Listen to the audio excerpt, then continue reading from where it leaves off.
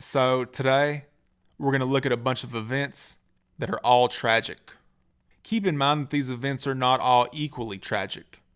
In our first case, a woman is stuck in her car during a flash flood with 14 calls being placed before hers, meaning she was 15th in line to be saved by the fire department. Fortunately, the 911 dispatcher bumped her up in the queue to give her a fighting chance. Unfortunately, the dispatcher was an asshole. 911, where's your emergency? I have an emergency, a severe emergency. I'm in a flooding. My car veered off the road while I was doing my newspapers, and I'm flooded over here on the end of Kincaid, and it's all the way up to my windows, and I can't get out, and I'm scared to death, ma'am. Okay, Can you please help me really I bad? need you to calm down. I need you to tell me where you are.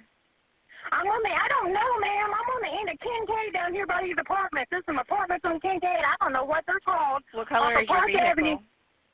On the other side of Kincaid, at the very end of Kincaid Street, there's some apartments, and Do you have a dark blue car is what I'm asking you? What color is your vehicle? Yeah, dark. It's gray SUV, lady, and the water's all the way up to my windows. Okay, hold on for me. Don't hang up. And it's coming in my windows. I mean, I'm floating in water right now, ma'am. And you're at close to the area of 5801 Kincaid? Yes, ma'am. I need help right now. I'm soaking wet. I'm sick, and I don't know what to do, ma'am. Okay, what's your name? Debbie Stevens, please help me. I don't want to die. You're not going to die. Hold on for me. Well, I'm scared. I'm sorry. I didn't know the water. I couldn't see the water, and when I came up on it, man, it just all of a sudden hit me. And you're in a gray van? I'm in a gray SUV, a Mazda CX-9.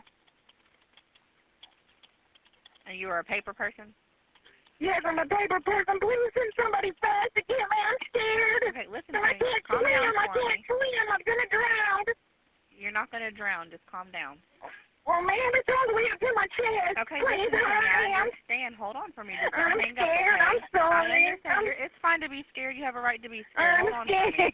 scared.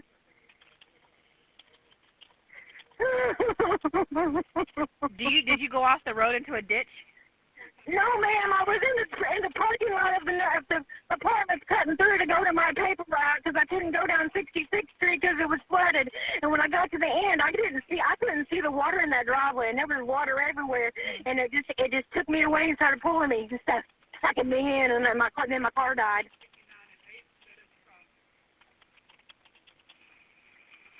How long is it going to be, ma'am? My phone's going to die, and I can't charge it. It's going to get wet. It's all the way up to my neck almost. Okay, hold on for me. Hello? I'm listening to you. So I said hold on for me. Oh, God, please help me. Lord, please help me. I don't want to die. Miss Debbie, I need you to calm down and hold on, okay? Oh, I'm scared, ma'am. I'm sorry. I'm scared. I need the cops to come get me. I need somebody to help me. I'm scared. Are you the only one in the vehicle? Yes, I'm the only one in the vehicle with all my papers floating around me. Okay, listen to me. Make sure Yes, you're in the ma'am. area of 5801 Kincaid. I don't know where 5801 Kincaid is. I don't know. I just know there's two sets of apartments over there. But she's not sure. Listen to me. Listen to me. If you're doing the paper, you got to know at least a little bit of where you are. I can do this paper route over here, ma'am. I was cutting through to go to my paper route because I couldn't get down 66th Tell me what Street. you see then. What do you see? There's some apartments because all I see is some apartments. I don't know the names of any of these apartments over What here because I don't do does these. the apartment complex look like? I can't see them, but, man, there's two sets of apartment complexes, one on the right and one on the left. And I'm in the back side of them back here in a bunch of grass. Looks like a bunch of trees. Okay. I'm going to send somebody out there to you, okay? What? It's always getting up to me. I'm scared. How long is it going to take? I don't have an officer available, so it's going to take a minute. So I'm going to try to get somebody out there to you. Just hold on, okay? I'm going to die. It's all the way up to my windows. I'm going to die. You're not going to die. I can't die. Oh, my God. I need to go and tell my mommy bye because I don't want to die. Cancel this all vehicle. Ma'am, it's all the way up to me. Ma'am. Listen to me, Miss Debbie. Just stay on the phone with me. I'm going to get somebody out there to you. Just hold on and don't hang up. I'm going to die, ma'am, because it's going to run my phone because my phone's going to get wet. Hold on for me. I'm going to get out and swim. If I could, I would. But I don't know how to swim very well. I'm scared. me laughing. They're over there looking at me. People are looking at you and they're not going to help you? Two sets of cars over there, and they're just all looking at me like I'm stupid. I couldn't help it. I love it. They just started pulling me down the road. Okay, hold on for me. I got my lights on in my car. That's the only thing you can see. I just need help. It's getting bad. It's going past my steering wheel. I'm gonna drown. Please help me. Please help me. How long is it going to be, please, Listen to me. I need you to calm down and hold on. Okay? I'm just scared, man. I understand that you're scared, but there's nothing I can do sitting in a chair, so you're going to have to hold on, and I'm going to send you somebody, okay? Okay.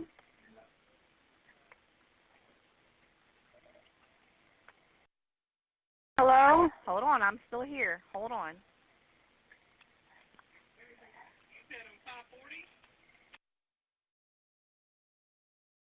Ma'am, please hurry. Listen to me. I understand. Hold on for me. Ma'am, they're going to let me die. I'm not going to let you die. Why Oh, ma'am, I don't want to die. I'm sorry, but I don't want to die today. You're not going to die. My SUV is ruined. Oh, my gosh. Somebody help me.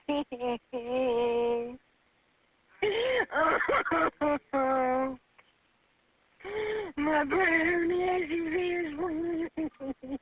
Hold on for me, ma'am. I'm holding on, ma'am. That's all I can do. I'm scared. Because it's getting higher and higher, and my phone's going to die, and y'all ain't going to find me. I'm going to get sucked away. Okay, just hold on for me. And I can't swim. I can't swim at all.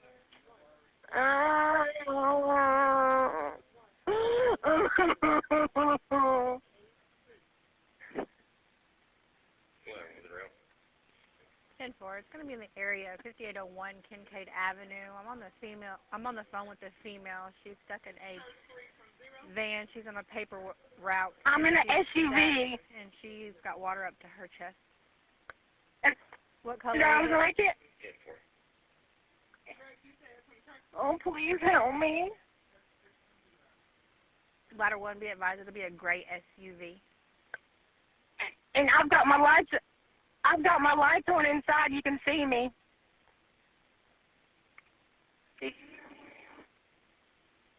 Ma'am? I hear you.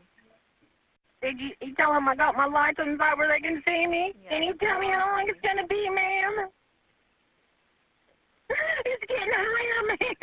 Ma'am, I understand that you're scared and I know the water level is getting high, but I don't know what else to tell you. Oh, my God, I'm going to die. You're not going to die. You're going to get fine.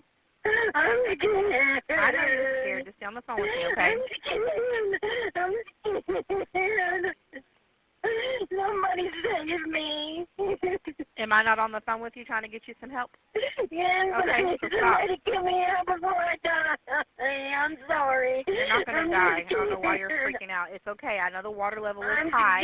Scared. I understand that, but you freaking out is doing nothing but losing your oxygen up in there, so just calm down. But are they not going to come get me? You said what? I'm sorry? When are they going to be here? As soon as they get there. Well, how long is that going to be before I die? Yeah, I know. Man, my phone's going to die, and they're not going to find me, and it's going to ruin my brand new phone. Do you really care about your brand new phone? I mean, you're over there crying for your life. Who cares about your phone? I need to get out. I need to throw up. I need to throw up right now. Well, then you're in water. You can throw up. It's not going to matter. If you got throw up on yourself, they'll still help you. No, my car is fixing to catch on fire. How if it's underwater? It's turned on. I can't turn it off. Your car's not going to catch fire in water. Oh. It's making awful funny noise and smoking. Oh, my God, ma'am. It's all the way up past my door.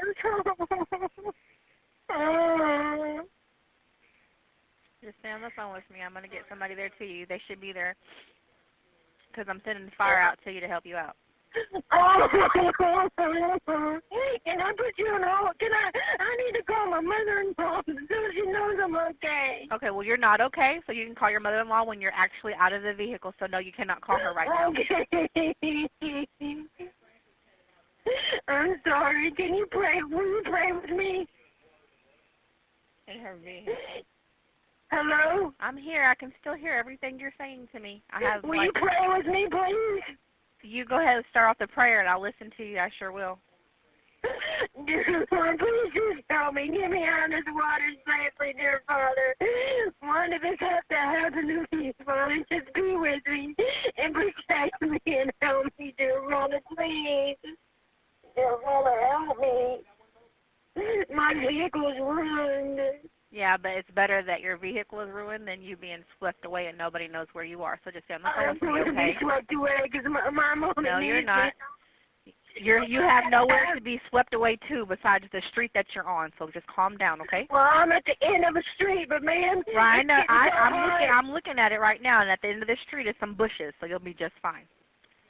Ma'am, it's getting all the way up to my chest, and I know the water's up to your chest. Just stay on the phone with me, and I have an officer and the fire department coming out to you. So just hold on, okay?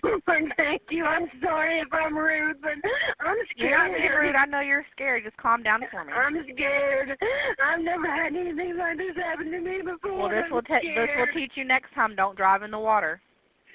Couldn't see it, ma'am. I'm sorry, or I wouldn't have. I don't see how you didn't see it. You had to go right over it, so. No, ma'am. I was in a drive. I was in a parking lot. There was no water where I was at. Okay. And when I got to the end of the parking lot, I was looking for the road to get out into the main road. When I got to the main road, it was too late. There was water, and I couldn't see it fast enough. The water just didn't appear.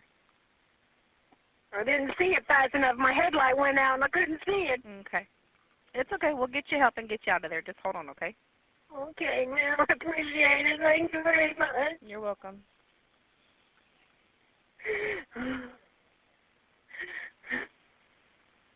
And you're not the only one that's been stuck in the water. We've had some 80-year-olds that's been stuck too. So just calm down. Scary.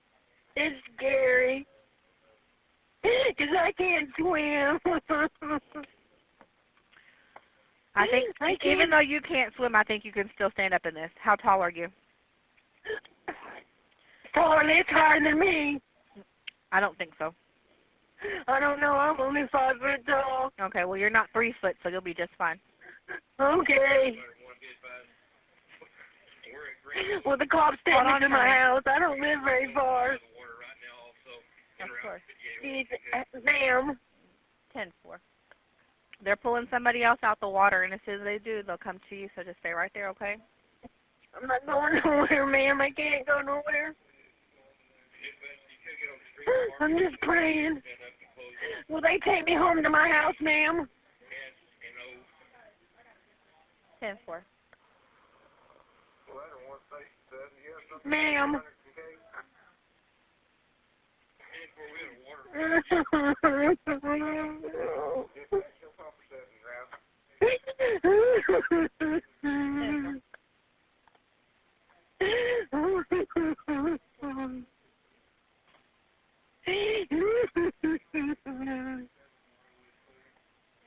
Oh my gosh, it's getting even higher. Okay, just stay on the phone with me. I know that you're scared, that's why I'm not hanging up with you, okay? So just stay on the phone with me. Will they take me back to my house, please? I don't know what they'll do. If not, I can walk to my house. I live on Nipper Lane. I got animals in my house. I got to get home, too, and I got to go get some more papers so somebody can take me to throw them. They're not going to take you and do all that. They'll take you and drop you off. They have other people to rescue as well, so you'll get that's not what I said. They take me home, and my mother-in-law is going to come get me to throw the rest of my papers. I don't know if they'll take you home. They're just going to take you to a dry spot. I don't know what they're going to do. When they get there, you have to ask them, because I have no idea. To come get me. I'll call my mother-in-law to come get me. So you're going to have her drive out in this? No, she's out doing papers right now, and she's a district manager for the Southwest Times Record. Okay. She's already out throwing around. I called her before I called you, and she was out throwing around. She's out in there, yes. Okay. You know how much longer it's going to be, ma'am? As soon as I get there, I cannot give you a time. Oh, my God. What time is it now, ma'am? Oh, those people are standing up in their balcony if you're watching me sitting in this water, that's pretty rude. A lot of people have called in on you, so I don't think that nobody's just sitting there. They've actually called in, but they're not going to get themselves in danger because you put yourself in danger. I understand that, ma'am. I understand that. I'm just scared. I know you're scared. And the water's creeping up, and in a minute I won't be able to talk to you when my phone goes crazy. They'll be there before that happens, so calm down. Oh, I'm sorry, ma'am. What's your name? Donna. Donna, thank you for being here for me, Miss Donna. You're welcome. I'm just scared, and I don't know what to do. I can tell you when it rains again, I ain't never doing this. That sounds like a good idea. Because, you know, Fort Smith, And I've done water papers is for just like 21, it just and I've stays done on the papers street. I've done papers for 21 years, and I've never had it like this. Yeah, I think that's understandable, though. Hold on for me, okay? Fort Smith, please. This is Donna. How can I help you?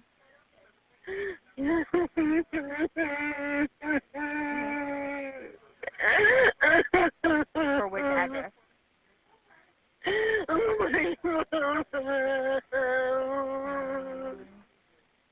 Okay, thank you. Somebody put out a call for Barlink for Highway 58 and 8. Okay, then I can cancel it. They got them out. Barlink got them out. Thank you. Oh my God, ma'am. Yes. It's done. My phone's gonna die. No, it's not. Just hold on for me. Ma'am, I can't. It's getting all the way up to my neck. You can hold on. Just hold on. Oh, don't hurry. I gotta pee so bad. Yeah, I'm on the phone with the female now. She's freaking out, and she says the water's for her check. She's in her paper out the area. 5801 Kincaid on the back side is all I got.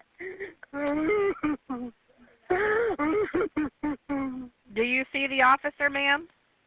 No, I don't see nobody, ma'am. 10-4. It's going to be a great SUV. I got my lights on, but I don't see nobody. Do you hear the fire trucks? I'm rushing water, ma'am. I can't hear nothing. Okay, well, don't cry, and then don't talk, and then let me know if you hear the fire department. Don't what? The fire trucks. Tell me if you hear the fire trucks. No, ma'am. All I can hear is rushing water. I see flashing headlights over there, but I think that's somebody's car. I hope they're not broke down, too. Literally, 5801 Kincaid is what she said. No, she doesn't see her, and I don't hear the apparatuses either. Are you close to Oakbrook Apartments, ma'am? Yes, I'm over here by these two sets of apartments. Yes, ma'am. At the end of the street. At the very end of the street. That little circle or whatever it is. Street in between those two apartments, yes. Right behind those. Okay, right behind hold on. the Listen to apartments me. on I the cannot right hear hand, you on in the the left-hand side, Okay, ma'am. hold on for me. Hold on. Sorry, ma'am. Sorry. Ma'am, it's just getting Gray so hot. My SUV. phone's going to die. Ma'am. Hold on for me. Do you see the fire department? No, ma'am.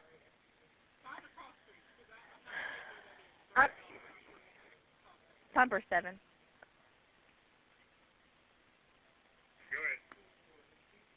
Do you see her vehicle? My lights are on inside if you can see my lights. My interior lights are on. Are you on the park side? Are you in the parking lot side? Are you on the road? Ma'am, you go down you go down that street that runs in between those two apartments right there, and I'm on and the street goes to the end, and my car veered off to the left, and I'm behind these last set of apartments on the left-hand side. I'm behind them. I guess it's a circle down there. I don't know. I've never driven down on this part. I don't know, She ma'am. said she's in between both apartment complexes on this street at the dead end. In the very back side, there's a bunch of trees. I don't know. Right there, she shows 5801 at the end. The back side of these apartments over here, where these people are at, they can all see me. They're all standing out there watching me. Miss Debbie, you're going to have to shut up, okay? I need you to listen. Sorry. Listen to me. Yes, ma'am. Would you start ladder to this direction, please? 10-4. Can you start your is your car still on there? Like, can you honk your horn? My horn is dead. Okay, hold on for My me. horn is dead. Okay, hold on for me. Everything is dead. Listen to me. Hold on.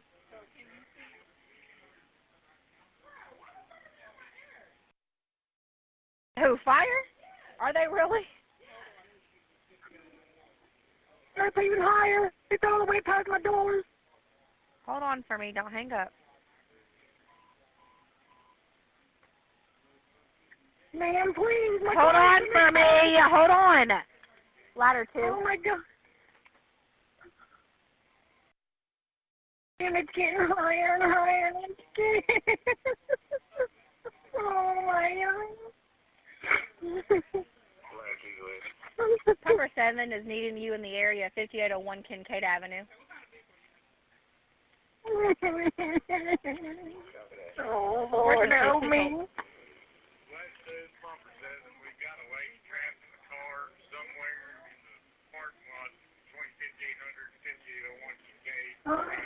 They're trying to come to you. The whole parking lot is flooded. They're trying to find you, okay? So hold on for me. Oh, I'm at the very back of the end of that road on 58th Street. That's what street that is. I didn't know, ma'am. Oh, my God, my car's starting to move. Oh, man, my car's starting to move, please. Okay, listen to me. I know. I'm trying to get you as help as I can, okay? Just hold on for me. Okay, ma'am, please. I know you're scared. I know. Hold on for me because I've got to take other calls plus you and listen to all this traffic. So just hold on for me, okay? Okay, ma'am. Hold on for me. Okay. Dear Lord, please just get me out. Dear Lord, please help them find me. Dear Lord, please. Dear Lord, please. Station 1. Number 7 is wanting you to go ahead and clip up the boat and get it ready if they should need you. Okay, I know. Listen to me. They are in the area. They are trying to find you. They cannot find you right now. I'm trying to ping where you are, so do not hang up because this 911 call is helping me ping your location, so don't hang up on me. Okay, where are you moving to? Tell me where it's going.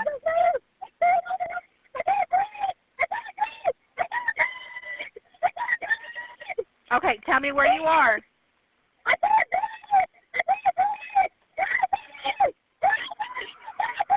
Listen to me. Hold on.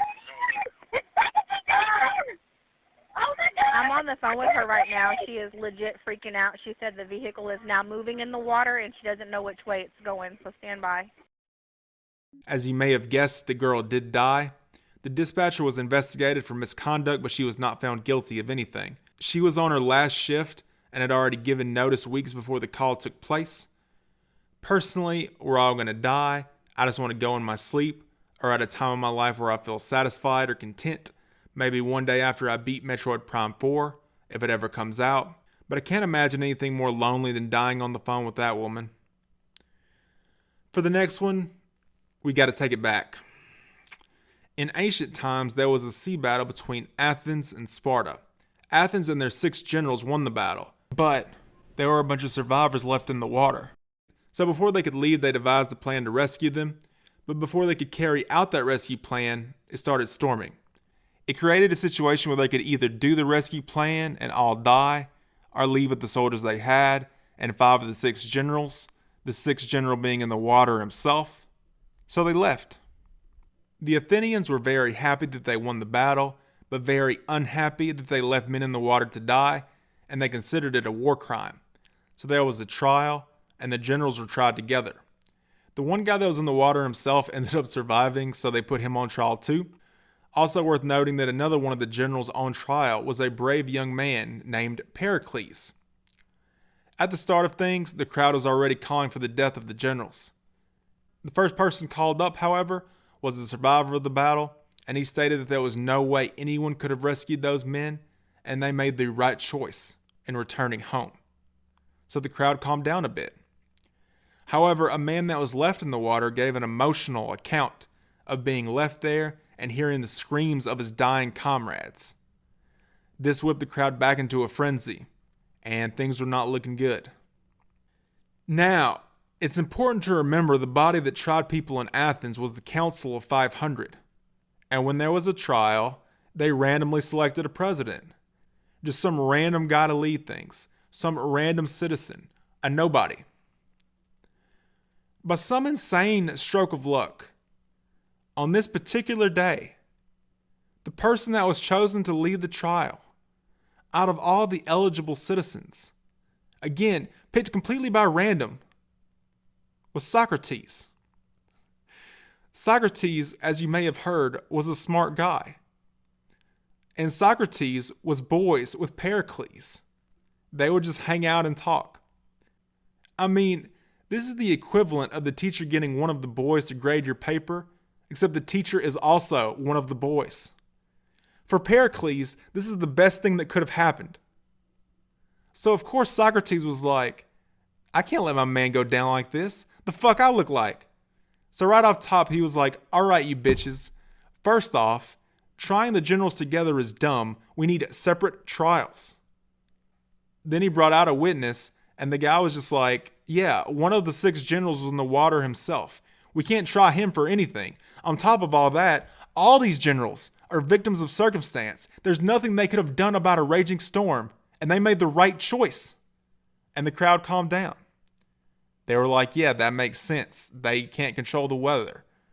However, Socrates' idea to try them separately was ultimately denied. But the crowd was on his side for the moment. So old Socrates decided to make a gamble. I'll let them vote individually. It's not a great option, but my motion was turned down. The crowd is on my side. It's the best I got. So the crowd voted. If they vote not guilty, me and the homie Pericles get to relive the good old days, and nothing changes. They vote guilty. Pericles is dead. We cannot go back to the past. It's literally gone now. So the crowd turned in their ballots. They voted guilty, and all 6 generals were executed via hemlock. Of course, afterwards they realized they had made a mistake, but obviously it's too late at that point. They're dead. And Athens got their asses handed to them by Sparta after that because they assassinated their own generals, the generals that were winning them battles. But I do have some good news for you. Eventually, the Athenians made Socrates drink hemlock too for corrupting the youth by teaching them to ask questions and think for themselves. So he was eventually reunited with the boy Pericles. Our next event is about an individual named Mr. Caption. He was a YouTuber who made really good videos like No Todds, No Masters, and complained very energetically.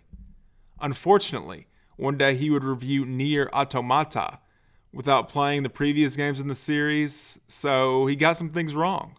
A few people criticized him, nothing too extreme from what I saw, basically just people wishing he knew the full lore around the series. His videos up until this point seem to have done extremely well and been extremely well received, so to him this was major backlash, and he pretty much had a mental breakdown. I've loaded in my main save here. And I just want to take a second. A lot of people were saying that they thought that I didn't read anything or do any of the quests or anything like that. So I'll just show you what I did do here. I have 40% completion. I know I didn't do every quest, and that's my fault. I should have done every quest if I was going to make this video. You can see the video, I only used this set here, Virtuous Contract and Dignity, because I liked how they looked, and I thought they had a good moveset. I read Simone's originally, back when I first played it. So I did read things. I guess I just, I'm not smart enough to have interpreted everything correctly. After this, he would close down the channel, wait a while, start a new one, then delete it as well. From what I've heard, Caption is kind of getting away from the internet and doing his own thing IRL, so that's good. It's sad to see his channel gone, and sad that his replacement channel is also gone. But on the other hand, with everything going on in the YouTube world, I still think Caption is a winner overall for leaving the internet and living his life. Moving on, in the following incident, a man calls 911 because his wife is acting strangely. Hello? Yes, sir. This is Trisha from EMS. We got disconnected. Yes, ma'am. Okay, tell me exactly what's going on. My wife, she's like, something's going on with her. Okay. Can you describe what's going on? The symptoms? Like she's freaking out like somebody's out to get her. Okay, give us just one moment. And she won't listen to me. You won't talk to me. Sir, what subdivision are you in? Forgotten Acres.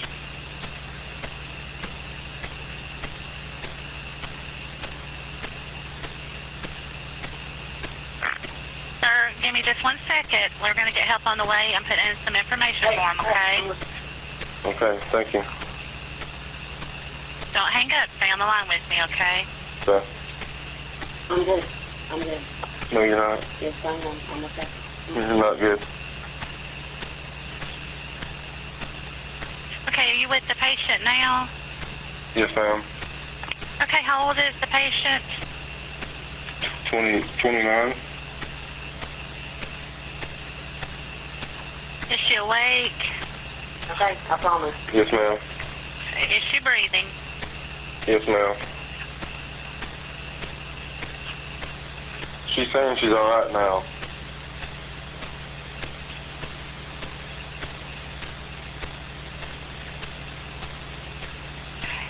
Is she violent? No, ma'am. She's saying she's fine now. Okay, we can still have them come out and check her out, okay? Okay, does she have a weapon? No, ma'am. Where is she right now? Right here in front of me.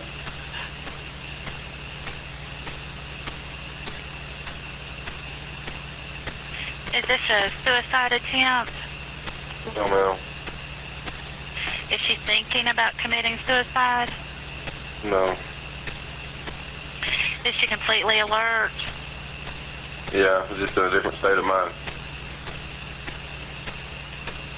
Okay, is she responding appropriately? Sir? Yeah. Yes, ma'am. Okay. I'm sending the paramedics to help you now. Stay on the line. I'll tell you exactly what to do next. If it's safe to do so, observe her continuously. If it's safe to do so, protect her from herself. Okay. Okay, give me just a moment.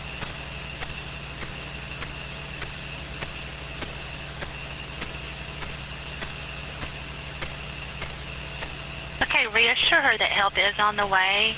From now on, don't let her have anything to eat or drink. It might make her sick or cause further problems. Okay.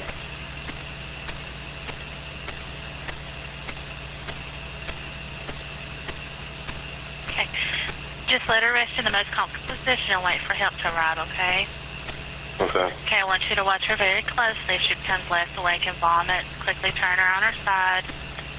And before the responders arrive, please put away any pets, gather her medications, unlock the door, turn on the outside lights and vehicle hazard lights. Have someone flag down the paramedics. If she gets worse in any way, call us back immediately for further instructions, okay? Okay, well, like I said, she said she's fine now. Okay, well, they're still on their way and they can check her out when they get there, okay? Okay. All right, thank you.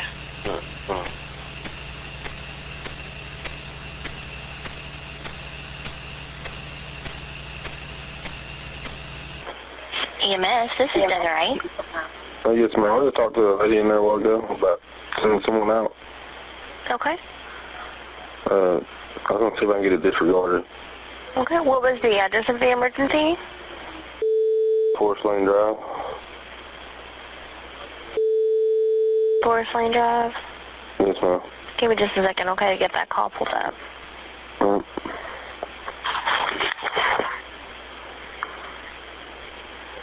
And are you the one that called it in originally? Yes, ma'am. Okay. And why would you like to cancel the call? She's fine now. And what was your name? Jake Henderson.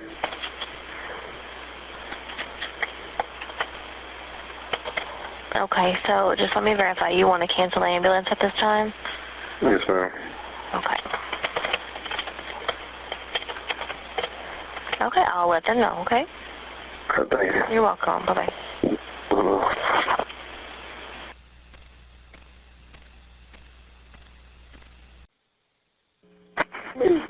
Henderson County 911.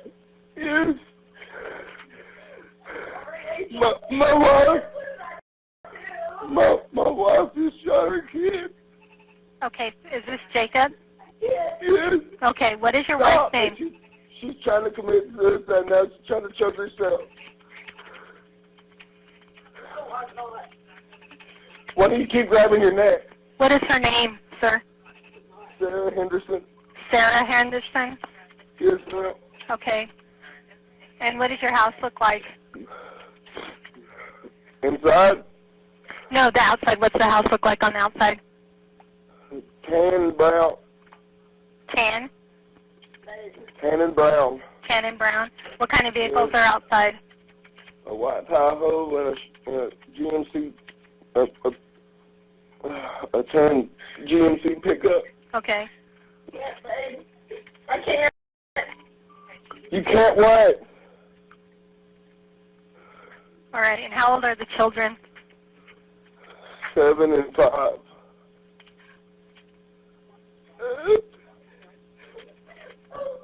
And they're in the bedroom? Huh? Are they in the bedroom, sir? No, they're in the living room. They're in the living room and they're not breathing? No. Were you home when she did this, or did you just get home? I was asleep. You were asleep? Yes. Is she under the influence of any drugs or alcohol? No.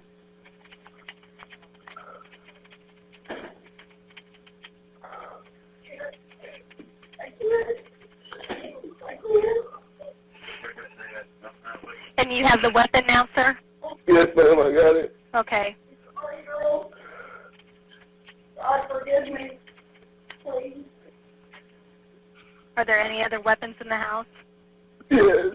Okay. Does she have access to them, or are you keeping her from doing that? No, I'm trying to.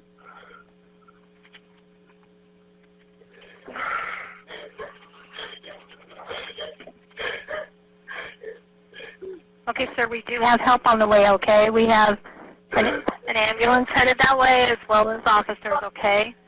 Okay. Okay. Is there anything else you need to... No. Okay. Why did I do that, babe? I don't know. She's not trying to leave or anything, correct? What's going on here, Jay? Nothing's going on. That's why I tried telling you. She keeps saying somebody's after her. There's nobody after her. There's nothing. She keeps saying people are coming. There's nobody even here.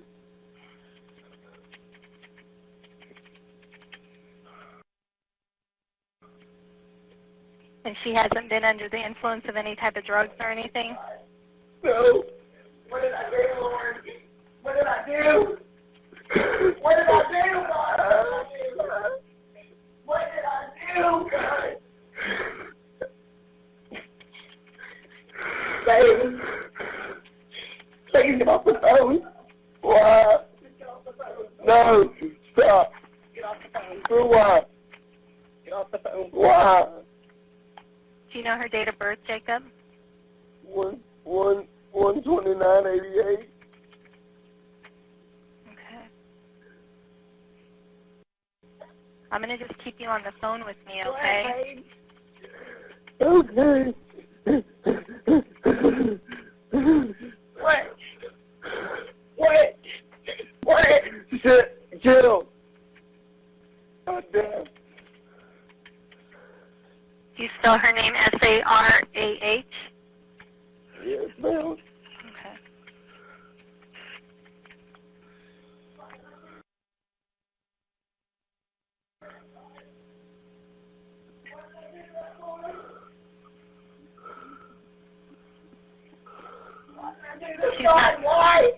She's not trying to leave or anything, is she? No. Okay.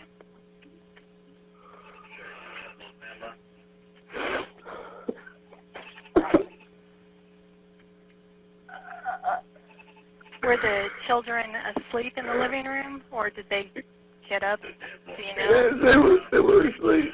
They were asleep in the living room, and then she went in there? Yes. Okay. I was asleep. And were you asleep in the bedroom? Yes. Okay. Was Sarah asleep in the bedroom with you and she got up? I guess.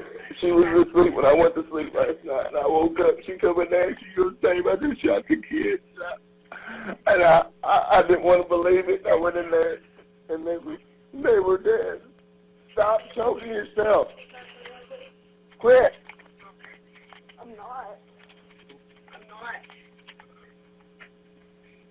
I'm not, Dave.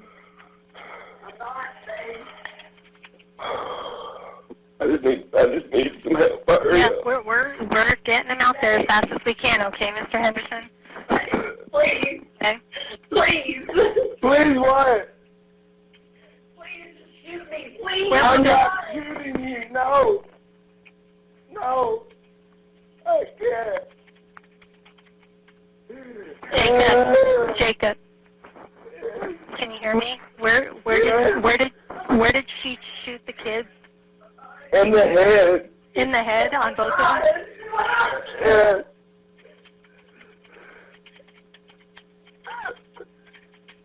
Okay.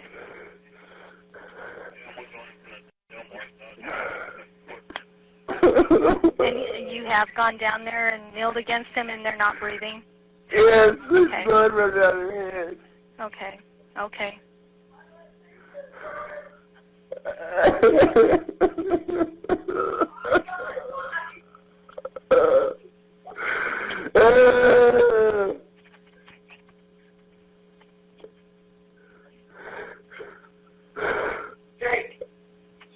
Dave, What?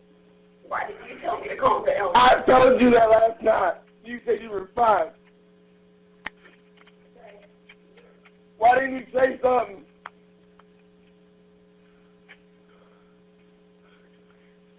Jacob, Yes. what's your date of birth?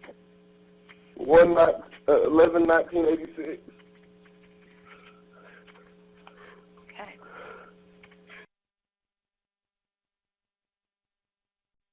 I'm just keeping you on the phone with me, okay, until the first responders get there. Okay. Okay. What? What, babe? What? What? No. Quit. What is she doing? She keeps trying to get the gun from me. No, I don't, Jake. What are you doing then? What are you doing?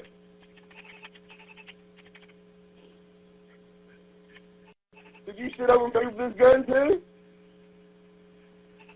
Don't lie to me. Babe, What?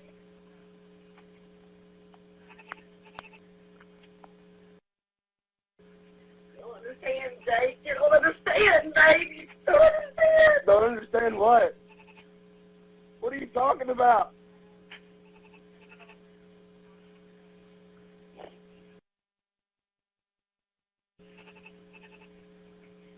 I don't understand at all.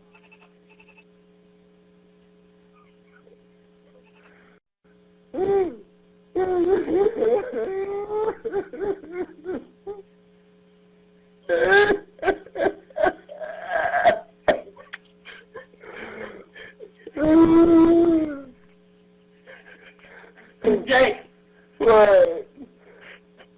What?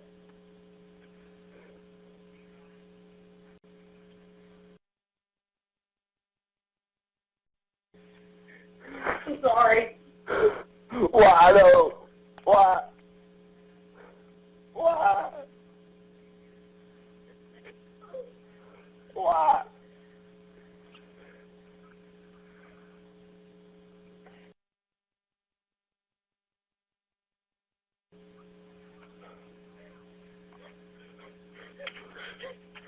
Why?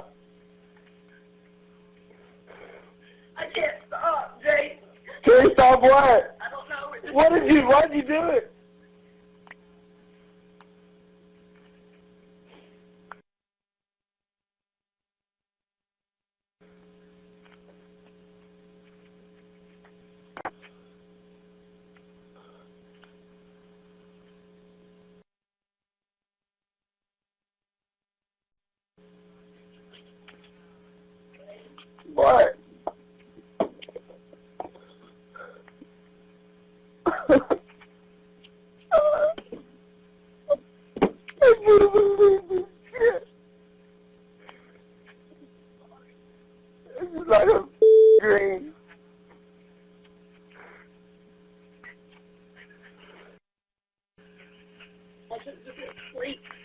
You never went to sleep? Are you serious? Oh my God.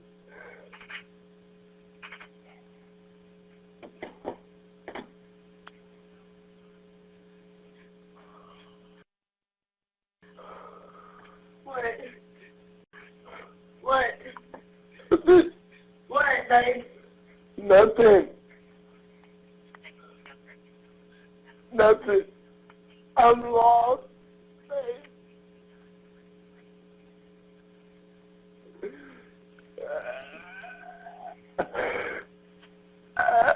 I'm lost, babe.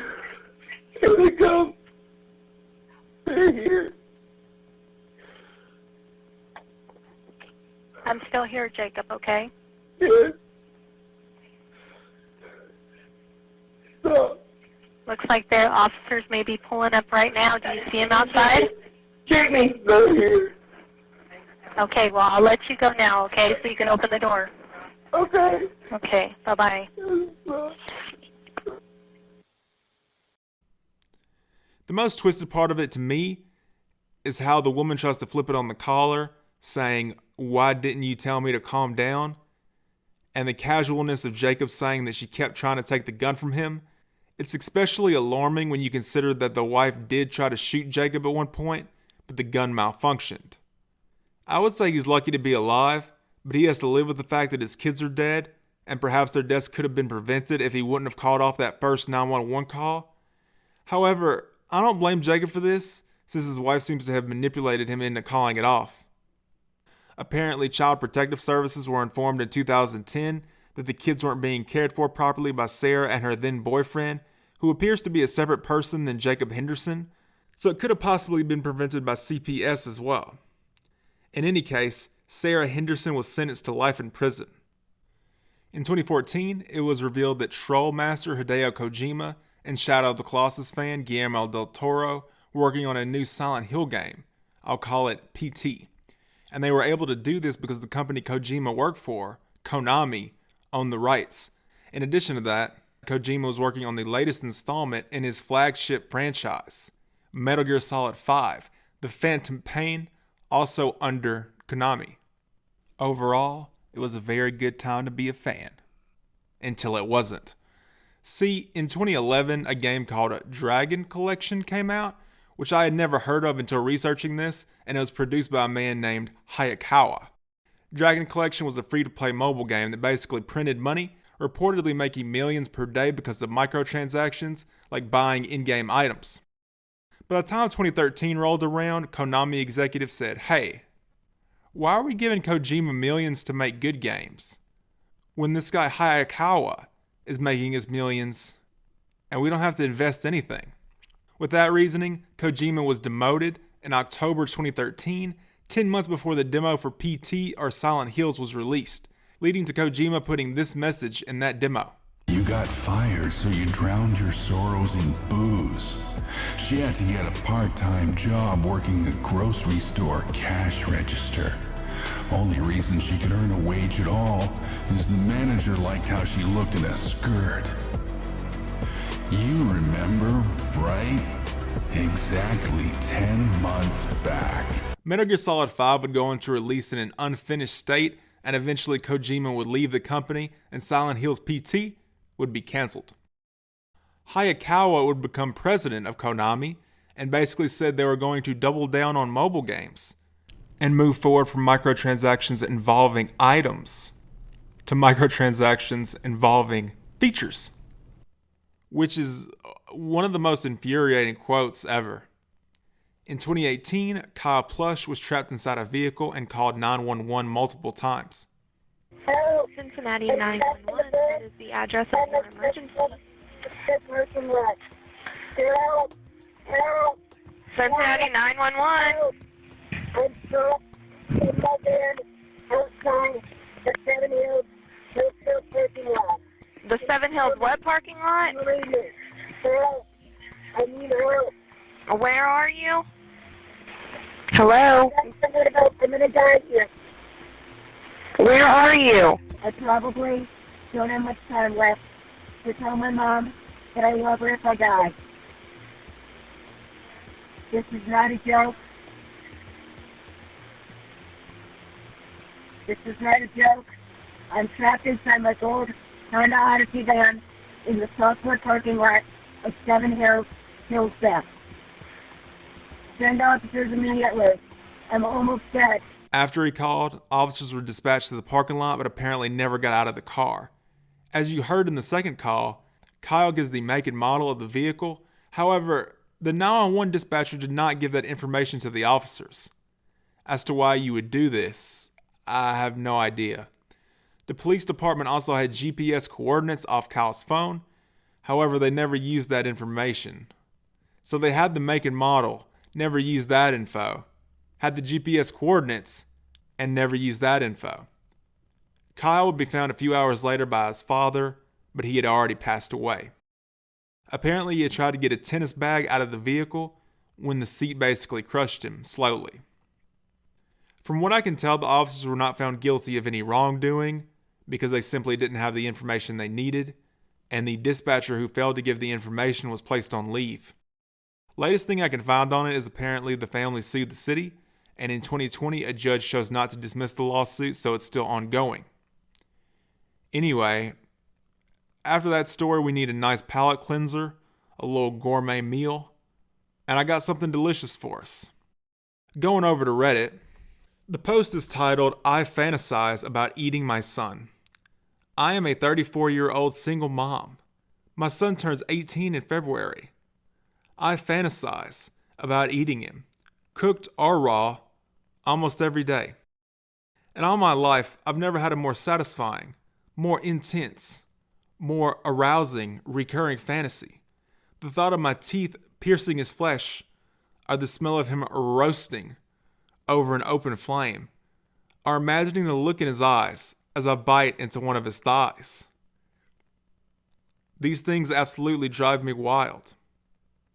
I think about eating my son to help me masturbate and to have better sex with other people, although I can't say I'll blame you for making that assumption. This is so fake, but anyway, continuing reading. Eating my son is my go-to fantasy, my guaranteed to get me off piece of make-believe. That said, I have absolutely no intention of butchering and devouring him in his sleep or anything like that. For one, my fantasies are often more involved. But more than that, eating him is my fantasy, and I can distinguish fantasy from reality.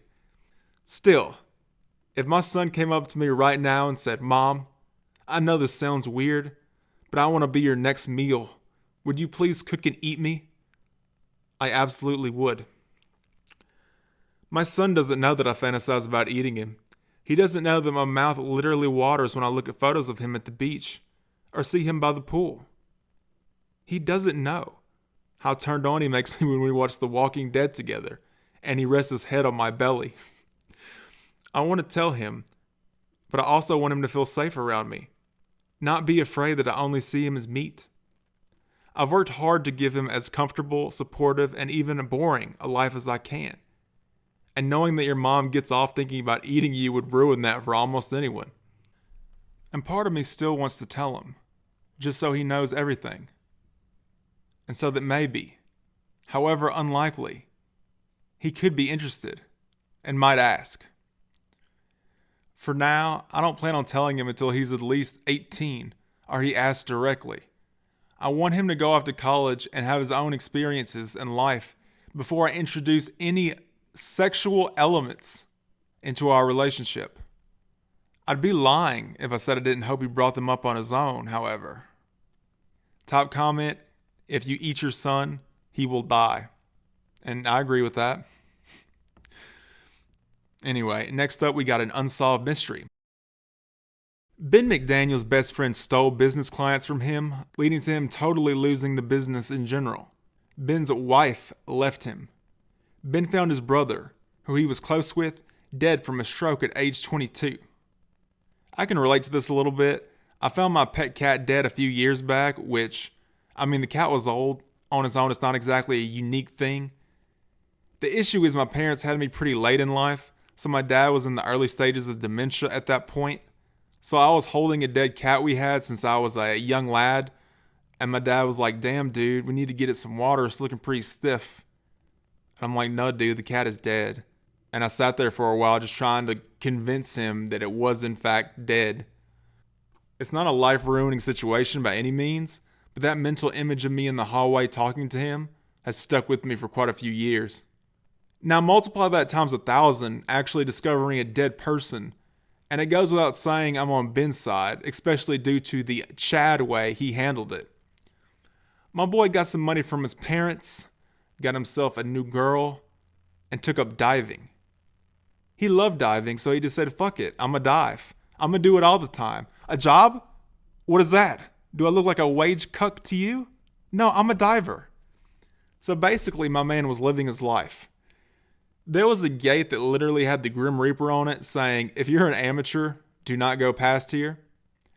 Naturally, Ben tried to go past there.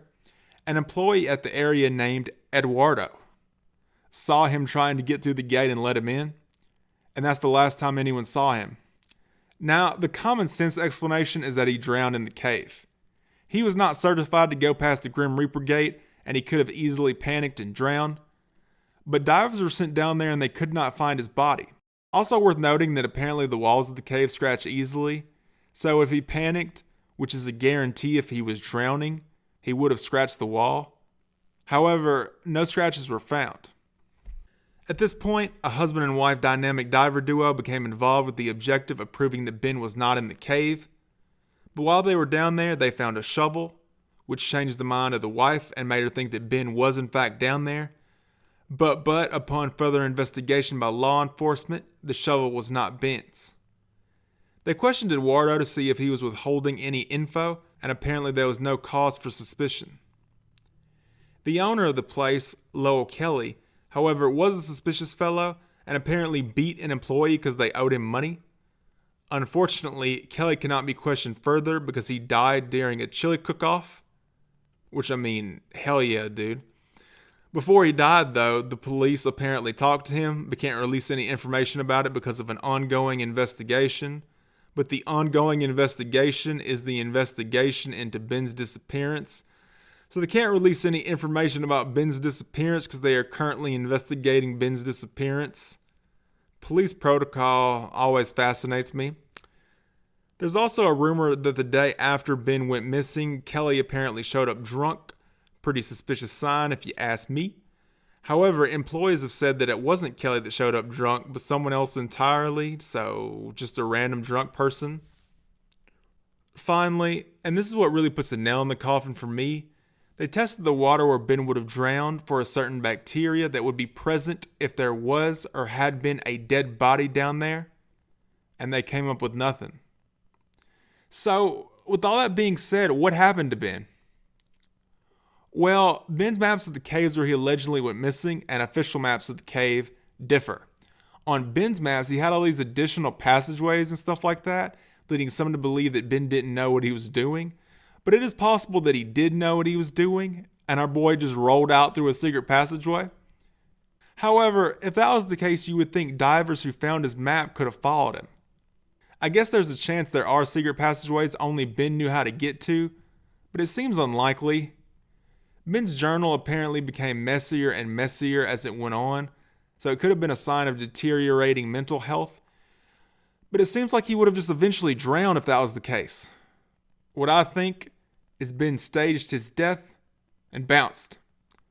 He went through some traumatic stuff, decided he loved diving, then got tired of it and went to Paris or wherever. Of course, his parents were like, Ben wouldn't do that. We know our son, but extra doubt on that. In these missing persons cases, it seems like the parents are almost always out of the loop. The parents also offered reward money to anyone that could recover their son's body, even though the diving community was saying he wasn't there and someone could die trying to get the money. Then a person, Larry Higginbotham, went down there and died trying to get the money. And I'm not going to shit on grieving parents too much for being dumb, but they are dumb, and parents in general are dumb. Any time in my life that I've been about to kill myself, my parents had no idea. And when I actually tried to kill myself and failed, my mom took me to Olive Garden, which is her favorite restaurant. I hate Olive Garden. Look, as you can probably tell, this is the most biased I've been covering anything, and my own past experiences make me root for Ben, and I want him to be alive. But even if he did die down there, I still think he's a Chad for doing what he loved until he died. Both him and Richard Russell, the Sky King, are great examples of your life sucking, so you take things into your own hands and do some awesome shit. If you want a micro tragedy, I just realized my previous video was taken down by copyright strike, and I don't have any copies of the video left, so RIP in peace to that video. You would think I could just cut out the part that offended Studio Kara, which was just Evangelion B-roll, but I don't see an option to do that.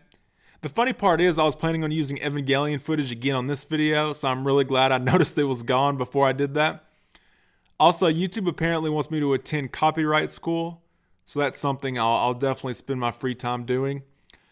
I should really let this go, but I just think it's funny how Kara can strike my video, but they can't release the 4th Evangelion movie in the States. I know people might say that copyright striking one video and localizing an entire movie are two entirely different processes, which is a reasonable thing to say, but I'm not here to be reasonable. Release the fucking movie.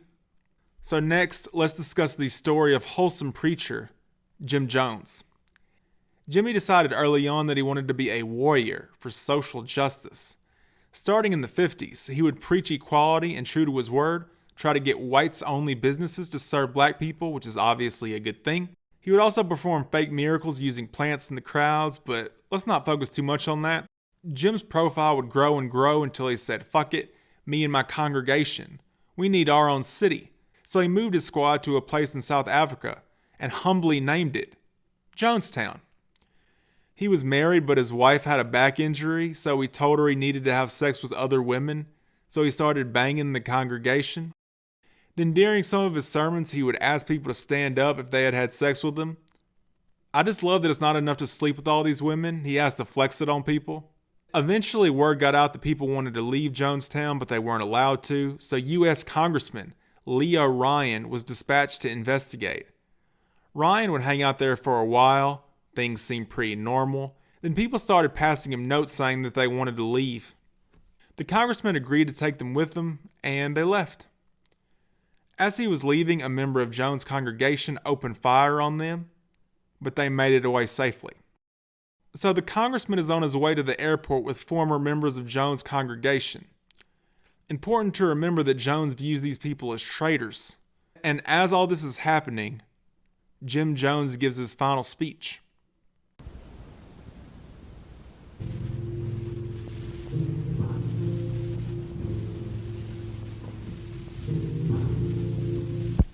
How very much I've loved you.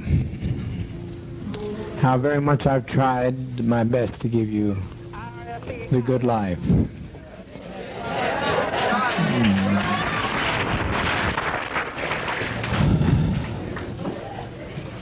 But in spite of all of that I've tried, a handful of our people, with their lies, have made our life impossible. There's no way to detach ourselves from what's happened today.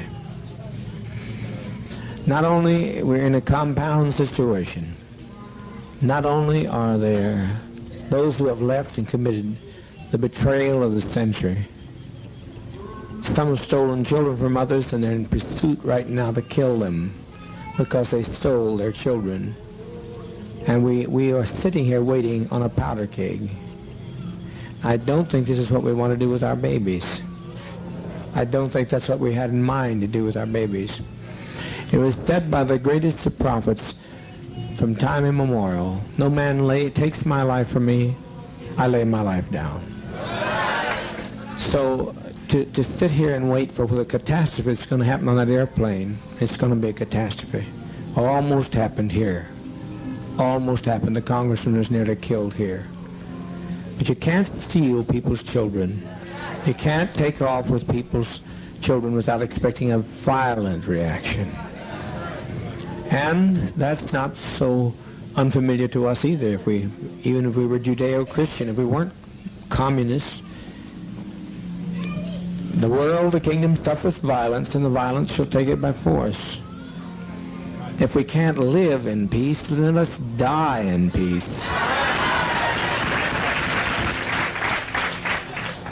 We've been so betrayed. We have been so terribly betrayed. But we tried, and as Jack Beam often said, I don't know where he's at right this moment. Where's Jack? He said, if this only worked one day, it was worthwhile.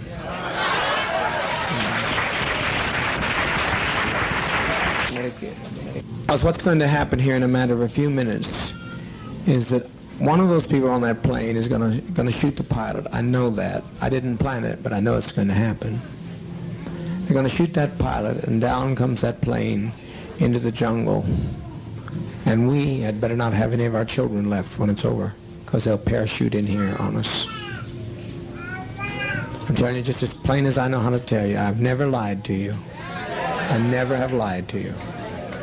I know that's what's going to happen. That's what he intends to do. And he will do it. He'll do it. Fortunately, being so bewildered with many pressures on my brain, seeing all these people behave so treasonous, it was just too much for me to put together. But I now know what he was telling me, and it'll happen.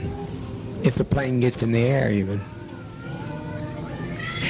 So my opinion is that we be kind to children and be kind to seniors and take the portion like they used to take in ancient Greece and step over quietly, because we are not committing suicide. It's a revolutionary act. We can't go back. They won't leave us alone. They're now going back to tell more lies, which means more congressmen, and there's no way we can survive. Anybody wish to? Anyone that has any dissenting opinion, please speak. Yes. You can have an opportunity, but if our children are left, we are going to have them butchered. We can make a strike, but we'll be striking against people that we don't want to strike against. We'd like to get the people who caused this stuff, and if some people here are prepared to know how to do that, to go in town and get Timothy Stone, but there's no plane. There's no plane. You can't catch a plane in time. He's responsible for it. He brought these people to us. He and Deanna Myrtle. But people in San Francisco will not be idle over this. They'll not take our death in vain, you know. Yes, Christine? Is it too late for Russia? Here's why it's too late for Russia. They killed. They started to kill. That's why it makes it too late for Russia. Otherwise, I'd said, Russia, you bet your life. But it's too late. I can't control these people. They're out there. They've gone with their guns, and it's too late. And once we kill anybody, at least that's the way I've always put my lot with you. If one of my people do something, it's me. Now they say I don't have to take the blame for this, but I don't live that way. They said deliver up Ujara, who tried to get the man back here. Ujara, whose mother has been lying on him and trying to break up this family, and they've all agreed to kill us by any means necessary. You think I'm going to deliver them, Ujara? Not on your life. No. No, you're not going. You're not going. You're not going. I can't live that way. I cannot live that way. I've lived for all, and I'll die for all. I've been living on hope for a long time, Christine, and I appreciate it. You've always been a very good agitator. I like agitation because you got to see two sides of one issue, two sides of a question. But what those people are going to get done, what they get through, will make our life worse than hell. Will make the Russians not accept us when they get through lying. They told so many lies between there and that truck that we are done in as far as any other alternative. Well, I said let's make an airlift to Russia. That's what I say. I don't think nothing is impossible. Well, how are we going to believe it? How are you going to airlift to Russia? Well, I thought they said if we got in an emergency, they gave you a code to let them know. No, they did. They gave us the code that they'd let us know of an issue, not us create an issue for them. They said if they saw the country coming down they'd give us the code. They'd give us a code. You can check on there and see if it's on the code. You can check with Russia to see if they'll take us in immediately, otherwise we die. I don't know what else you say to these people. But to me, death is not a fearful thing. It's living this treachery. I have never seen anything like this before in my life.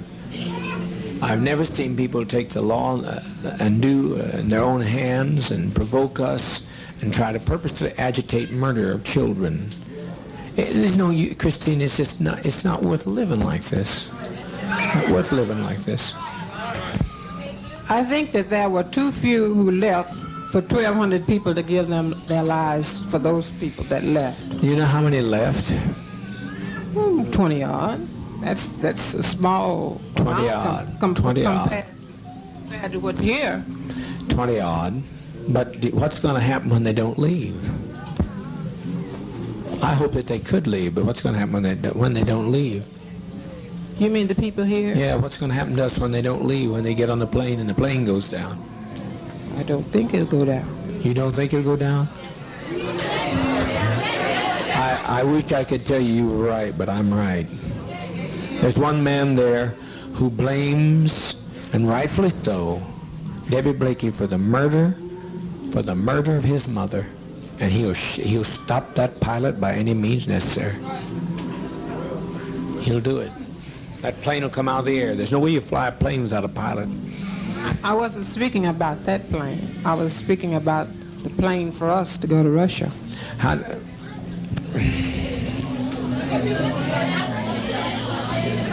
To Russia. Do you think Russia's going to want? No, not going to. We're not. You think Russia's going to want us with all this stigma? We had some value, but now we don't have any value. Well, I don't see it like that. I mean, I feel like that as long as there's life, there's hope. That's my faith. Well, everybody dies. Someplace that hope runs out because everybody dies. I haven't seen anybody yet that didn't die. And I like to choose my own kind of death for a change. I'm tired of being tormented to hell. That's what I'm tired of. Tired of it.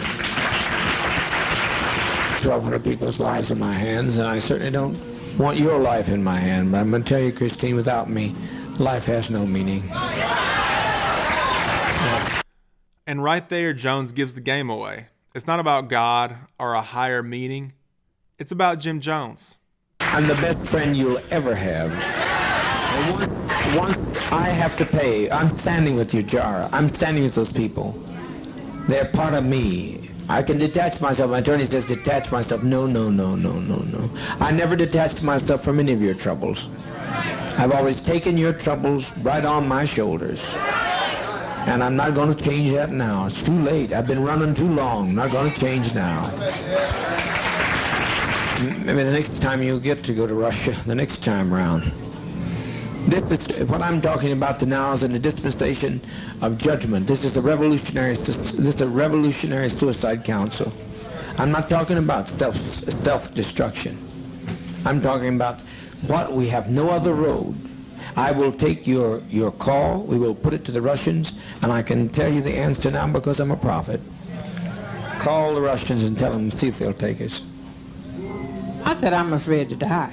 I don't think you are. means. I don't think you are. But I look at our babies and I think they deserve to live. I agree. You know? But also they deserve, what's more, they deserve peace. We all came here for peace. And have we had it? No. I tried to give it to you. I've laid down my life practically. I've practically died every day to give you peace. And you've still not had any peace. You look better than I've seen you in a long while, but it's still not the kind of peace that I wanted to give you. So, a person's a fool that continues to say that you're winning when you're losing.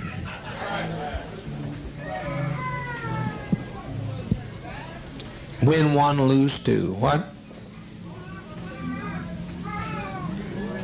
I didn't hear you, ma'am. You have to speak up.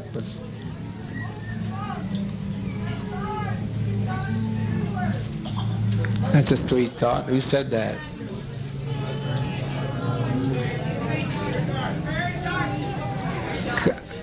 Come on up and speak it again, honey. Come up and say it talk about it. It's taken off. No plane is taken off. It's suicide. They have done it. Stone has done it.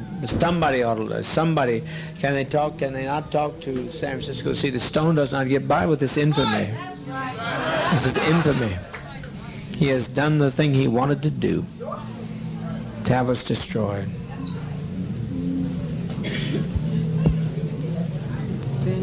When we destroy ourselves, we're defeated. We let them, the enemy, defeat us. Did you see I live to fight no more forever? Yes, I saw that. Did you not have some sense of pride and victory in that man? He would not subject himself to the will and whim of people who tell that they're going to come in whenever they please and push into our house, come when they please, take who they want to, talk to who they want to. Is that living? That's not living to me. That's not freedom. That's not the kind of freedom I sought. But I think where they made their mistake is when they stopped to rest. If they had gone on, they would have made it. But they stopped to rest. It's over, sister. It's over. We've made that day. We made a beautiful day. And let's make it a beautiful day. That's what We win. We win when we go down. Tim Stone has nobody else to hate. He has nobody else to hate. Then he'll destroy himself. I'm speaking here not as the administrator. I'm speaking as a prophet today. I wouldn't step in this seat and talk so serious if I didn't know what I was talking about. If there's any way to call back the immense amount of damage that's going to be done. But I cannot separate myself from the pain of my people. And you can't either, Christine, if you stop to think about it. You can't separate yourself. We've walked too long together. I know that, but I still think as an individual, I have a right to... You do, and I'm listening. What I think, what I feel, and I think we all have a right to our own destiny as individuals. Right. And I think I have a right to choose mine, and everybody else has a right to choose theirs. Mm-hmm. You know? Mm-hmm. I'm not criticizing. I'm not doing that. What's that?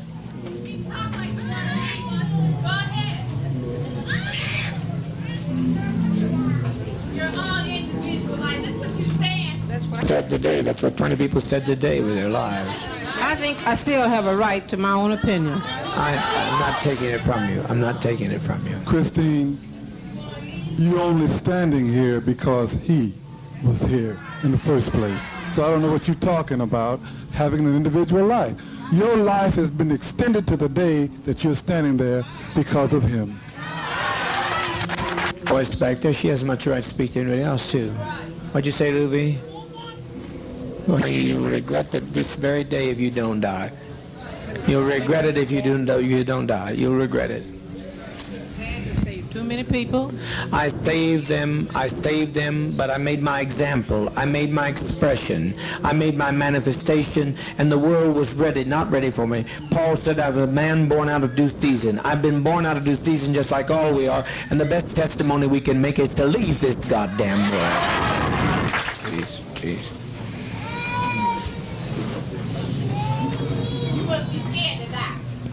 I'm not talking to her. Will you let let me talk? You're talking. Would you make her sit down and let me talk while I'm on the floor, or let her come?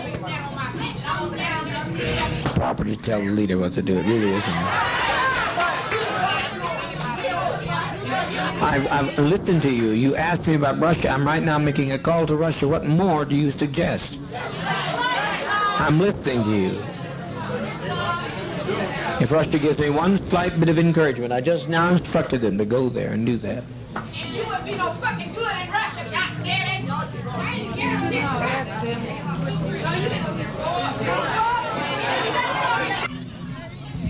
All right, now everybody hold it. We didn't come. Hold it. Much longer to maintain. To lay down your burdens. I'm going to lay down my burdens down by the riverside. So we lay them down here in the side of Guyana. What's the difference? No man didn't take our life right now. He hadn't taken it. But when they start parachuting out of the air, They'll shoot some of our innocent babies. I don't want to see this, Christine, because they got to shoot me to get through to some of these people. I'm not letting them take your jar. Can you let them take your jar? See John die? What's that? You mean you want to see John, the little one in King? I want to see.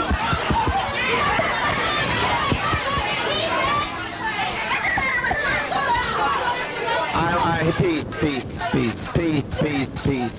Christine, are you saying that you think he thinks more of them than other children here?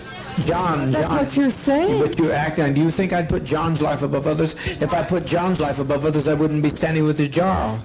I'd send John out. He could go out on the driveway tonight. Because he's young. They're young. I know, but he's no different to me than any of these children here. He's just one of my children. I don't prefer one above another. I don't prefer him above you, Jara. I can't do that. I can't separate myself from your actions or his actions.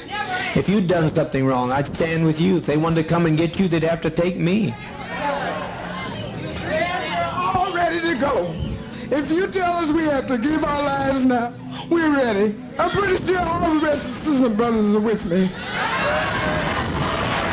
Months I've tried to keep this thing from happening, but I now see it's the will of sovereign being that this happened to us.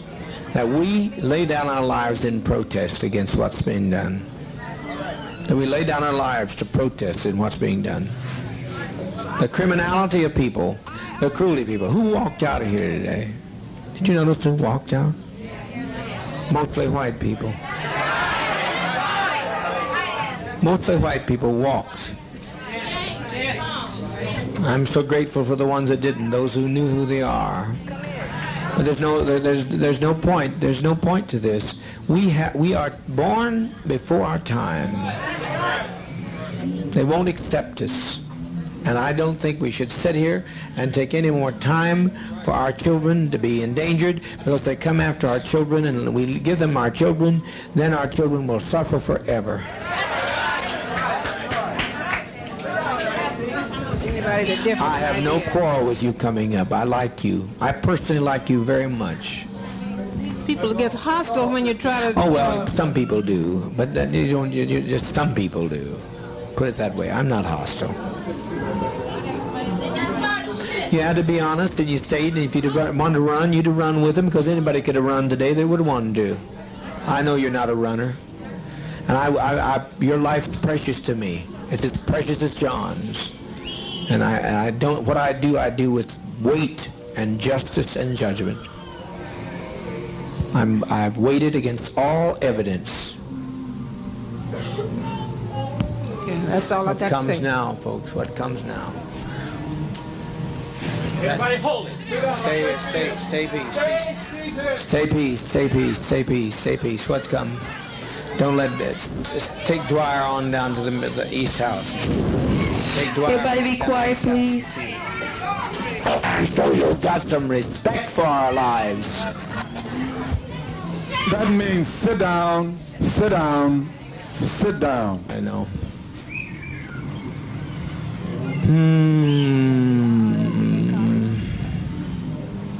I tried so very, very hard. We're trying over here to see what can happen in Los Angeles. Who is it?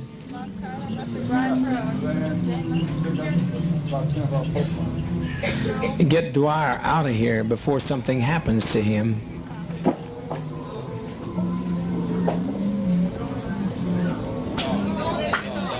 Dwyer? I'm not talking about you, Jara. I said Dwyer. Ain't nobody gonna take you, Jara. I'm not letting them take you, Jara.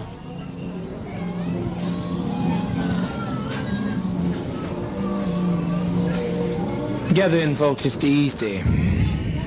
It's easy. Yes, my love. At one time, I felt just like Christine felt. But after today, I don't feel anything, because the biggest majority of the people that left here were white. And I know it really hurt my heart, because broke your heart, didn't it? It broke my heart to think that all of these years that these white people have been with us, and they're not a part of us. So we might as well ending now. The comment from this presumably black woman really paints Jones' previous activism in a different light. It is true that he did good stuff, but I believe he did it to boost his own profile. But at this point, he is exploiting racial division, pointing out that a bunch of white people left to break this black woman's spirit, and now she's ready to kill herself because she feels that alone. Because I don't see... Talking, the congressman has been murdered.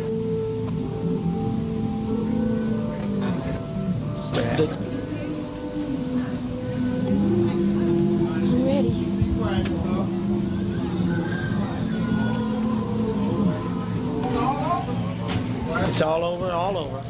Just in case it flew past you, because it flew past me originally, not only has the congressman been killed, but the former church members trying to leave with him have also been killed.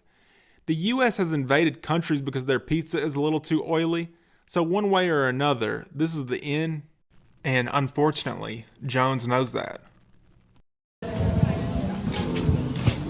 What a legacy, what a legacy. But the Red Brigade's the only ones that ever made any sense anyway. They invaded our privacy, they came into our home, they followed us 6,000 miles away. The Red Brigade showed them justice. The congressman's dead.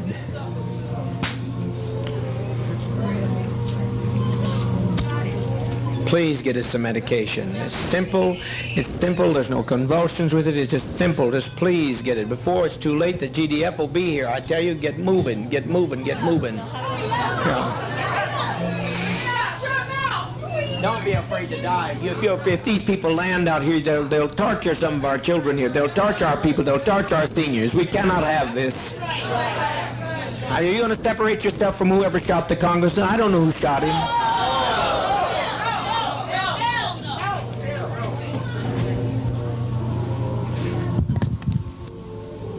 Speaker Pete and those had a right to go, and they had a right to... How many are dead?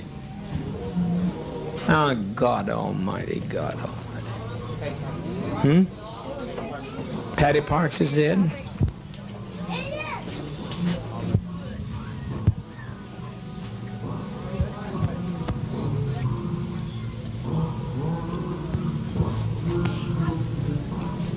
And the others to endure long enough in a safe place to write about the goodness of Jim Jones? I don't know how in the world they're ever going to write about us. It's just too late.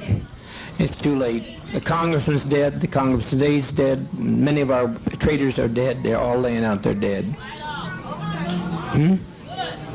I didn't, but my people did. My people did. They're my people. And they've been provoked too much. They've been provoked too much. What's happened here has been this has been an act of provocation.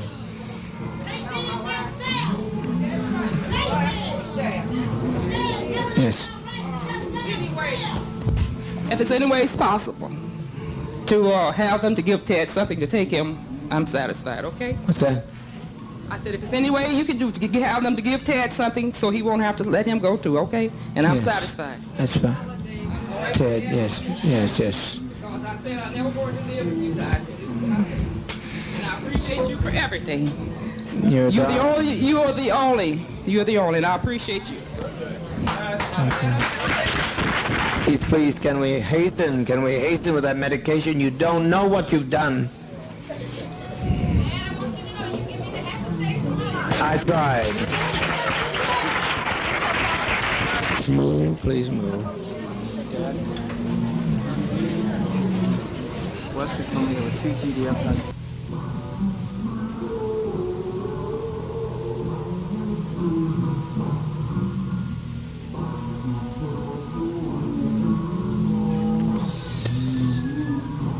They saw it happen and ran in the bush and dropped their machine guns. I never in my life. But there'll be more.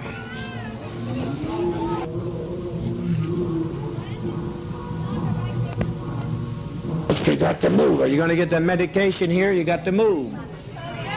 Marston, we've got 40 minutes. You have to move, and the people that are standing there in the aisle go stay in the radio room yard, but everybody get behind the table and back this way, okay? There's nothing to worry about. Everybody keep calm and try and keep your children calm. And the older children can help love the little children and reassure them. Children aren't crying from pain. It's just a little bitter tasting, but they're not crying out of any pain. What follows is people taking or being forced to take quote-unquote medicine that will kill them. I can only imagine what it must be like to be a homeless person, an oppressed person, a poor person. This man Jones takes you in and tells you he cares about you. He builds this trauma bond between you and him. If you're a woman, maybe you even have sex. Then he tells you to kill yourself. You say no thank you. You try to leave. Then this man who supposedly loved you and wanted the best for you orders his people to stick you in the arm and kill you against your will. And that's your last memory. And of course, Jones was rules for thee, not for me, until the end, and he was found on the property with a gunshot wound. It's also unknown if he actually shot himself or somebody else shot him. I do hope that he tried to get away and then someone shot him. Moving on, November 23rd, 2018, a 76-year-old woman's house caught on fire. Similar to the first call we covered, it was a race against time to see if emergency services could save her. And this time, the dispatcher was actually polite. 911, what is the address of your emergency? Okay, in what city? Okay. All right, and what is the phone number you're calling from? Okay, tell me exactly what happened. I think my house is on fire, and I'm here alone, and I'm on a walker. Okay. All right, I have help on the way. I just have a couple of questions, okay? Okay. All right, just to help the the firefighters, excuse me. Okay, what's your name, ma'am? Okay, and can you spell your first name? Okay.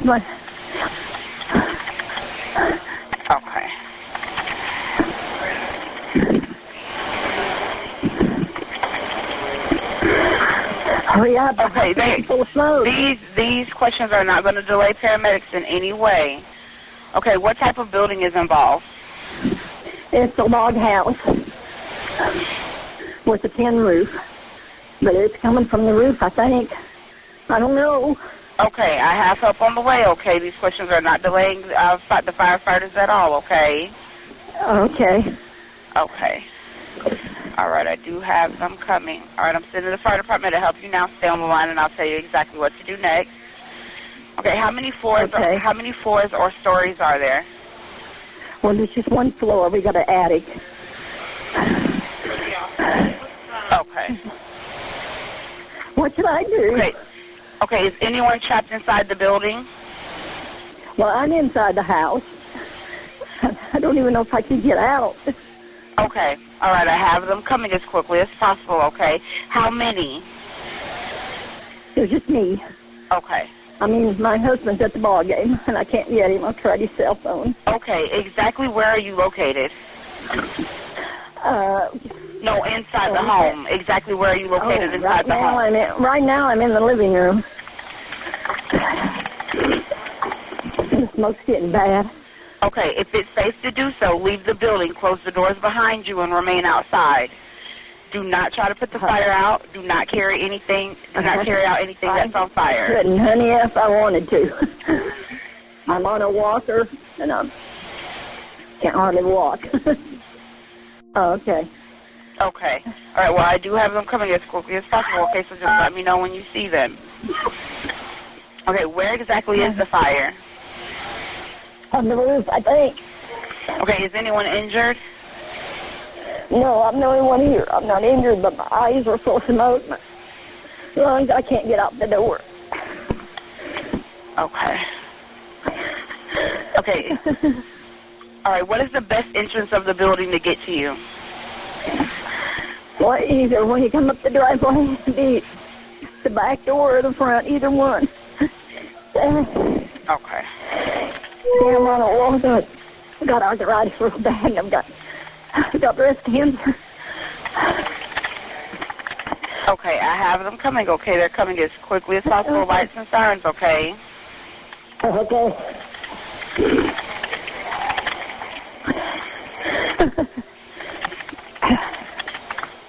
My legs are still nuts. Okay. All right. I'm updating them with everything that's going on. Okay. Just stay with me. Okay. Okay.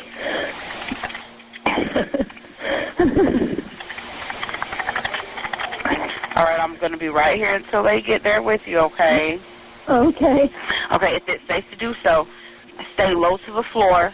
Close the door immediately. All right. Cover. Get down to the floor, honey. Okay. I'll sit on my walker. That's the lowest I can get. Oh, what is that? What's going on? I don't know. Something hit me on the head. Okay. It was like a drop of water or something. I don't know. I'm sorry. I know I shouldn't be panicking. I'm sorry. No, it's okay. This is a very hard situation to be in, but I am going to be here until they get right there with you, okay? Just let me know when they're there. I'm seeing now how closely they are to you, okay? They're coming as fast as they can. Okay.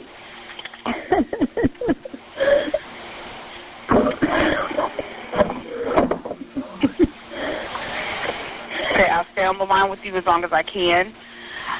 Okay. Okay. All right, I'm going to stay on the line with you as long as I can. Just let me know when they get right there with you. All right. Should I call somebody? No, I have help coming as quickly as possible. And since you're on 911, the phone is probably not going to let you do anything else at this time, unless you have like a home phone or something. I know your mobile phone won't let you hang up with me and call anyone else. No, that's all I've got. I don't know what's ripping on me. Okay, I have updated them and let them know. Okay, so now we're just waiting on them to get there. They're coming as quickly as possible. Yes. Okay, just let me know what's going on, okay? Okay. I'm trying to get a chair where I can sit in. The walker kind of went away from me. Okay. Okay, I'm sitting down. Okay. They're coming as quickly as possible. I'm sorry. No, it's okay. Just let me know. I feel like a big baby. No, it's okay. Is the smoke still in the home? Yes. Like, are you still filling up? Okay, but you don't see any flames at this time? I can't go outside to see. Yes, but there's no flames in the home that you can see? No, not in the house. I can see the smoke. Okay. But there's all kinds of noises on the roof. I think it's on the roof.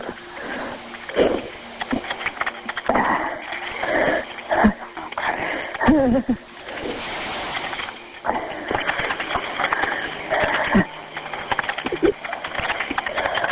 Okay, and just to make sure, this is a log home with the tin roof?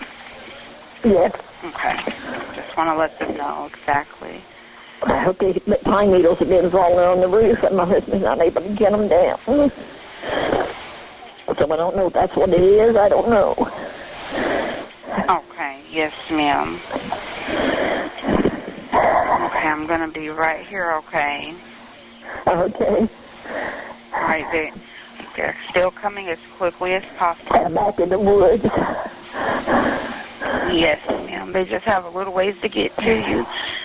They do have to make it a little ways to get to you, but they are coming as quickly as the quickest way that we can get them there. It's how they're responding. Okay. Everything is lights and sirens right now. They know that it's serious to come quickly. Okay.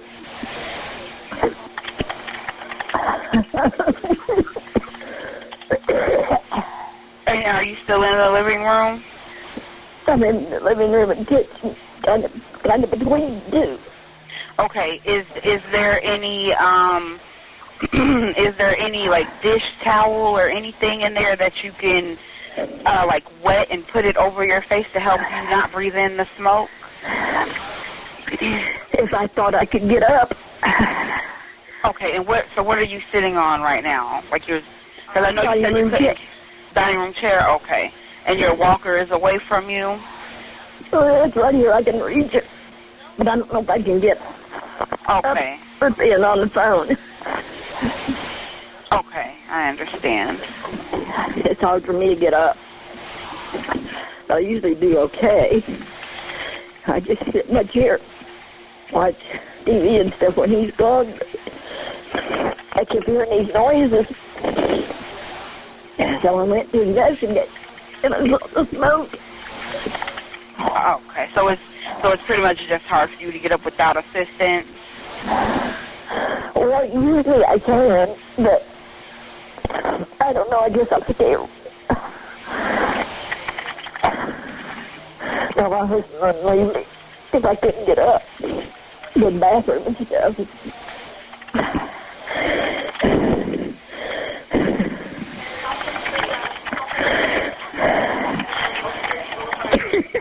Is there any way, do you know how to put me on speakerphone so you can have both hands for your walker? I wish I knew how, but I don't. I'm sorry? I've had it. Every time I try to do the speakerphone, I get pictures. Here they come. I hear the sirens. Okay, just I'm staying on the line with you until they get right there with you, okay? Okay.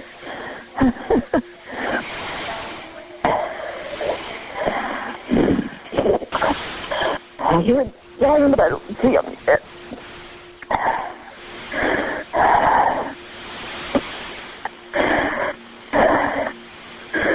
Oh, hurry up. Oh. Yes, ma'am, I'm still here. I know. I might hurt. Oh, come on, people. Do you know your husband's phone number? I've got it written down, but I don't know it. Okay, or a neighbor or anything? Friends that live up the road there. Let me think. Okay, and who is this? Is this your neighbor's number? No, that's a good friend. He used to be El Paso. His name is, and what's his last name? His wife is... Okay, we're going to go ahead and call him, okay? My supervisor's going to call him, okay? Okay. But we do... Thank you. You're welcome. We're going to go ahead and call him. And that is your code? Yes. Oh, I forgot that. It's okay. Oh, I hope they'll ring. Do you still hear the sirens? No. They may have cut them off because they're getting closer, because I do see that a unit is closer to you now, okay? Okay.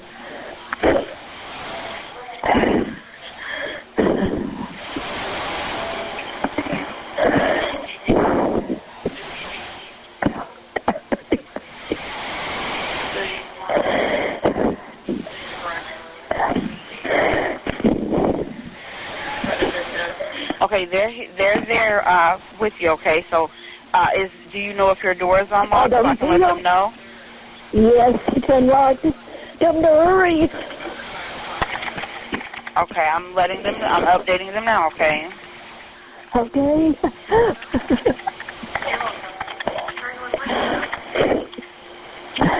Oh no, I can't even see you there.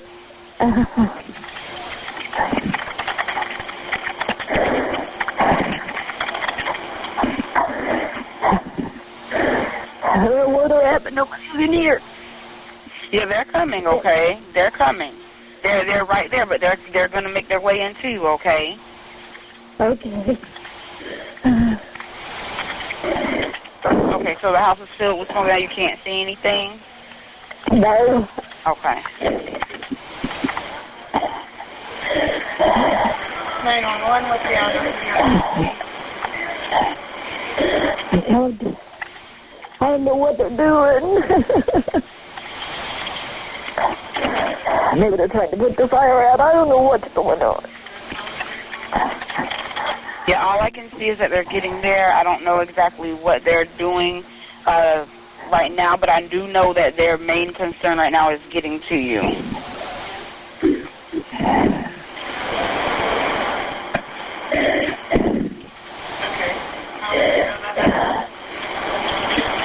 The electricity's off now. Yeah, it's okay. They did that so that way the electricity doesn't help the fire keep going. So they cut that off so that way the house won't like explode or, you know, anything like that could happen. So that's us doing that. That's not the fire, okay? Okay. Yeah, because since that's a conductor, they don't want, you know, the electricity to make anything else worse in the home. Sure.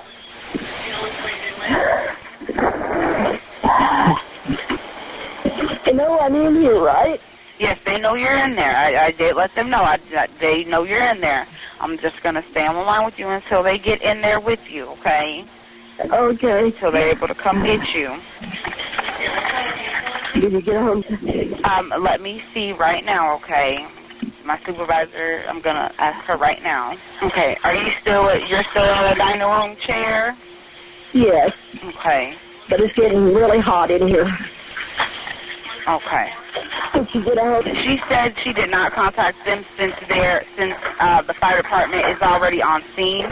I guess she was just going to contact them if someone had not gotten there quick, you know, in a timely manner. But since we're there, she didn't contact them, and we didn't go forward with contacting them.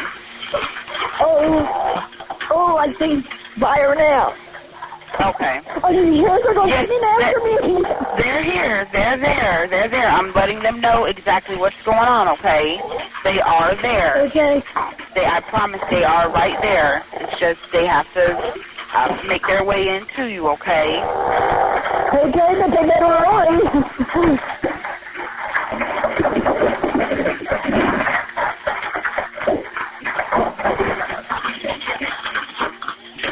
Come in here! I'm being hot! Okay, ma'am, just stay on the line with me, okay? What's your husband's name? What? Miss... I'm not okay. Okay, are the flames getting near you?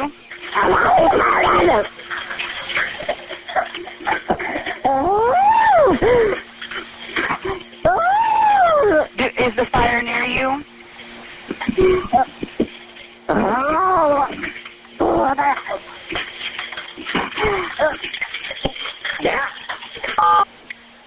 Hello?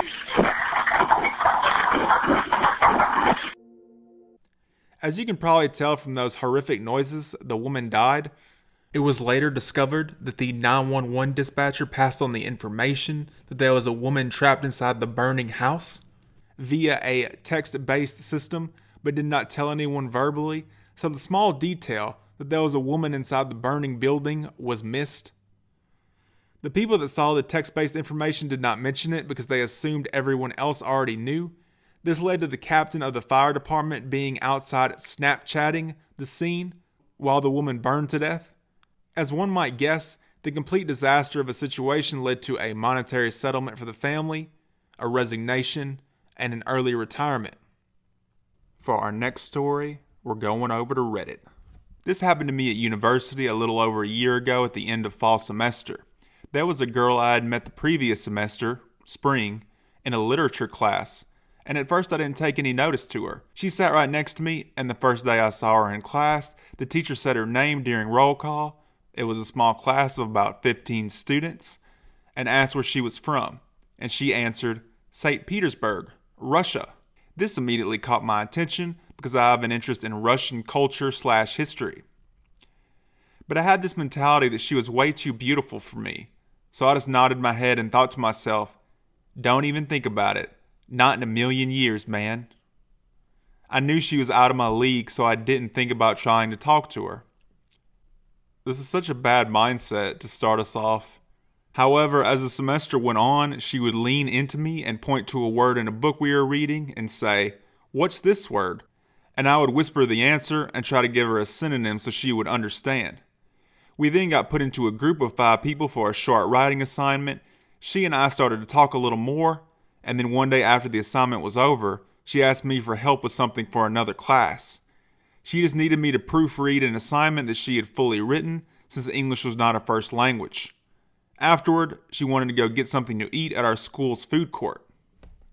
After this, we would get together after class at least once a week and got to know each other a little more.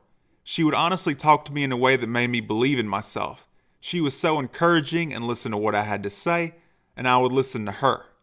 The conversations we had were so real, open, and honest. They were almost intimate. Anyway, summer came and we texted sporadically. I was certain I would never see her in person again. Fall semester started up and it was really shitty. I hated my classes, and the first Thursday of the semester my mom ended up in the ER for a possible mini stroke. Whatever it was, she is fine and didn't suffer any permanent damage. The next day, Friday, I woke up and saw on my phone that she had texted me about an hour before I woke up. I silenced my phone at 10 p.m. every night. She wanted to get together when we had a break in between classes. We set up a time, and when we met, she gave me a big hug, and we caught up on everything that happened throughout the summer. We would get together again at least once a week, and then in late September, she told me she was transferring to another school, which was just in the next town over. But I knew our days of getting together were limited from that point forward. We didn't see each other too much throughout all of October and the majority of November. After Thanksgiving break, we started getting together at school in the evenings after I got off work at 5, and we would be in the library until it closed at midnight.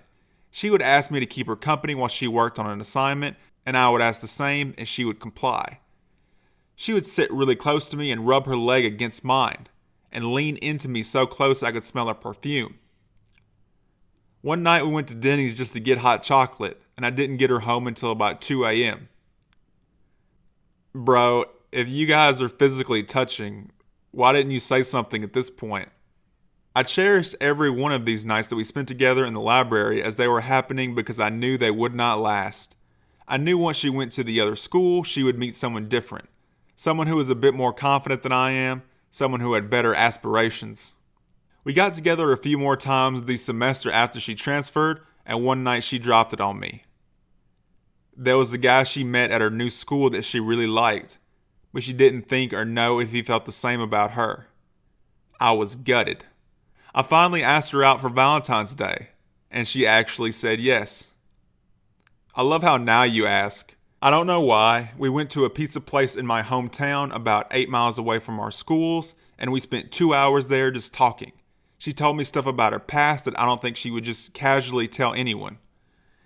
At the end of the night, as I was dropping her off at her place, I told her that I didn't know how this guy she met felt about her, but that I really enjoyed the time we spent together outside of school, and I would like to do it more. She knew what I meant, and she just said, "Good to know." Jeez. Got out of my truck and walked to her apartment. And that was the last time I ever saw her. She texted me the next day and said she did not feel the same, and she was going to tell the other guy how she felt about him. I wished her luck and accepted it. For all I know, she might be married to him, and they may be expecting their first kid by now, because that's how it works where we live. Looking back, I do not miss that last night we spent together on Valentine's Day, but I do miss the nights in the library because I knew to hold on to those feelings and how she made me feel when she needed my help on an assignment and I was the one to provide the help. No, dude, you should have said something at that point. What are you talking about? That was like the golden moment. Why do you have this attitude that you never had a chance? I really, truly hope the guy she liked did not turn her down, and I hope she is happy. This dude is so different from me. I would have probably helped her with her homework once and then be like, "Hey, do you want to go out?" Props to that guy for not being a jerk to her about it.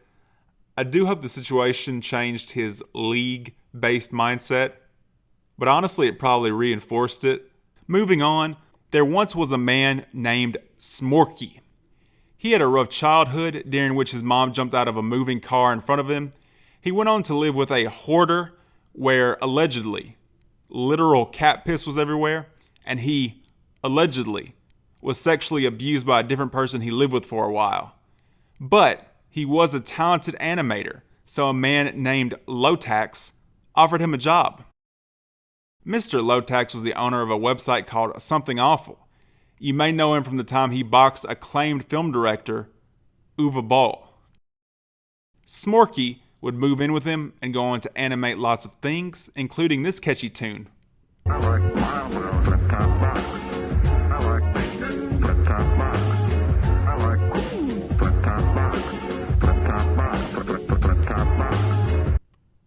They would start a series together called Gaming Garbage, and a cute chick named Mandy would become a fan of Schmorky, and she and him began dating. And why not? He's putting in the time, working hard. He's even making stuff for Cartoon Network.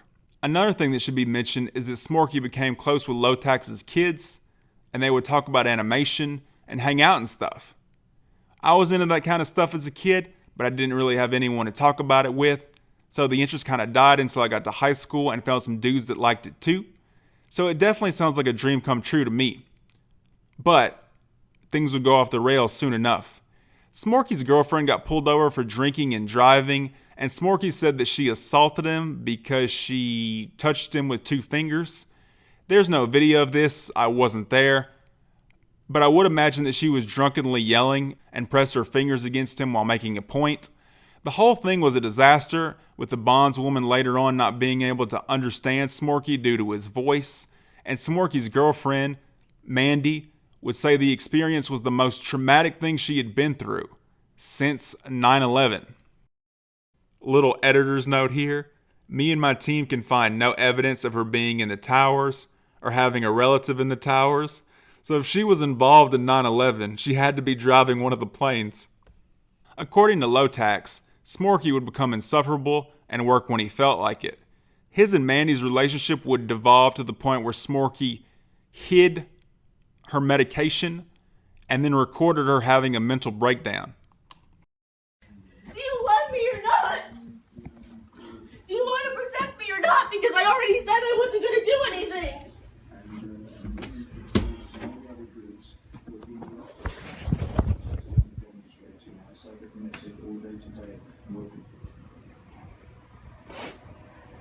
Please don't touch me again, please. I won't. I'll never touch you again, okay? I'll never touch you again. I'll just do what you want. What do you want me to do? I'll do whatever you want. What do you want from me? Stop screaming and pretending. I'm not pretending! I'm... What do you want from me? What? What do you want from me? I just want you to tell me what you want from me. What do you want from me? What do you want from me? No. You're the one that's doing this right now. I just want you to just tell me if you love me or not, or if you're in on this or not. In on what? Tell me. What they're doing to me. Tell me what I have to say. My parents. Yes. Are you controlling me for them? No. Well, there's nothing I can do anyway, so it doesn't matter. So even if you were, you won anyway. Even if you're not, you win, okay?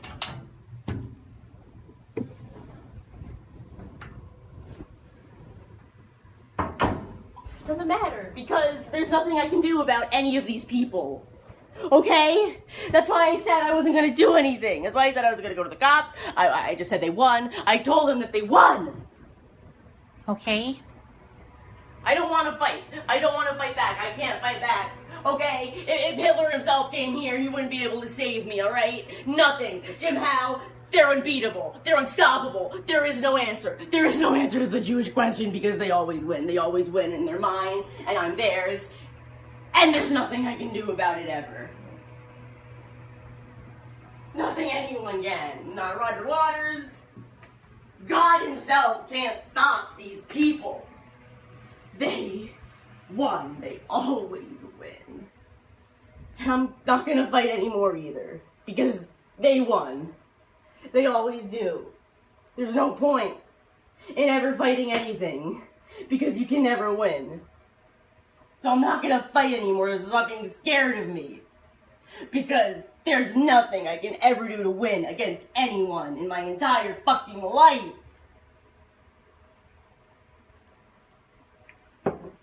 All I wanted you to do was stop harassing the Kayankas. That's all I wanted you to do. I didn't. I won't. Well, the damage is already done. What do you want? You realize that they can sue you, right? And I know you're not going to protect me, and I will let you do whatever you want to me. I told you. What would I do to you? What do you want to do to me? I want you to get... Look, I don't want to put you in an institution, but I want you to get help, okay? You can kill me because you won. There's nothing I can do to fight you or any of them. There's nothing I can do to ever fight anyone. Well, you definitely shouldn't have, threatened their lives, okay? I didn't threaten anyone's life! Well, they said that they have that information, on WhatsApp and Twitter. What? That you, WhatsApp? Yes, that's the app that you were using. Well, you know what? You win. You know what? You know what? Here. It's yours. It's yours! Do it! Finish the job! It's yours. You can have it.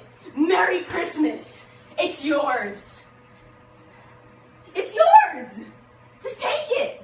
No. It belongs to you, just like I do. I belong to you. It belongs to you. The house belongs to you. I do not own people. Yes, okay? you do. I do not. Okay? Well, do you or don't you?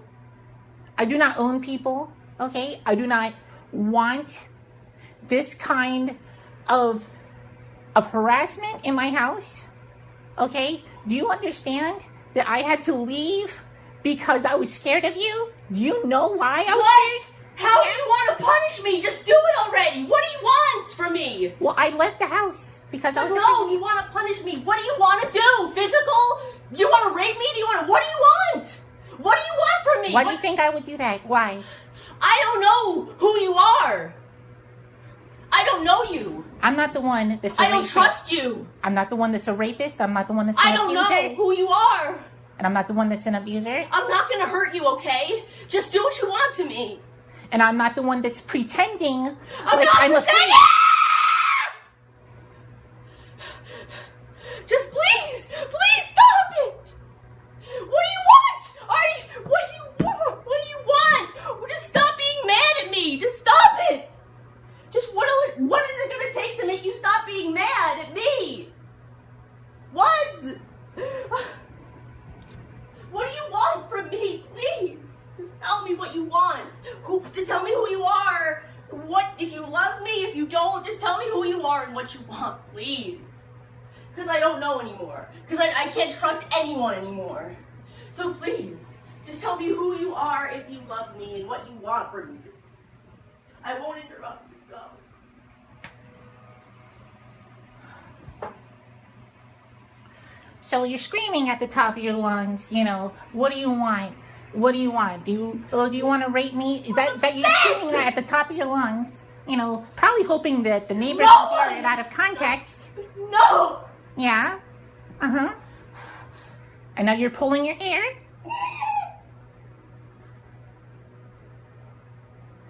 And you kick this blade over to me, thinking that I'm gonna hurt you because I won't. I just wanted to give it to you. I don't want any weapons.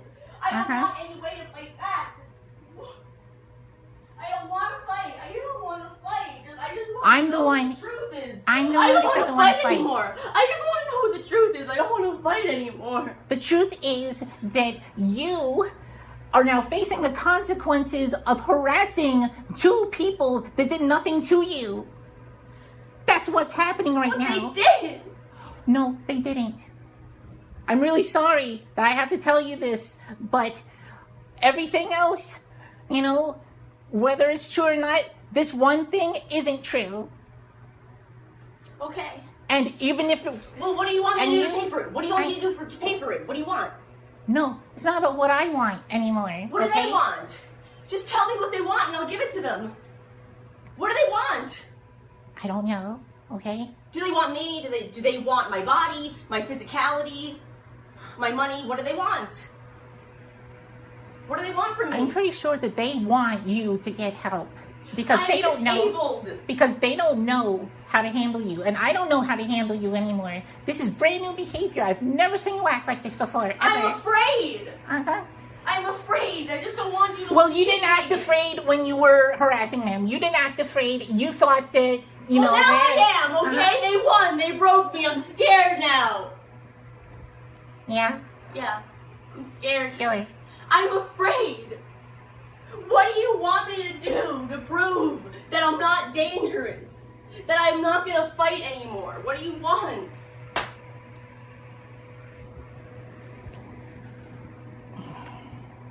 Because you're telling me that they want to hurt me.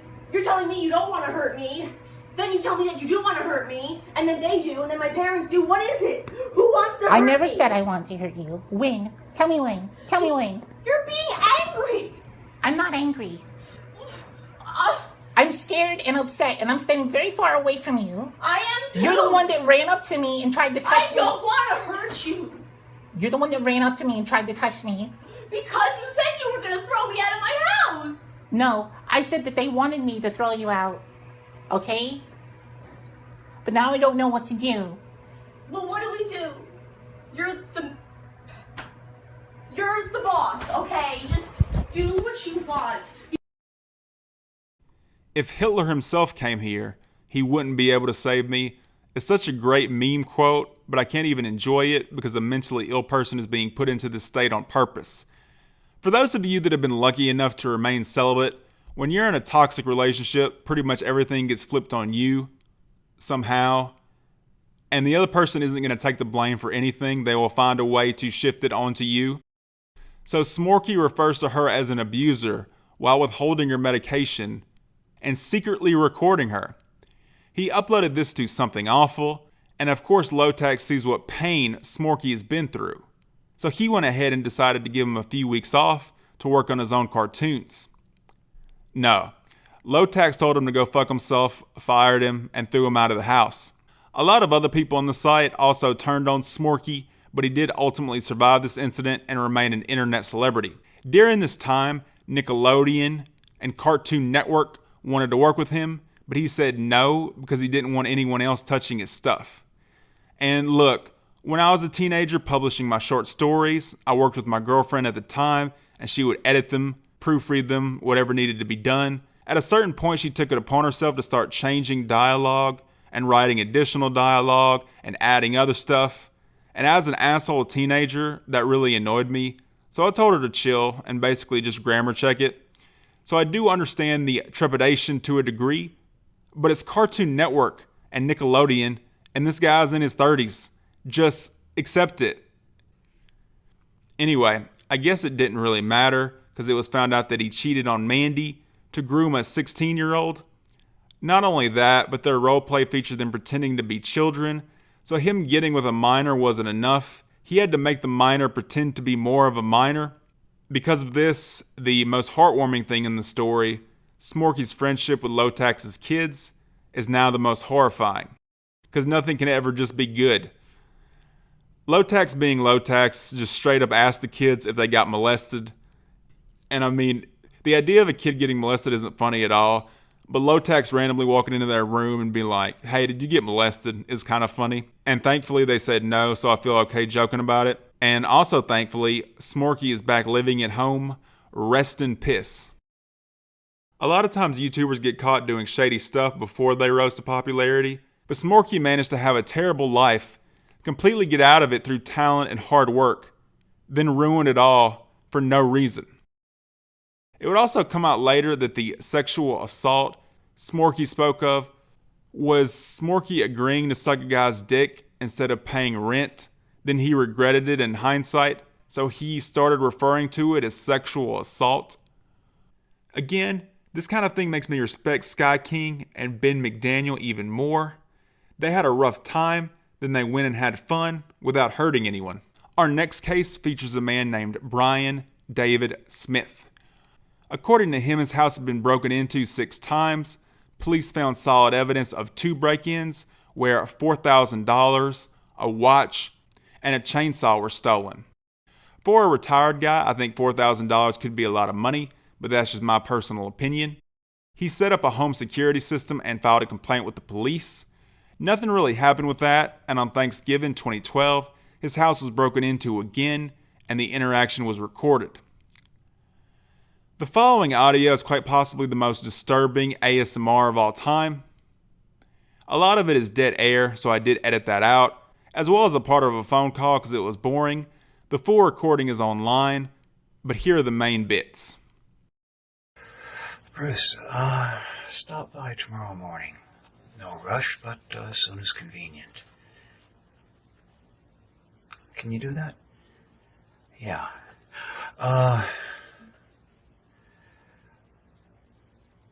Park to the north.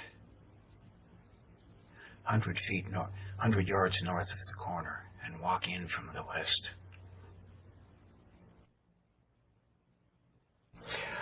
I realize I don't have an appointment, but I would like to see one of the lawyers here.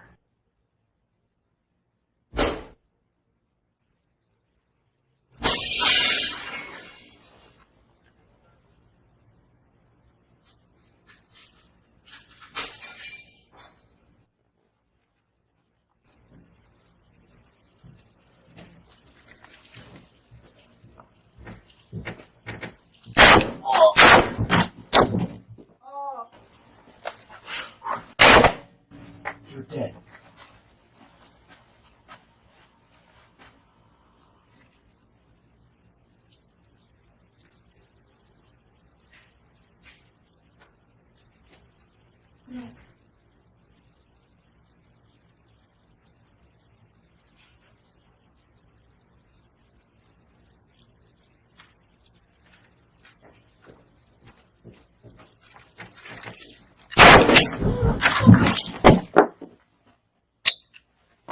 Oh, sorry about that.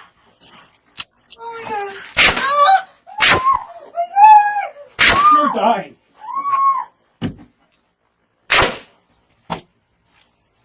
Bitch.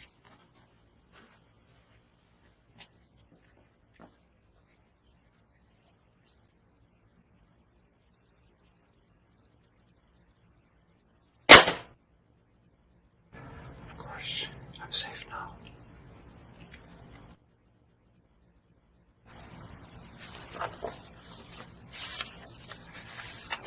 Cute.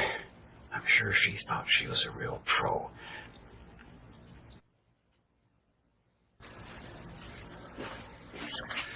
No rush, but, you know, when it's convenient for you.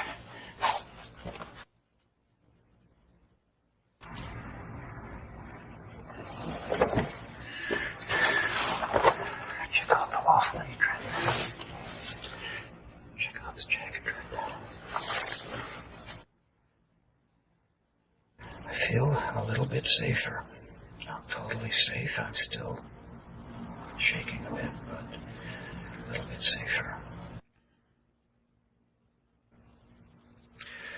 No rush, but, you know, as convenient for you.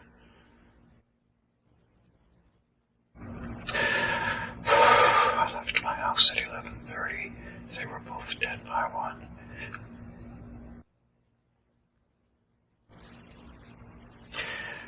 I refuse to live in fear.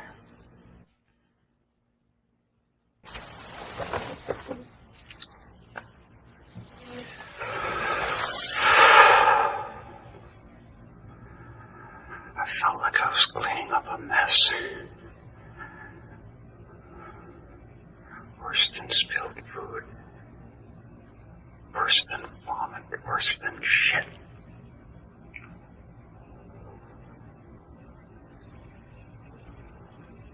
Cleaning up a mess.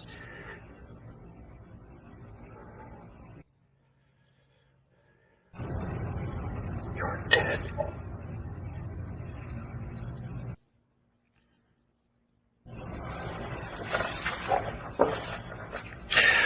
There was a major complication in my life.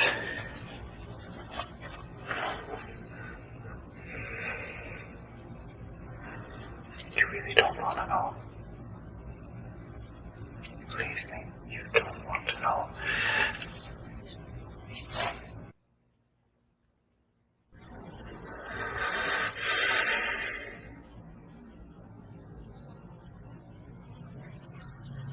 I am not a bleeding heart liberal.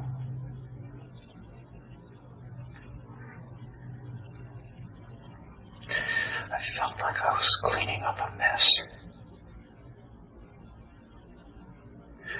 Not like spilled food. Not like vomit. Not even like diarrhea. The worst mess possible. And I was stuck with it.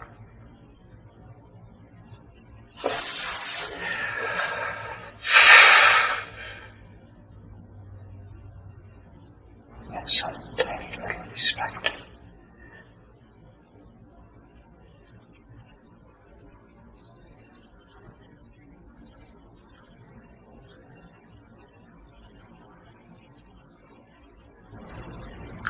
And some tiny little respect. I was doing my civic duty. Because the law enforcement system wouldn't handle it, and I had to do it. I had to do it.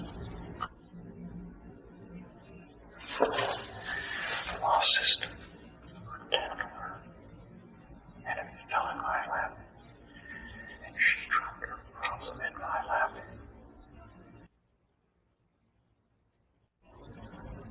And she threw her problem in my face. And I had to clean it up. I have not yet called the sheriff.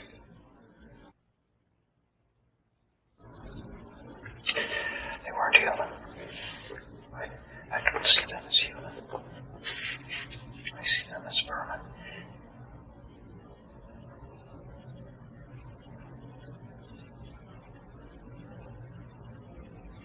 Social mistakes, social problems. I don't see them as human. I see them as social defense. This bitch was going to go through her life spoiling things for other people. Thieving, robbing, drug use.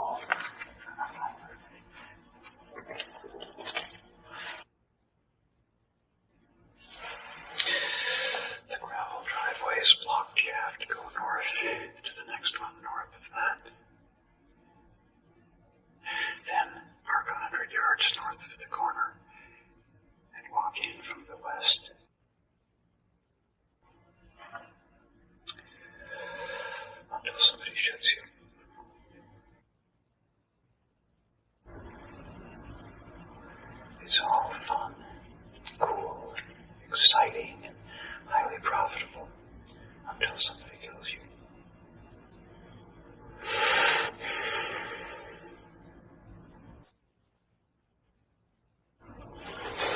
It's begging to have him shoot me.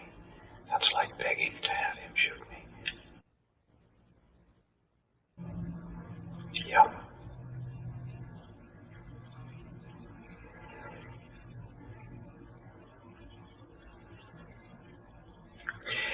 You should see the rugs on the basement floor. It's a sucker shot. People going down strange stairs naturally watch the steps.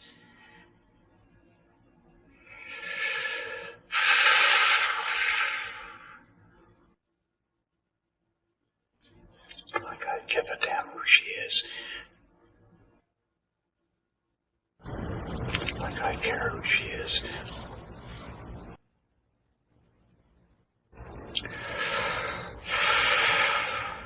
No risk.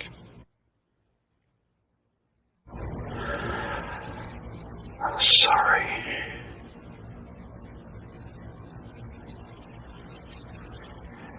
So much regret.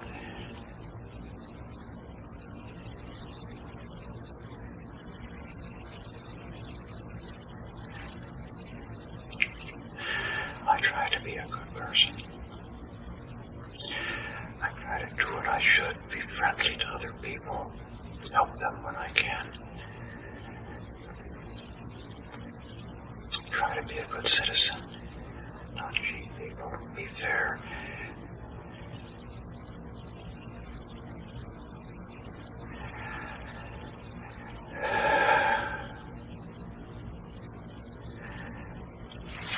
That family raises a bad person like this.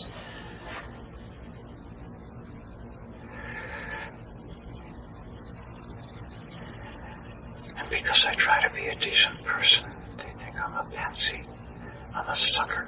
They think I'm there for them to take advantage of. Is that the reward for being a good person?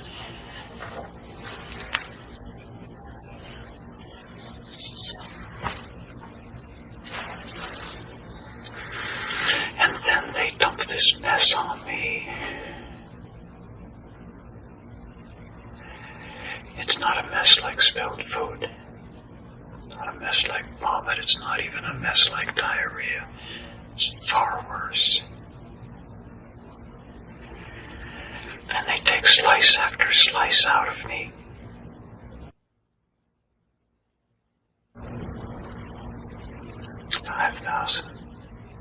$5,000 slice, $10,000 slice.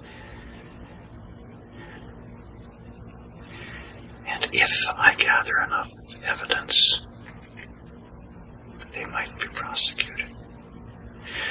If they're prosecuted, it might go to court.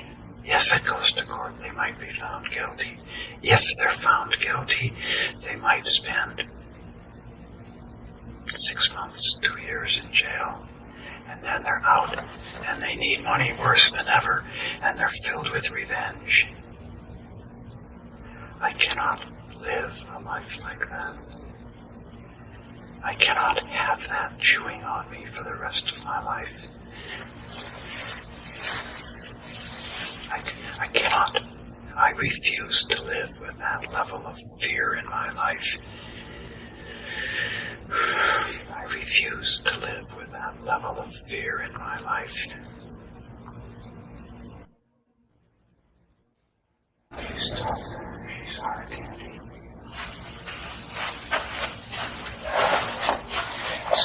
It's games. It's exciting and it's highly profitable. It kills you. Until you go too far and somebody kills you. Until you take advantage of somebody who's not a sucker. Until you try to take advantage of somebody who's not a sucker, who's not a patsy. So just, as soon as convenient, but no drastic. Okay, see you then. Okay, good, bye.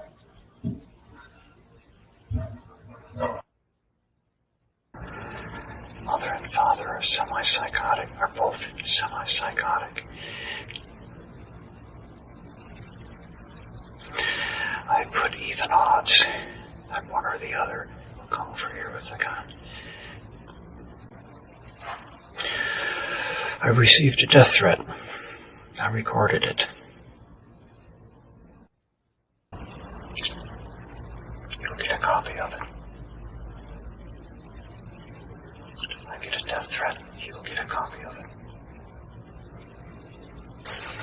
If I give you a copy of a death threat, I expect you to do something about it.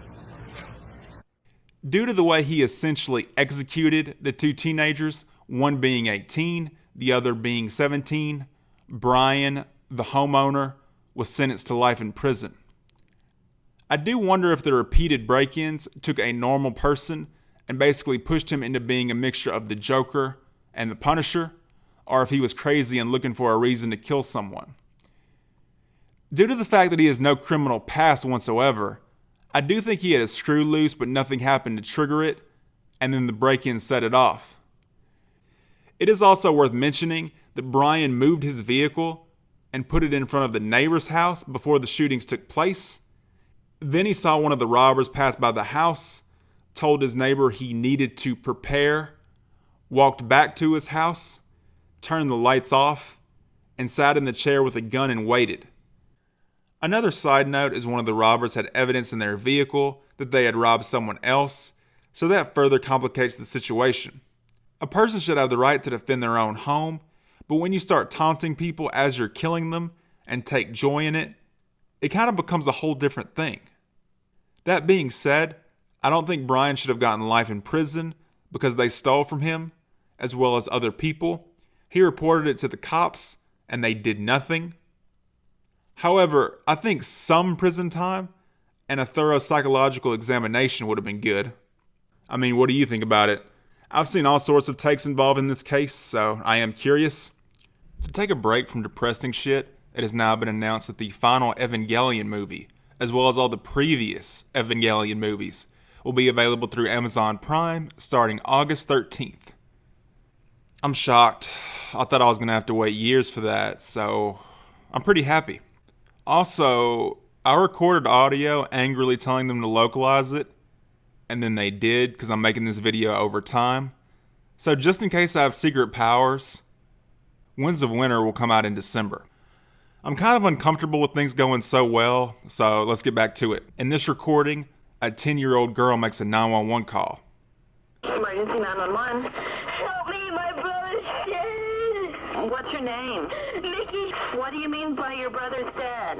He killed himself. How did he do it? With a gun. Okay, are you home alone? Well, I'm home alone with my sister.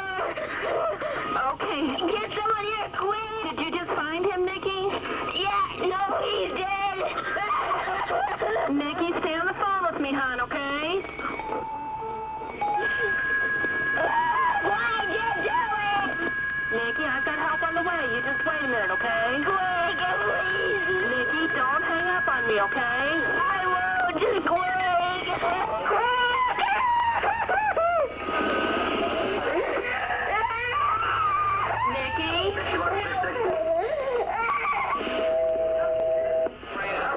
Ambulance and the rescue and police officers are en route. Please hurry up and get here. Okay, they're on their way, but you're... My God in heaven, Jesus Christ. Okay, you're there with your daughters, all right? Yes, I'm here. Okay, I just wanted to make sure nobody could hurt them. They were so upset. Oh, my God. Okay, but they are on their way, okay? Okay, bye-bye. Washington 216, the father's on the scene now. I can't find much info about this other than it seems to be unfortunately real. Next, in the 1980s, police began receiving strange phone calls from a strange man. Here's that first phone call. Yes, please, this is an emergency. Please send a squad to Pierce Butler Road, Molenberg Manufacturing Company, machine shop. Please, there's an ambulance too. There's a girl hurt there. Can you tell me what happened to her?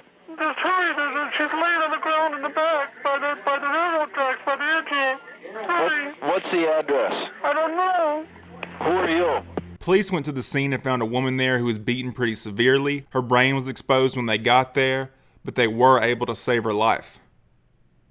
I think this is the only serial killer I've heard of saving the lives of one of his victims, so we're off to an interesting start. In 1981, Kimberly Compton turned 18 and decided to leave her hometown and experience all the world had to offer. Kind of reminds me of me a little bit. My parents were somewhat strict, so I was very excited to graduate, get my own place, and start partying/dating. And it was great. I ended up going to one party and I think 2 dates before I decided I preferred staying home. In any case, Compton met a nice man at a restaurant who told her he could take her around town to see the sights, and it would give her something to tell her parents about. Shortly after that, the police received a second call. You find me? I just stabbed somebody with an ice pick. I can't stop myself. I keep killing somebody. Hello? And just like before, they found Compton, except this time she was dead. On the one hand, this guy clearly has some kind of remorse. On the other, it is particularly mean-spirited to tell someone you were going to kill. Come on, bro. You can tell your parents about this.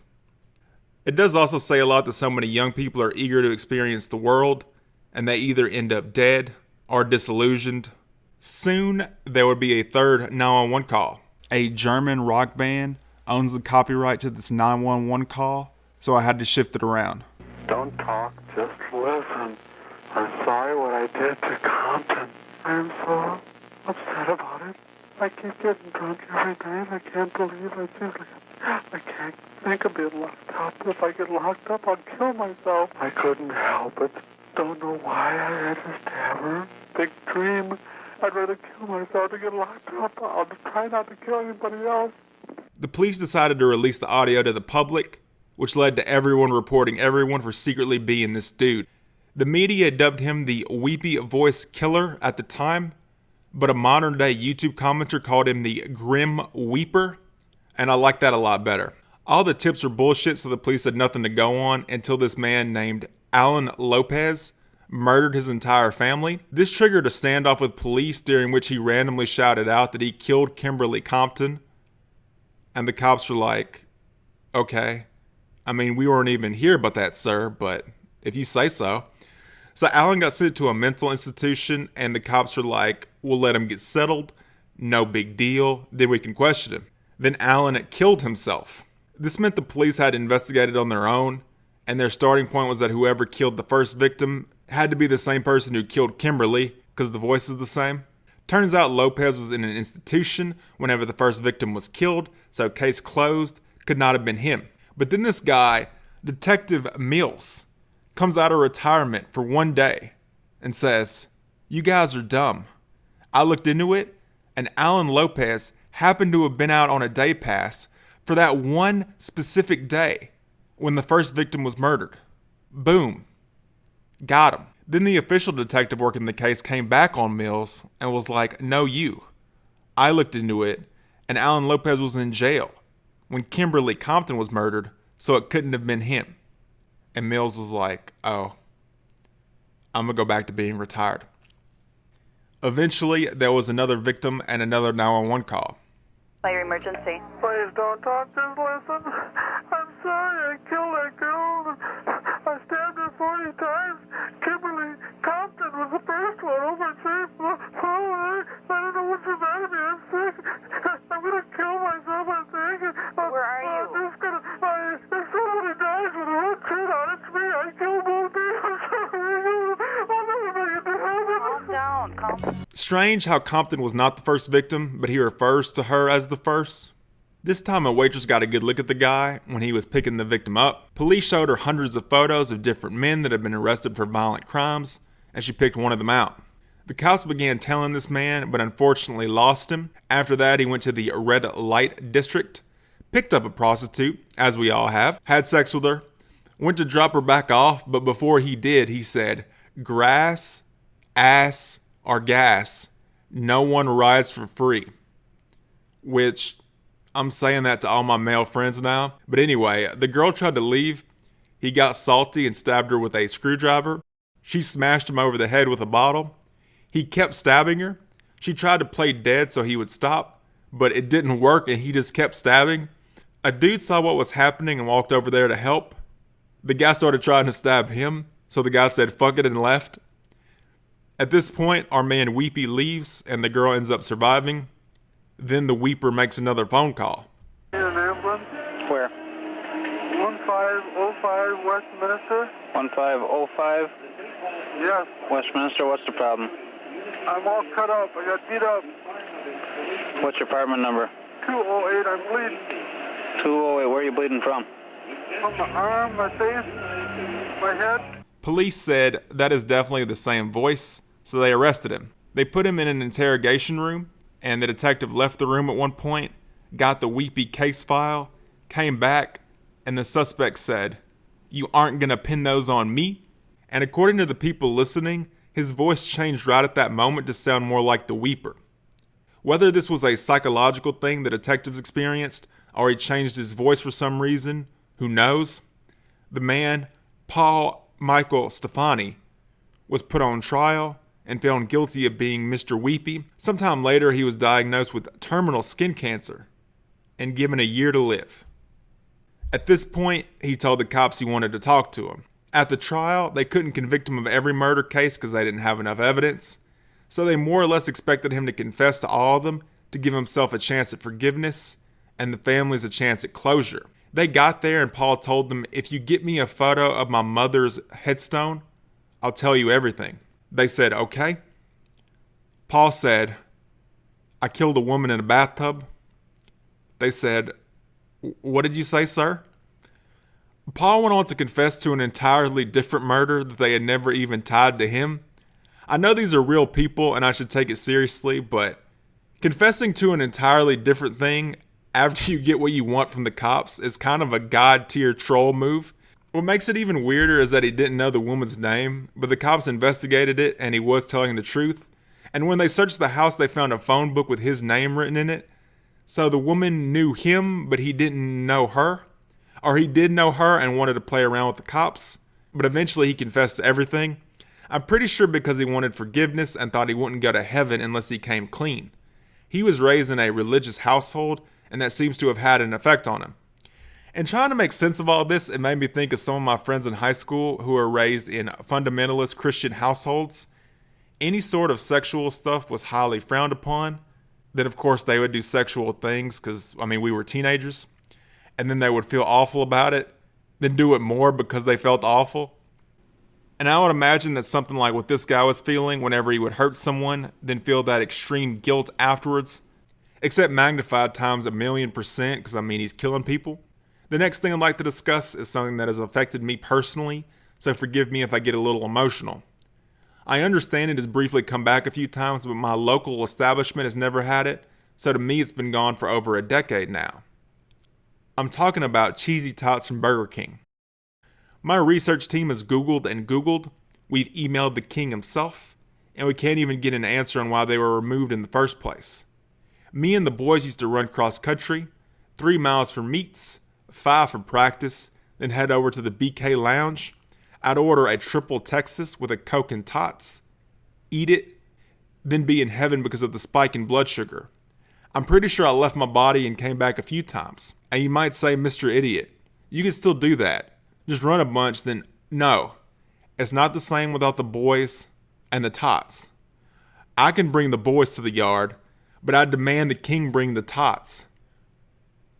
Or I will tell the general public where Epstein is. It's up to you, Mr. King. You know what happened last time. In 2009, a woman called the police because her husband was having an episode. 911, what is the address of your emergency? I'm on the freeway between Hurricane and Colorado City. Okay, so you're on SR 59, I believe? Yes. Okay. What mile marker? I don't know. I'm pulled over in the road. My husband's in the middle of the road having a serious, psychosis. Okay, do you know what mile marker at all? I have no idea. Okay. Okay, and is he being violent right now? He's taking his clothes off. He's running in the street. What's the phone number you're calling from, in case we get disconnected? Area code 435-512-1487. Okay. Bryon, pick up your shirt. You got it, Captain the Plush. Okay, and what is he saying? What's he doing? He's freaking out. Okay. He's just freaking out. What's going on? No, don't! How old is he? Oh my gosh.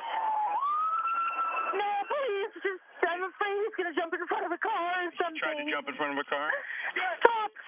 Please. Stop, Bryon! You're going to get hurt, please! Ma'am? What is your name? What is your name? My name is Anna Cardall. Will you please get in the car and see Bryon? Please! Ann, I need you to talk to me, okay? I'm sorry. I'm just afraid he's going to jump in front of a car. I understand. I need you to tell me, does he have any weapons? No, please get in the car, Bryon. Has he been drinking? No. Has anybody been doing any drugs? No. Okay. No, that's the kid! Bryon, knock it off. Bryon, go. I'm afraid he's going to... What is he doing now? This is throwing things. I'm afraid he's going to... Will you please just... Where's the medicine? No, you already took it. I already took it. He's got a mental illness. Is he on meth, you said? No, mental illness. Okay. What is your husband's name? Bryon. Bryon, what's his last name?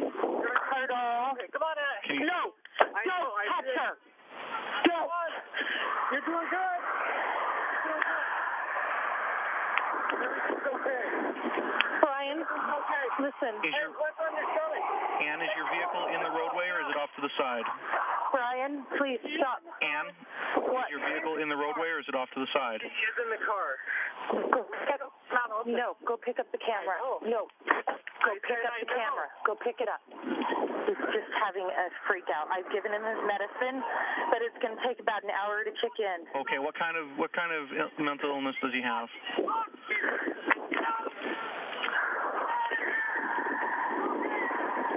I'm sorry, what kind of mental illness does he have?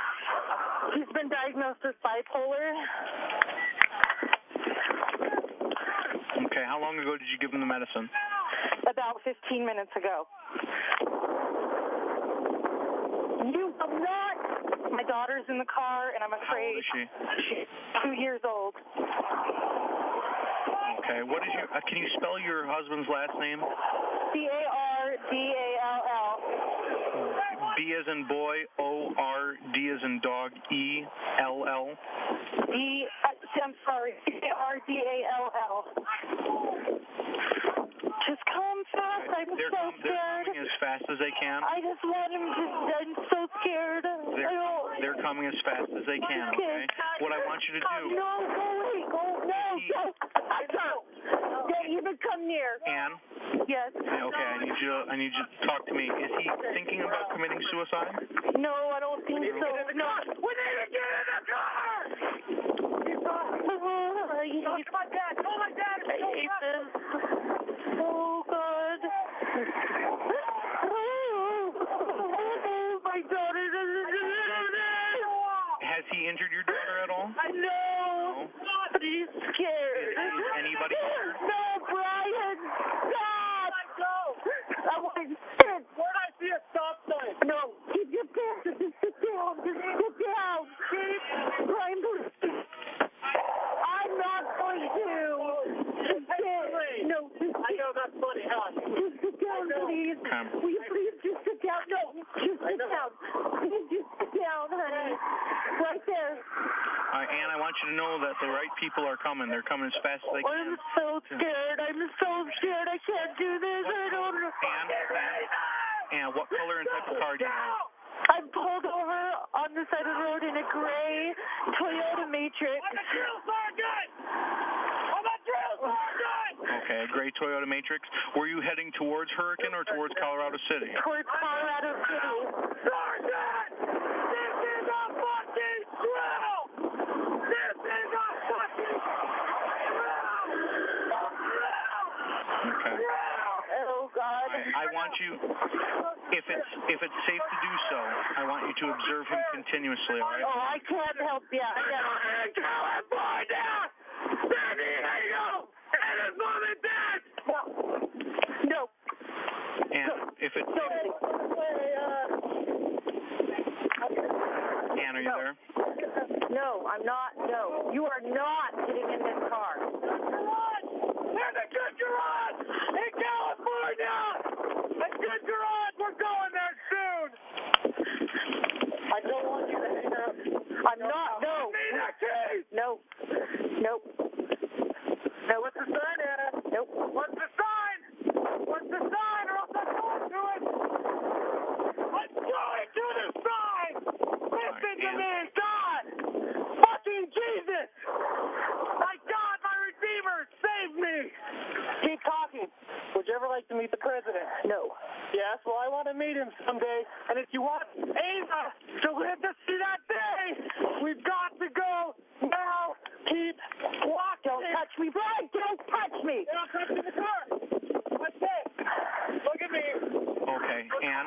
How close are you? Yeah, they're coming lights and sirens as fast as they can. Ann, what I need you to do, Ann, compound, and then we'll get the flag. I can't hear you. All right, walk away from him a little bit. I am. I'm trying to just keep a safe distance. If it's safe My to do daughter's so. in the car, probably scared out of her mind. Ann? Yes. I need you to listen, okay?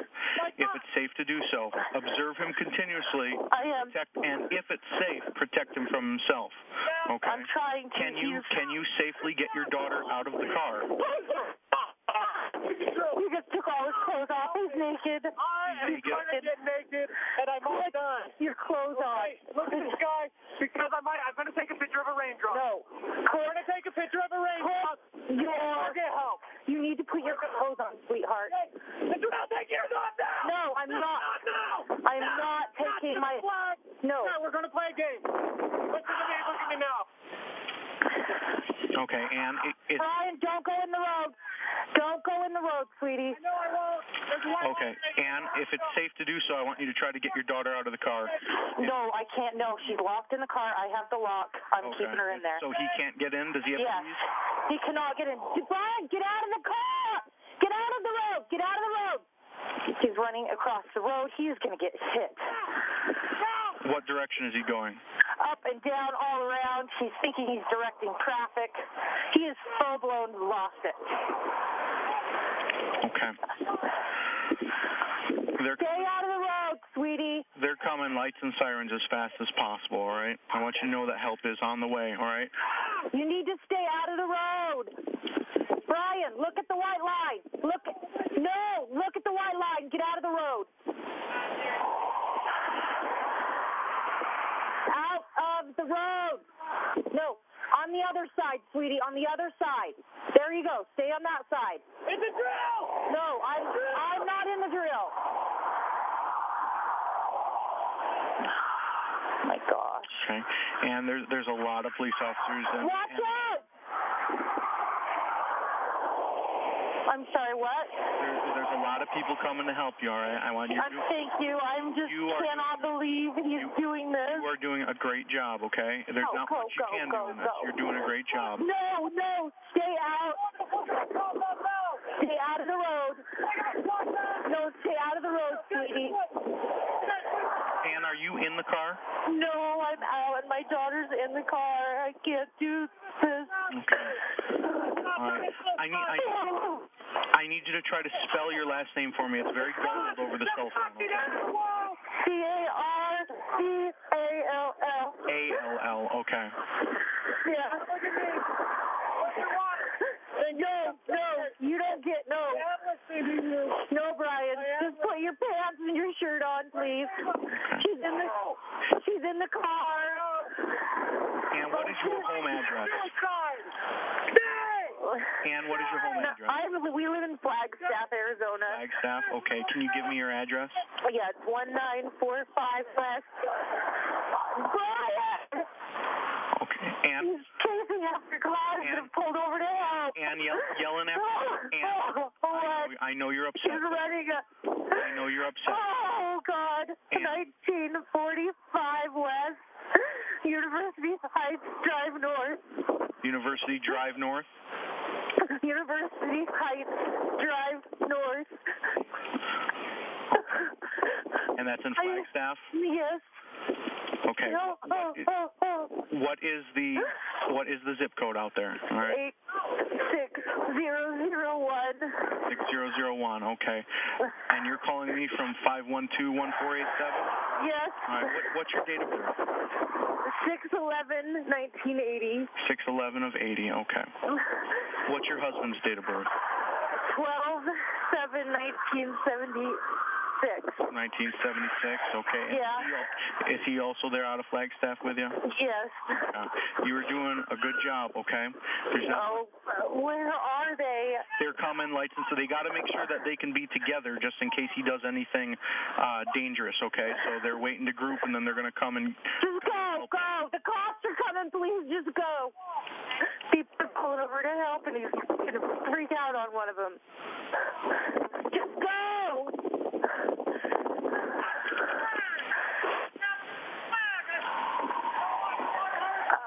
Oh, my gosh. Okay. They are coming as lights and sirens. All right, you're doing a good job. Oh, my God. What I want you to do is just make sure that you're safe throughout this whole thing, okay? And I am. I just want my... They're coming as fast as possible. It's okay, Ava. It's okay, honey. Oh, I'm so pissed. No, Dave. No, I know. Hey, she's okay. She's fine, honey. Just might get hurt again, so just keep talking. You're okay. Another truck. Somebody needs to drive down. No.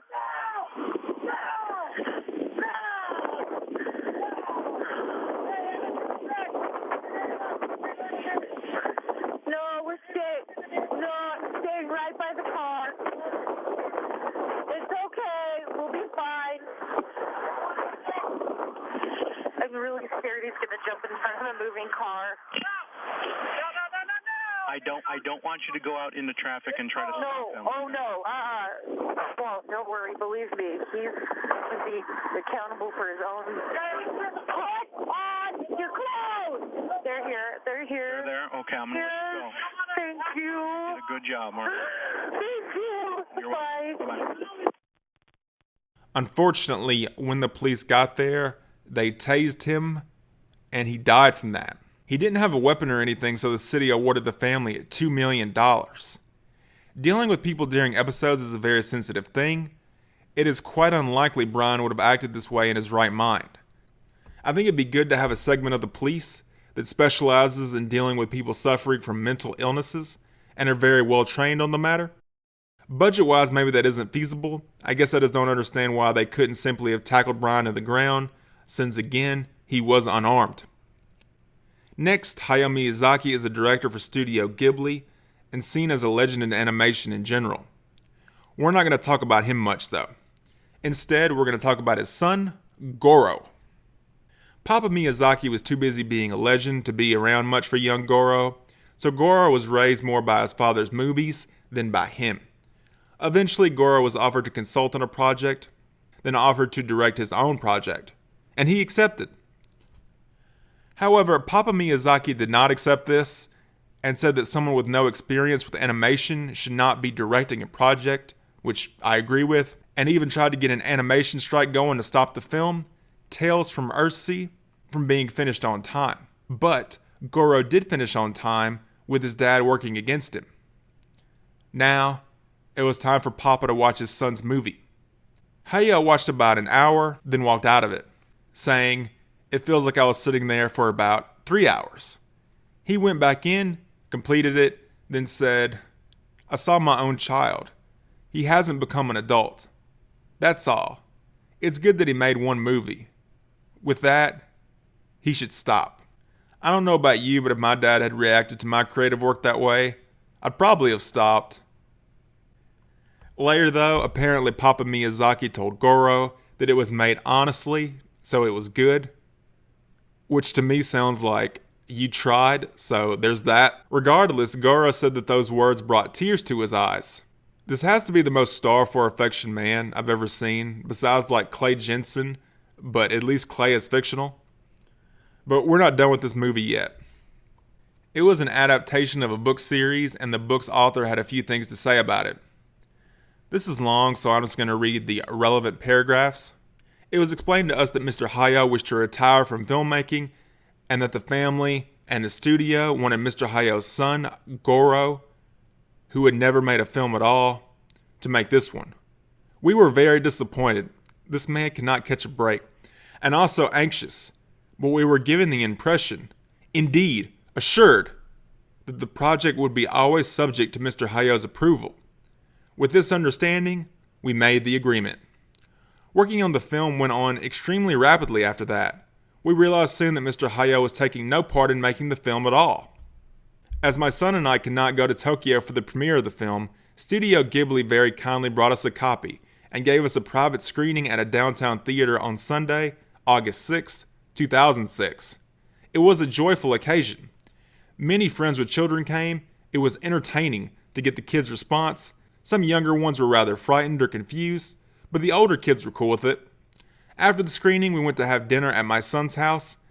Eleanor the Corgi behaved with great propriety, while Mr. Toshio Suzuki did headstands on the lawn. I mean, it does sound like fun. Mr. Goro Miyazaki asked me just as I was leaving, "Did you like the movie?" It was not an easy question to answer under the circumstances. I said, "Yes, it is not my book. It is your movie. It is a good movie." I did not realize that I was speaking to anyone but him and the few people around us. I would have preferred that a private reply to a private question not be made public. I mention it here only because Mr. Goro has mentioned it in his blog. So in the spirit of everything being public all the time for 15 minutes, I will give a fuller report of my first response to the film. Man, she's about to bring the heat. I already know what she's going to say, but I'm still nervous for him. Much of it was, I thought, incoherent. This may be because I kept trying to find and follow the story of my books while watching an entirely different story, confusingly enacted by people with the same names as in my story, but with entirely different temperaments, histories, and destinies. Of course, A movie shouldn't try to follow a novel exactly. They're different arts, very different forms of narrative. There may have to be massive changes, but it is reasonable to expect some fidelity to the characters and the general story in a film named for and said to be based on books that have been in print for 40 years. Both the American and Japanese filmmakers treated these books as mines for names and a few concepts, taking bits and pieces out of context and replacing these stories with an entirely different plot, lacking in coherence and consistency. I wonder at the disrespect shown not only to the books, but to their readers. It goes on after that, but I don't want to spoil the movie, so we'll call it there. Generally, the response was mixed, with it receiving a 43% on Rotten Tomatoes.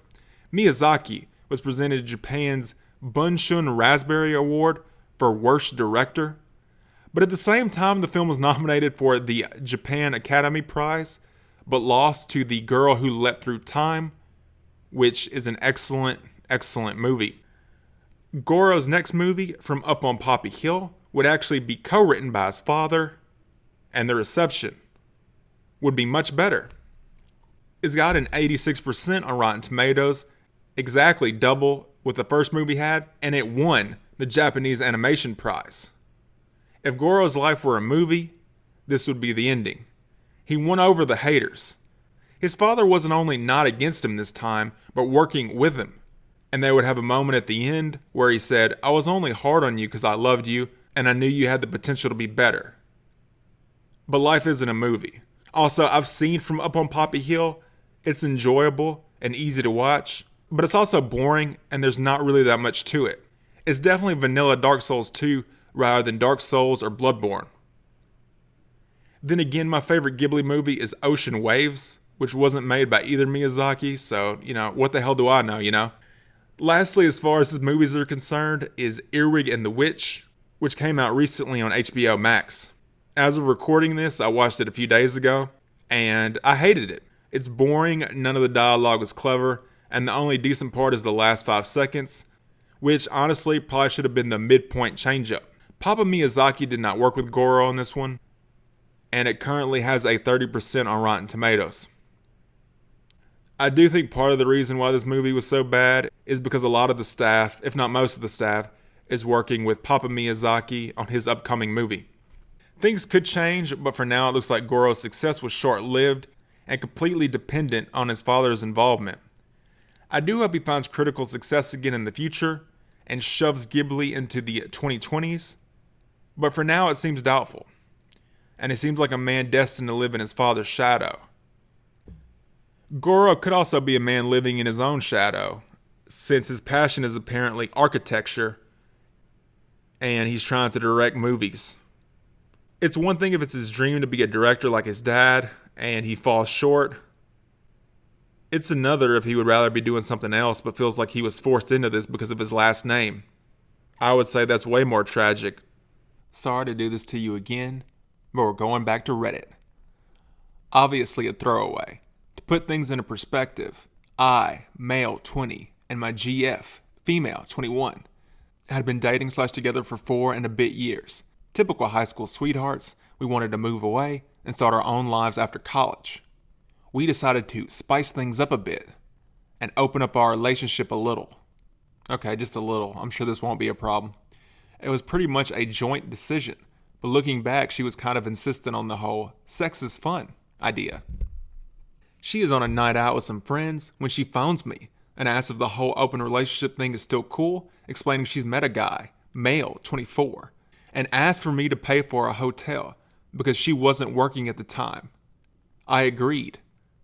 I tell her to go for it, and she does. She texts me to say she had a good night and that all was well. The week after, she mentioned she's meeting up with this guy again. Wasn't expecting it, but I'm cool with it. Again, asked for me to pay for her hotel. A decision I would live to regret. Yeah, no shit. She doesn't text me the entire night. Weird, but okay.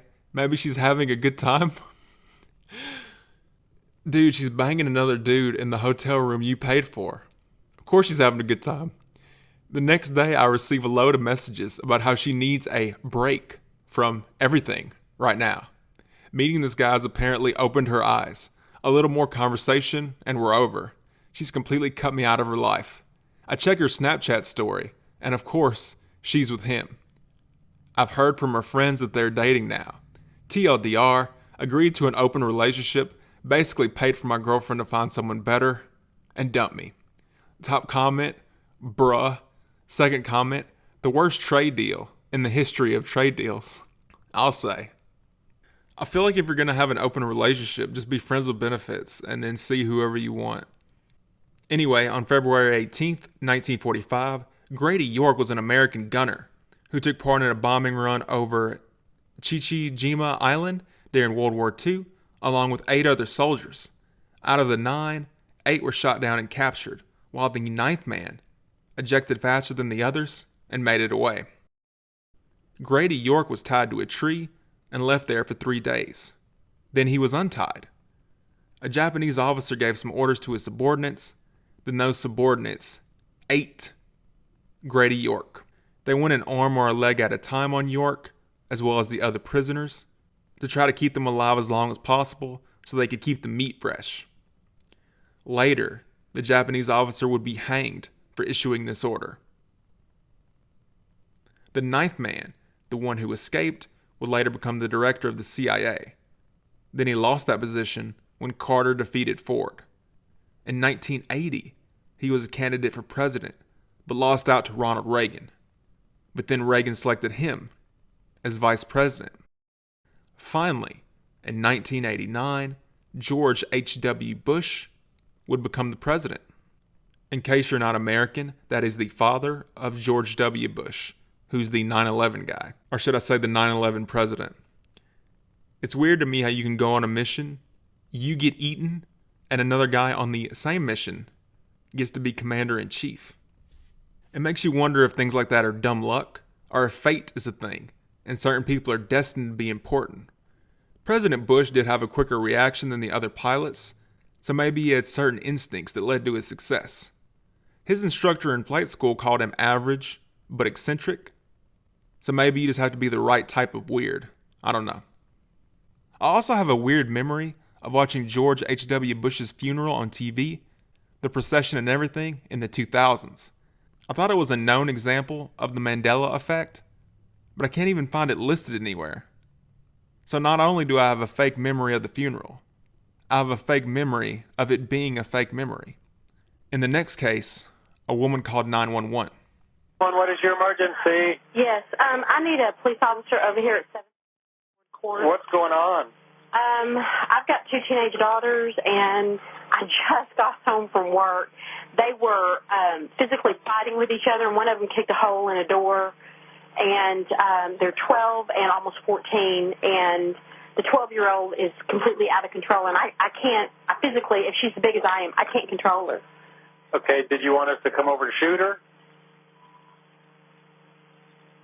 Are you there? Excuse me? That's a joke. Okay, so... Who are you? What is your name? Mike Forbes. Okay, that's not funny, Mike. I'm sorry. Guess what? I'm going to file a formal complaint. I don't blame you a bit. Because you know what? This is really not very funny. I know it's not, ma'am. Well, guess what? It's not going to be very funny when I go in front of your supervisor and tell him... I understand. I guess he can just listen to the tape. Yes, he can. I'm sorry. I apologize. Well, sorry doesn't cut it. I need a police officer. Hold on.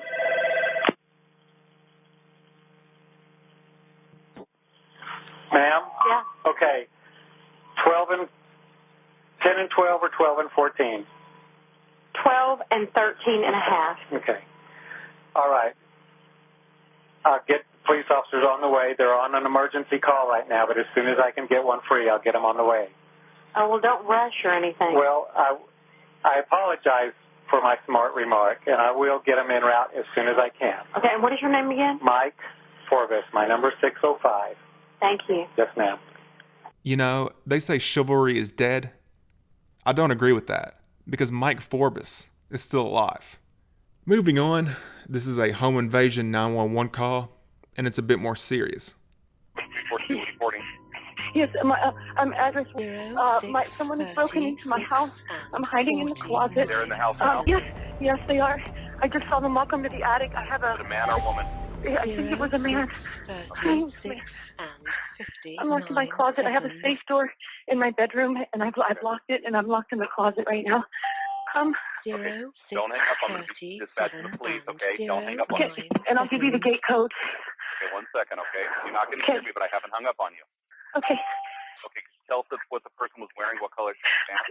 All I saw was like dark sweatshirt and dark pants. I'm going up the stairs to my attic, and I have a door to my bedroom that's a safe door, and I just hit the button, and I'm hiding in the closet right now. Do you have any weapons? Are you armed? No, I'm not. Okay. And are there any animals in the house? No, not right now. And my son's not here either right now. What is the security code? I'm sorry, what was that? It's pound. And 19 seconds. Pound, oh shoot. 8 and 29 seconds. What's your name, ma'am? Sandra Bullock. Sandra, what's the phone number called? Sunday, 06:38 and 39 seconds. Okay. I want you to let me know if you see anything at all. I'm in my closet. I don't think I could see anything. But I will, I promise.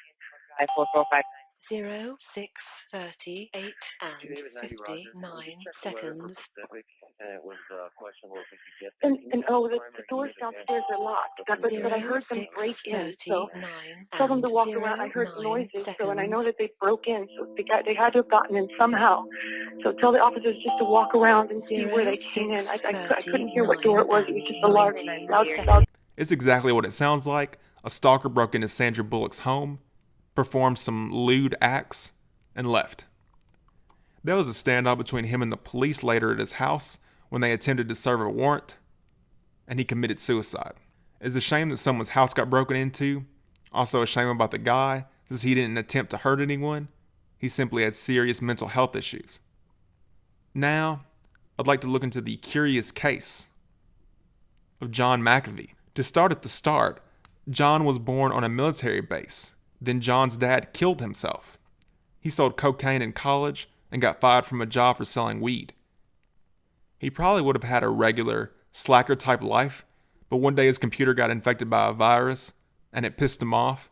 So he designed McAfee antivirus in a day and a half, sold it to a bunch of people, basically became a businessman if he wasn't already. And pretty soon he was worth $80 million. That is when John started balling out and apparently had a point-based system at his business for having sex in different places in the office. Unlike other scenarios we've heard of in the recent past, the women involved seem to look back on it pretty fondly and still like John. But you can only be a G for so long before someone comes for you, and management eventually pushed John out of his own company. He took it in stride, sold the shares for $100 million, started throwing lavish parties, and getting with as many girls as he possibly could, until he had a heart attack. Then he started driving around the country in an RV and opened a yoga school, chilled out a little bit, then went back to partying. Eventually, he moved to Belize. Belize? Yeah, Belize. Once he got there, he met a microbiologist with some interesting ideas and proposed that they go into business together. She agreed, and they became partners. In other words, you know the business, and I know the chemistry. This is going to shock you, but once he got there, he got with a bunch of girls and hired some local gangsters to be his bodyguards. Pretty soon, he ran shit down there, even building a police station and making his guys the police. According to the mayor, John did more for the town than any other citizen. And if someone was allegedly committing a crime, he would get the boys to look into it. Of course, some locals say John used his goons to intimidate people. There was no crime, and he was going mad with power. There's a rumor that someone robbed him, so he tortured them in the woods, then they died 3 days later.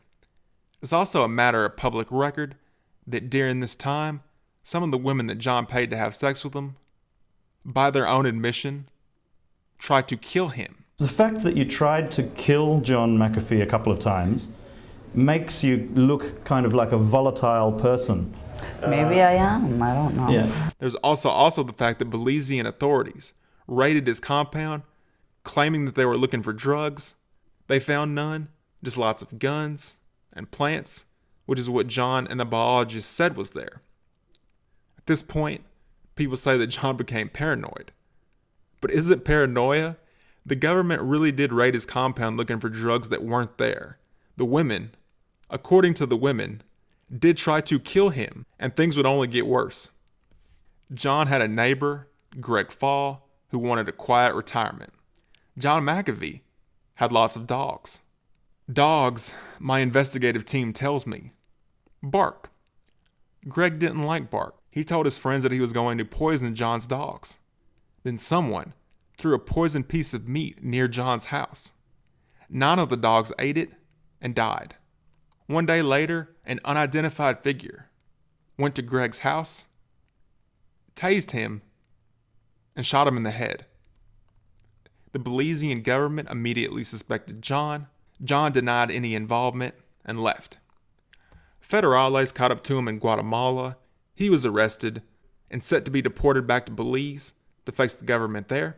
Except due to the stress of all this, he had another heart attack and had to be rushed to the hospital, so the deportation was put off.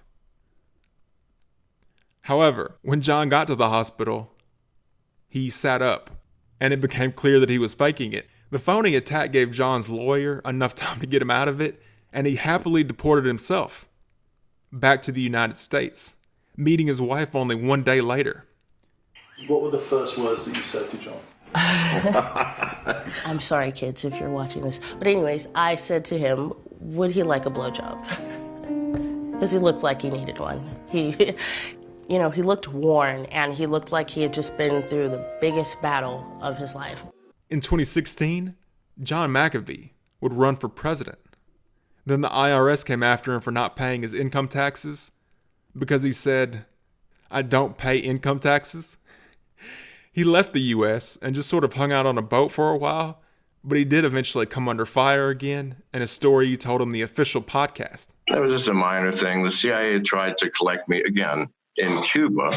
Let me tell the whole story. So we were in Cuba because I found out through my informants that the Bahamian government was going to come collect me and turn me over to the U.S. So we left the Bahamas about 2.5 hours later and went to Cuba. Things were fine in Cuba. The Cuban government called Janice and I in and said, you have 72 hours to leave the country. I go, okay, you bet. And we're in Cuba, So, and the guy said that the American government has requested that we return you to America. But we think it would be better if you just leave. I go, oh, fuck me. Yes, thank you, people. All right, so we went immediately to the Dominican Republic. It took 4.5 days. And when we pulled into port, we were immediately surrounded by paramilitary troops with fully automatic weapons, all of them on high alert. Okay, so 4 days later, we get out of jail in the Dominican Republic. And they tell us we're sending you back to the U.S. And I go, that's senseless. Why? He says, well, that's just the way it has to be. I go, but we didn't come from the U.S. We came from Cuba. Send us back to Cuba. And all the people in the party were not U.S. citizens. And so I knew what was happening. God damn it. They got here before me. And so anyway, I had hired, after this 4 days, I had already hired 2 lawyers. So we were in immigration, Janice and I and my staff. All of which had been arrested. And my lawyers came in. I said, I want you to, because it was a weekday during the day, I want you to file a brief with the court asking that I not be removed from the Dominican Republic until the courts can see what's happening. Now, they couldn't possibly turn that down because it was international news, well, certainly in that part of the world. Maybe no one else heard about it, but it was all over the Spanish papers. But anyway, so they said, well, that'll take 2 hours. I said, I'll get it. Now, they're about to immediately ship Janice and I back to America. I says, don't worry about it. I will get your 2 hours. I went over to Janice and I said, Janice, don't panic. Everything's cool. I then collapsed on the floor in convulsions. That's the second time that's worked for me. It worked in Guatemala. That's a tried. Yeah, tried and true strategy. Play dead. I love how John refers to it as a minor incident when this would be the most eventful thing in someone else's life. Also worth noting that he faked another health scare to avoid deportation. But you can only run for so long, and he did eventually get arrested in Spain. He, as well as the people close to him, started talking about plots by the US government to take him out. John straight up said they were going to kill yourself.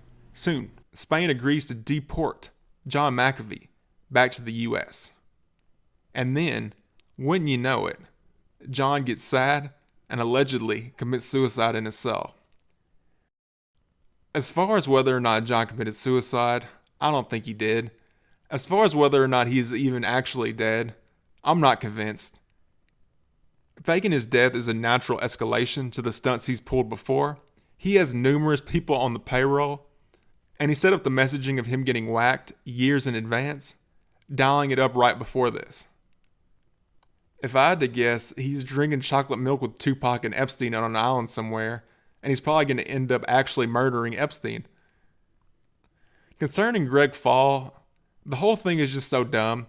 If there's a crazy millionaire warlord running around, why would you kill his dogs?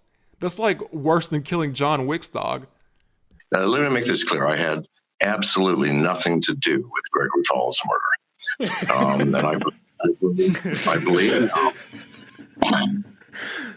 I believe now and believed even then that the Belizean government killed him as an excuse to take me in for questioning, from which I would never have come back. Oh, yeah. So I looked into that a little bit. I watched the documentary, and you were neighbors with this guy who threatened to poison your dog, and then your dog did end up getting poisoned. And then the guy who allegedly poisoned your dogs was allegedly murdered. Now, I don't see a big problem with that. I can see why other people would have a problem with this. Okay. Go ahead. He's trying to implicate you, John. Don't listen to Kaya. Yeah. He's doing the good cop, bad cop. I'm just saying, if hypothetically you supposedly allegedly had done this, I understand. I mean, if somebody poisoned my dog, I'd be pretty fucking pissed off too. But I watched this documentary. We shouldn't be laughing. A man was in fact murdered. Although that is a very funny scenario.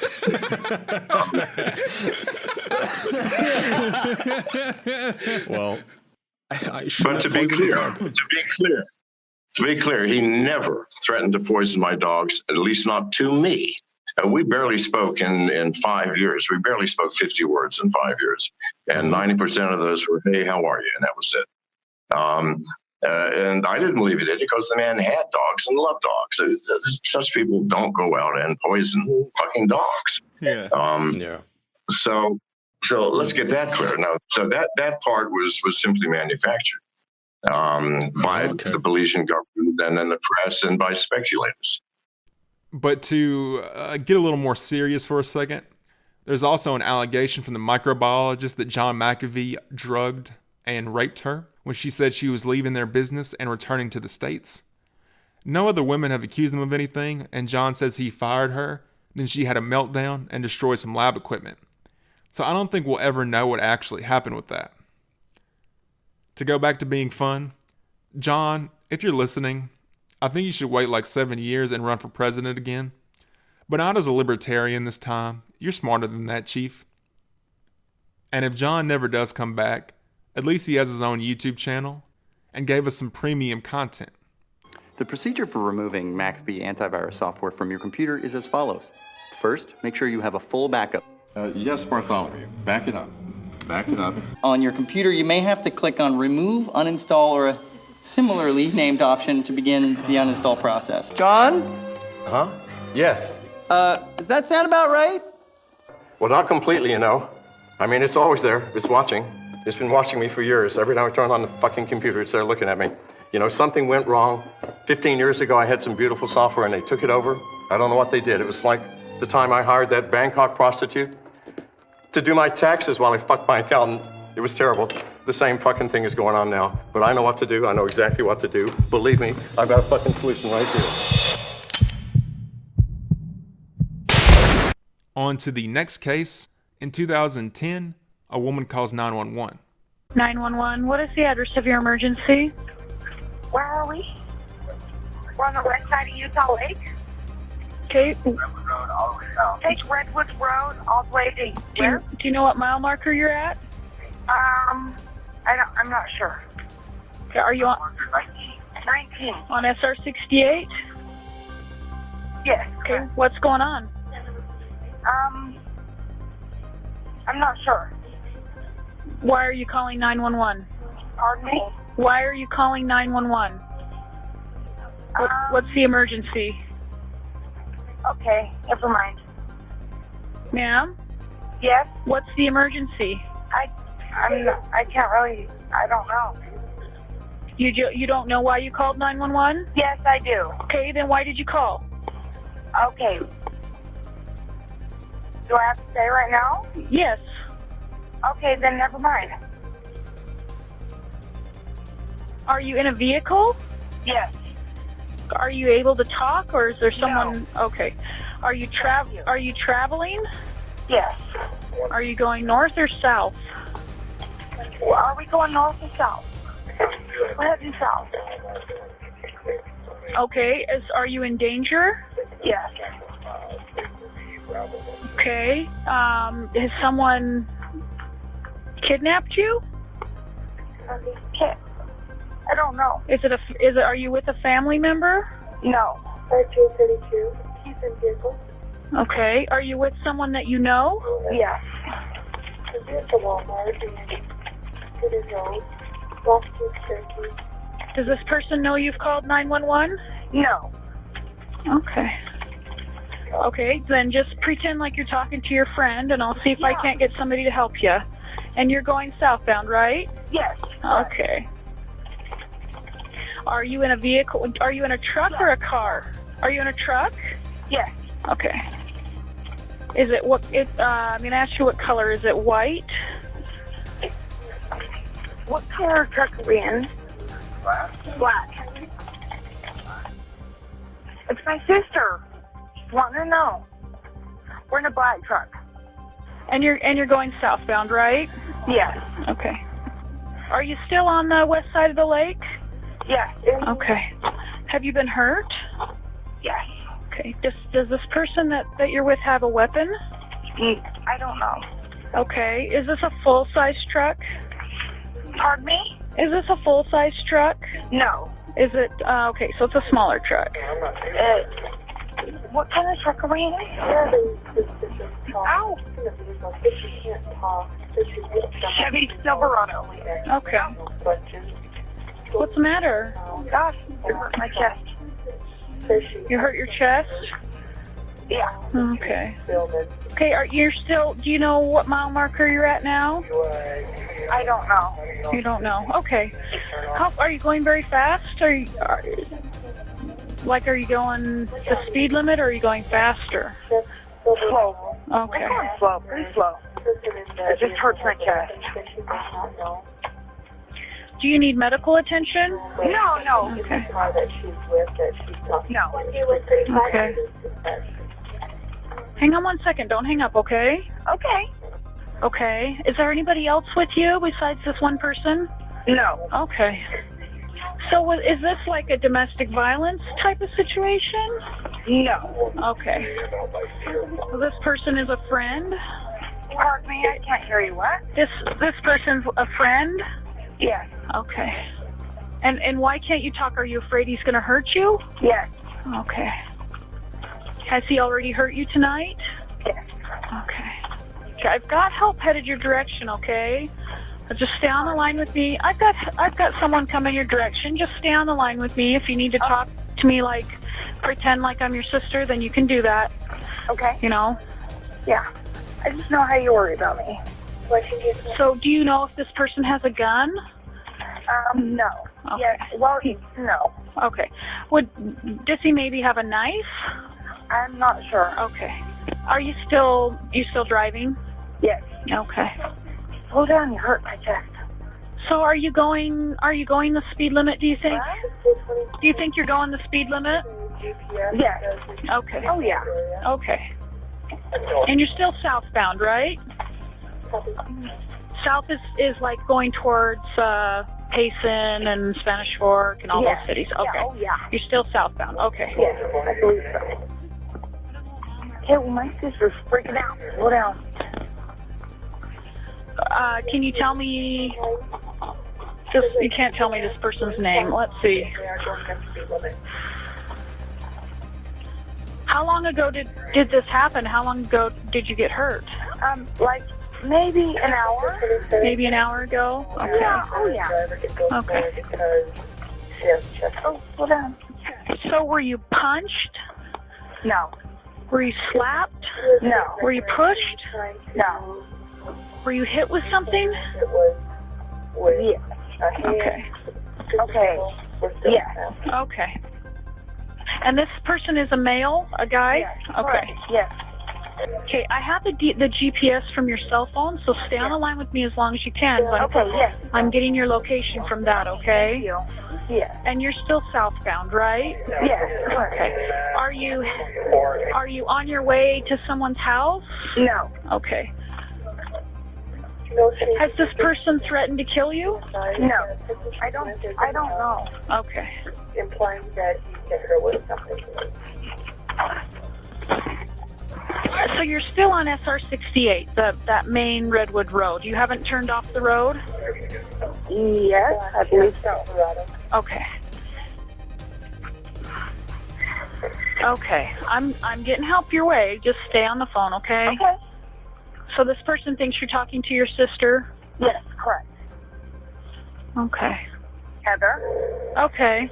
Okay. I'm still here. I got that. Okay. There's going to be a Saratoga Springs officer a couple of miles north of you. Okay. Okay. If you see them when you pass, say something like, say, I remember that. Okay. Okay? So if you see the officer, say, I remember that. So I can let them know that you see him. Okay. Okay. Are you on a dirt road or are you you're on a dirt? We're definitely on a dirt road. Ow! Where are we? 1627. We're on the west side of Utah Lake, I guess. Ow! Oh! Oh, ow, ow. God, I've got a vehicle to the right of me up in the foothills at about mile marker 19. Okay. Are you kind of going up the mountain? Yes. Okay. That'll be then. Does you see lights down on the road? Can you see lights down on the road? Yes, I can. I think that's the officer. Just stay on the line with me, okay? Okay. Have you been stabbed with anything? No. Okay. So you were hit with something? Yes. Okay. Does this person have the object that he hit you with him? 133. No. Okay. Will this person be violent when he sees the police? I'm not sure. Okay. How long have you been with this person? More than an hour? Yes. Okay. More than 2 hours? No. Okay. Okay, I have the officers. I think they can see you, okay? They're headed your direction. Yeah.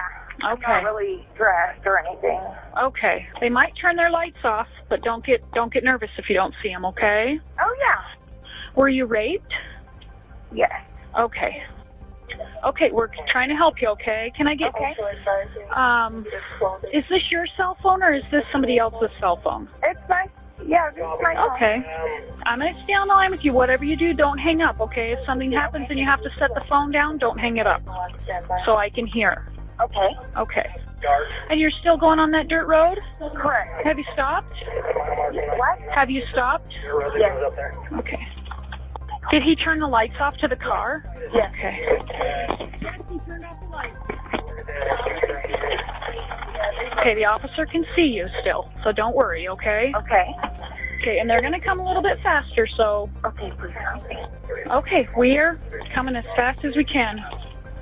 135 copy.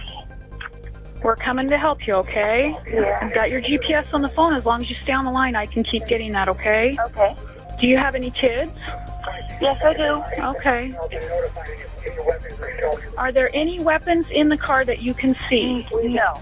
Not that I know of, no. You ever seen him with any weapons? No. Okay. Can you see a car coming up the hill? Yes. Okay. He's still in the car with you? Correct. Are you in the back seat or the front seat? My name's Leanna. Okay. Oh, go to the other side. Is there anybody else besides you two in the vehicle? No.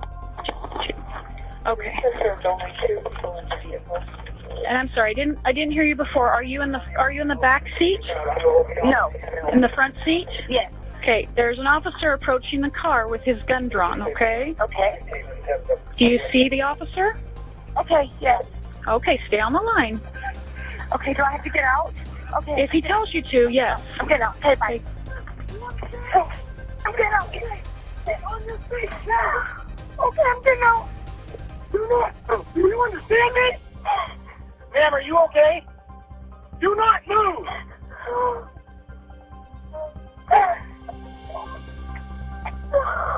Put your hand behind your back now.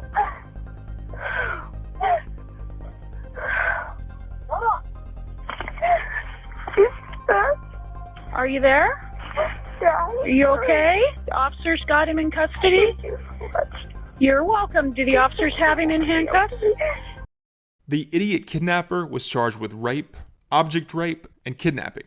Unfortunately, the victim just wanted to move on with her life, so she didn't want to work with the prosecution, and the defense successfully argued that the relationship between them had been consensual. He got off scot-free. Berserk is a 1989 manga that has sold over 50 million copies and has one singular anime adaptation.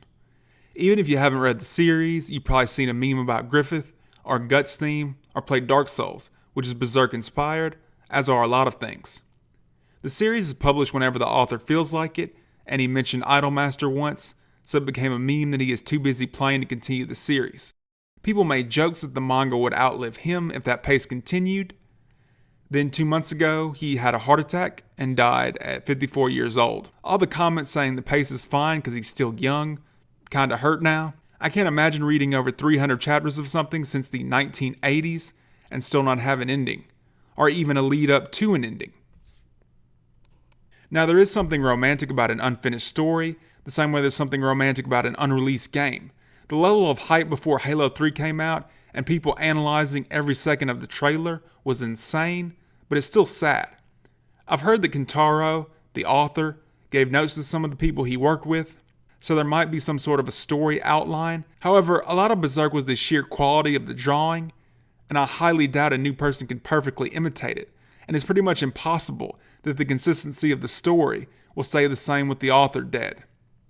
It also sucks, because this could be the writing on the wall for George R.R. Martin, who is much older than Kentaro was. In 1800s France, there was a beautiful 25-year-old named, I want to say, Blanche Monnier, who fell in love with a strapping young lawyer. Monnier was from a rich family. He was not, but she liked him anyway. She would wait for her mom and brother to go to sleep, then go hang out with them. He apparently liked her too, and they started planning to get married. The mother eventually found out about the relationship though, did not approve, and they would get into huge arguments about it. Young Monnier would basically say, okay bro, I won't see him again, then kept sneaking out to see him again. The arguments escalated, and her brother Marcel was pretty freaked out at how vicious they had become. Unfortunately, young Monnier passed away unexpectedly, with her mom mourning her loss the most, and I can see why. Death is rough enough, but I would imagine it's even worse if the last memories of your daughter are vicious fights. Things can get to a point where you can see certain people, then automatically become tense, and that's just no way for a family to be. In any case, nothing really happened for a while, and things calmed down. In 1901, the police received an anonymous letter saying that Monnier was actually alive and being kept in captivity. The police entered the house and found her locked in a room where she had been for 25 years. Apparently, her mom told her she could leave whenever she wanted. All she had to do was change her mind about marrying the lawyer. And she never did. Unfortunately, she developed schizophrenia while in the room, and the lawyer died while she was in there. Somehow, no one served any jail time, and it's believed that Marcel wrote the letter to the cops. However, I don't think he deserves any credit, since he should have written that letter after like 3 days, not 25 years. She went in that room healthy and came out weighing 55 pounds, so she wasn't even being taken care of physically. And being obsessed to that degree about who your daughter is with, that you would literally steal her life, is one of the most insane things I've ever heard of. In 2010, a young man called 911. I'm at Stone, Orlando, which is on 7th Avenue. I just had my leg amputated by a bailiff. I need a 911 assistance immediately, please. You just had your leg amputated by a bailiff? Yes, ma'am. It is not a joke. I'm gonna die. I'm gonna bleed to death. I'm afraid. Please. Where are you? Where are you again? Tell me where you are. Smurfit Stone. Smurfit Stone? Yes, ma'am. It's a recycling place on 7th Avenue. 7th Avenue. It's in OBT. 7th Avenue. OBT. It's 7th Avenue and Recycle Boulevard. Okay. Hold on for the paramedics first. Ma'am, I'm gonna die. Please help me.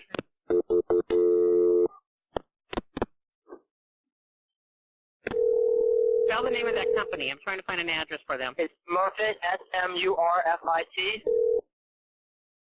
Stone, SDONE. Hello, this fire department. What's the address of emergency, sir? We're trying to find it. Spell that company again.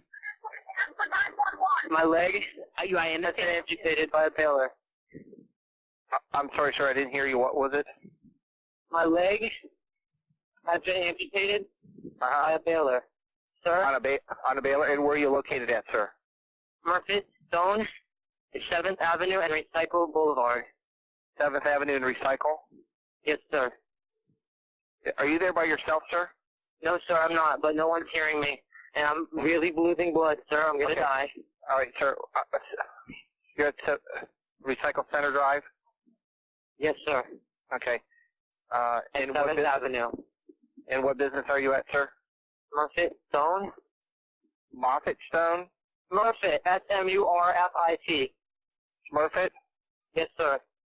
Okay. And do you have anything there you can control the bleeding with, sir? Sir, I have nothing, sir.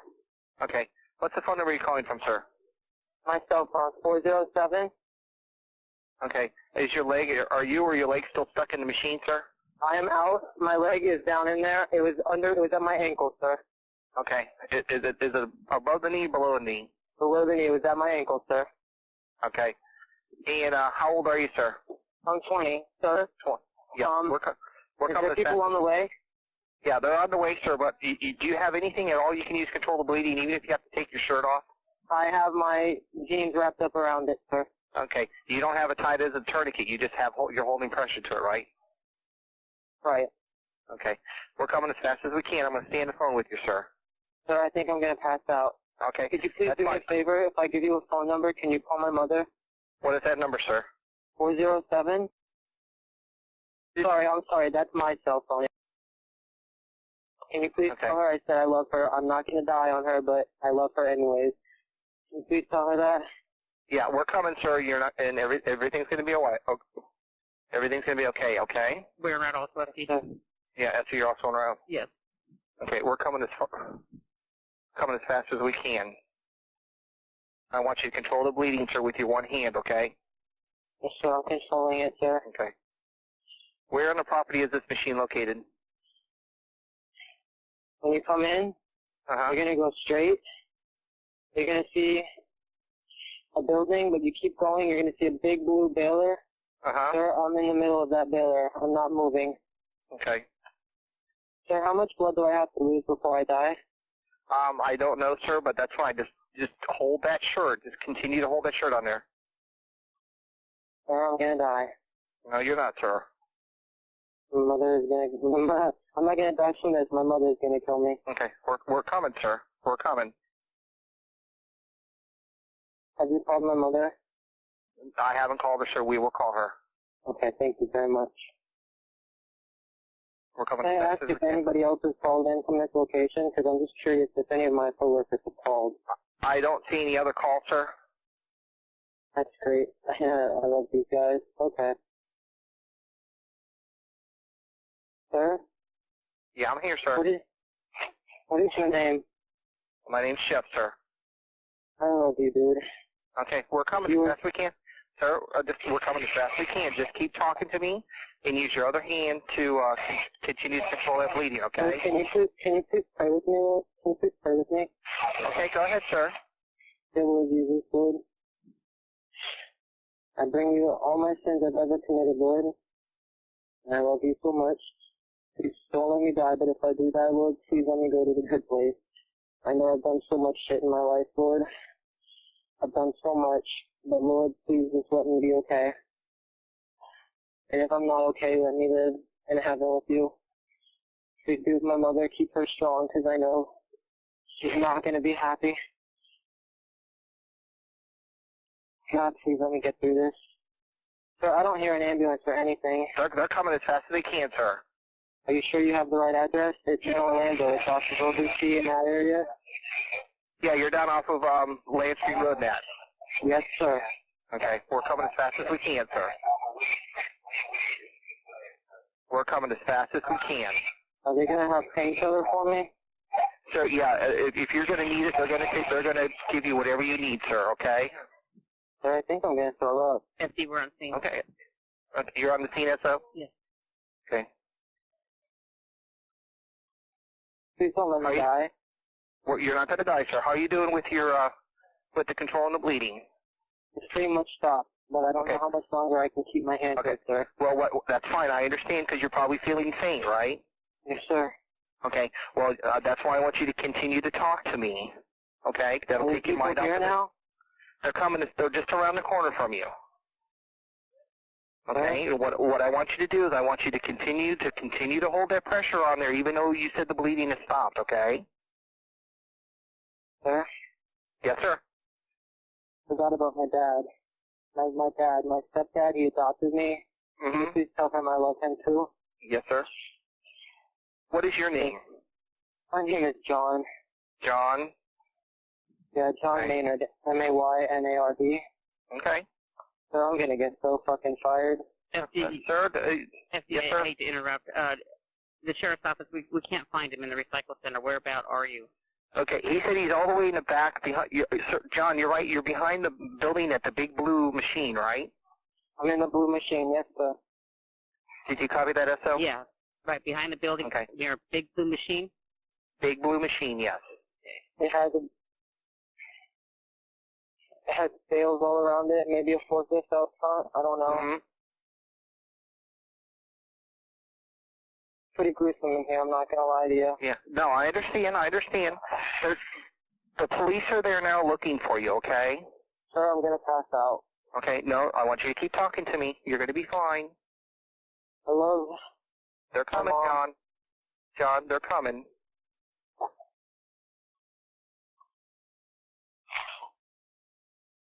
Sir? They're coming, John. Yes, John. John, stay with me. I'm such a Z right now, Sue. Oh, I'm sorry, what's that, John? I'm here, John. Stay with me. Sir? Yes, sir. You're my hero. John? You're my They're hero. coming. That's fine. You're my fucking hero, dude. Right. Do you hear somebody there now, John? I hear somebody in the background.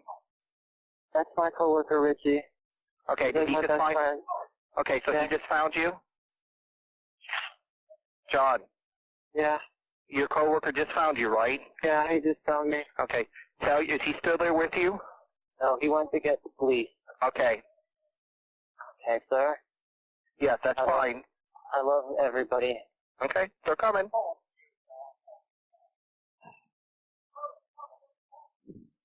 They're coming as fast as they can. John, you're going to be okay. We're going to help you. They're coming. John, they're coming as fast as they can.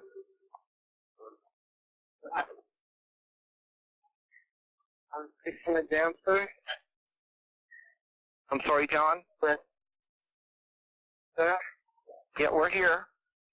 I'm here, sir. Are you there? Yes, I'm here. The police. You're talking to the police right now? Yes, sir. Okay. I That's think good. I'm gonna... Sir? I'm Go ahead. John. All it is in my pocket. Okay. Sir? Yes, sir. Are you talking to me or the police, John? I'm talking to both of you. Okay. Am I getting to get jail for this? I don't know. I got... Sir? Hey, John. Yes, sir. Yes, All right. sir, All right. What I need you to do, is there one police officer there with you or two? What? Is there one police officer or two there? How many police officers are there? This is a bailing machine, sir. I'm on the phone. Yes, sir. Okay, sir. He's telling me I can hang up with you now. You're gonna hang up with me? Okay. Yeah, he's telling me. All right. We can disconnect now, sir. All right, John. They're gonna take good care of you. Okay. Can you? Yeah, I will take care of calling your mother. I'm gonna write you a letter and send you flowers. Okay, John. I'm gonna take care to call your mother. Okay. Sir, actually, It might be smarter to call my dad because my mom will probably pass out. Okay. What is your dad's phone number? Okay, I'm gonna hang up with you. Sorry, can you call my mom? Sorry, I gotta go. Okay, that's fine.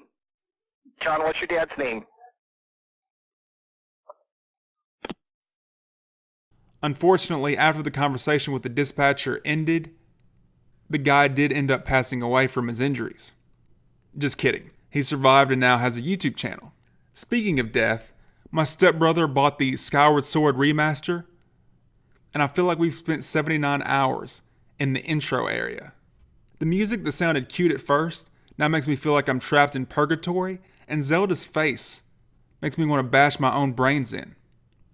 And it doesn't help that most of the time he tries to swing the sword, the Joy-Con becomes slightly disconnected. Just enough to where he has to stop and fix it. And just as a general statement, I hate motion controls. The only time I've liked them, ever, is Dance Central. I'm also doing the whole weight loss thing at the same time, and it's not helping. Because I want to eat potato chips, God's chosen nectar, and I can't. And on the topic of remasters in general, I don't understand why they don't add content. People would have gone crazy for one additional world in the Super Mario 64 remaster, and they didn't do it. Same thing with Mass Effect. It's the perfect opportunity to address the ending, and they didn't. And I would have bought both remasters day zero if there was additional gameplay. In 2012, a woman named Cicely Bolden was stabbed to death. Police called their boy toy, one Larry Dunn, in for questioning. Well, just tell me what happened today. That way. Man, I went over there and I fucked him. And what time was that? And I got missing. That was early this morning.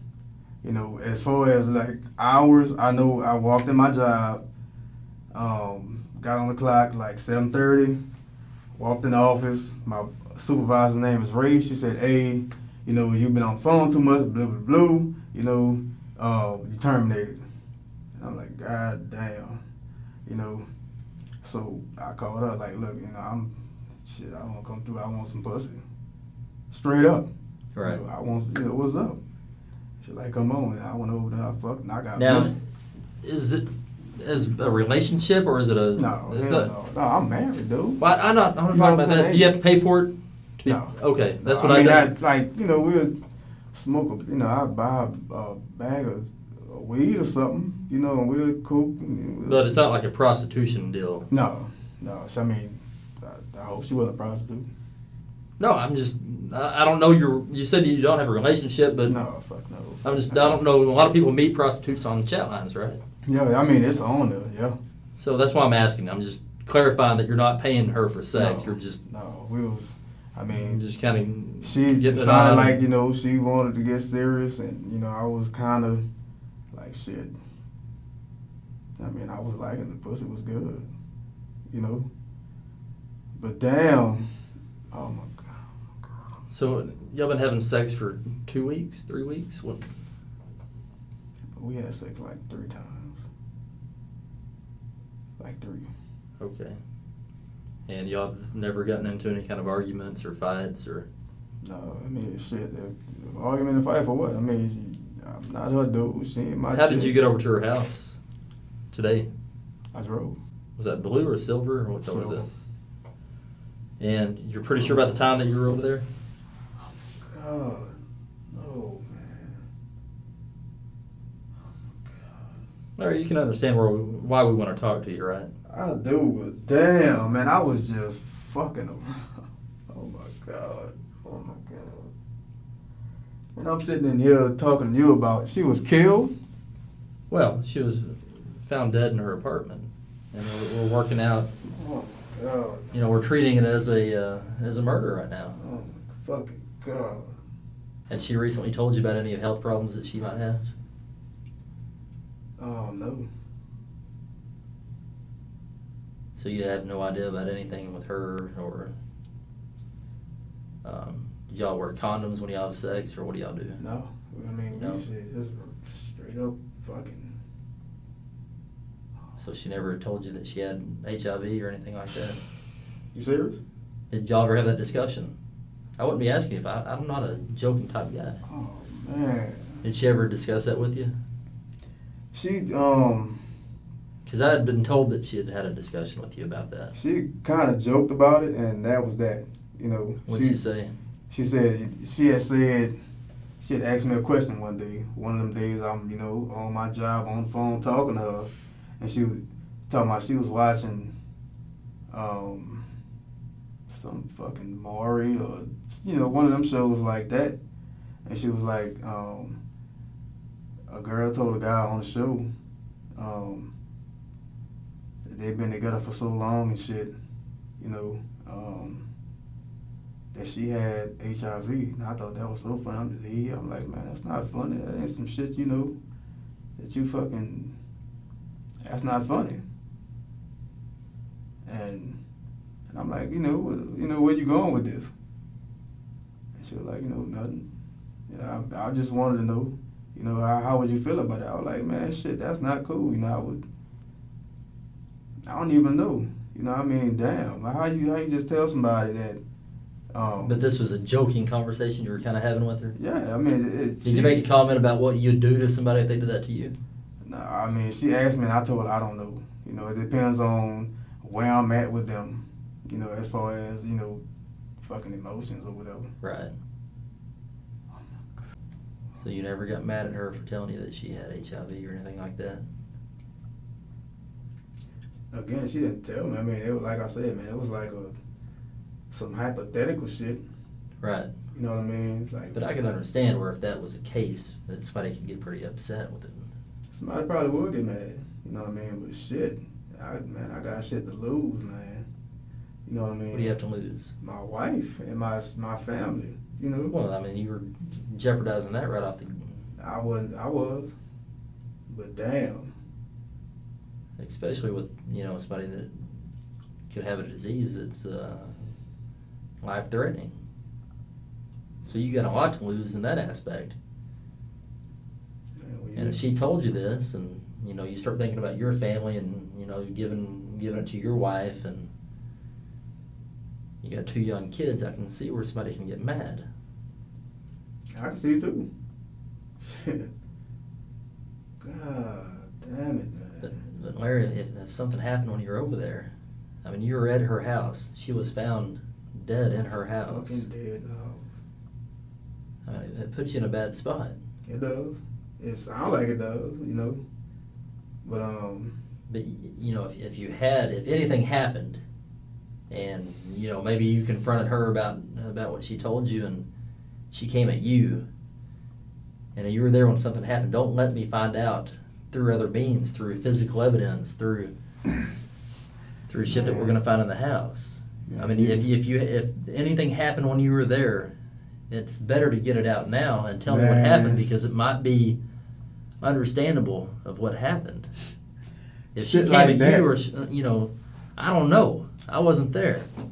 Shit like that. How could you understand? Somebody dead. That's man. The only thing that happened between me and Cecily, if that's her name, you know what I mean? That's her name. We fucked. So there's nothing going to be found in that apartment that's going to link you to her death. Nothing I can think of other than we fucked. Did you ejaculate in her? Hell yeah. Shit. Why not? So when they're doing her autopsy, they're going to find your sperm in there, right? And what does that mean? It doesn't mean anything. It means y'all had sex. Exactly. So I'm saying, what does that mean? Because my it doesn't mean nothing. Exactly. So I'm But I'm just trying to find out from you if you had anything to do with this. Have you had an HIV test? Last time I had one, I was in the military. So it's been a while. I take it you probably had sex with your wife since being with her?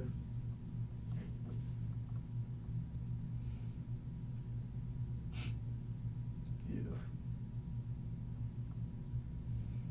I mean, that can be pretty devastating to a family, can't it? Especially if you have 2 young kids. Yeah.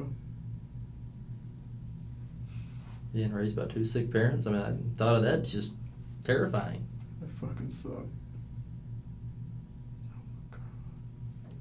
Now, on top of that, then, you know, she ends up dead, and you're at her house right after you're having sex with her.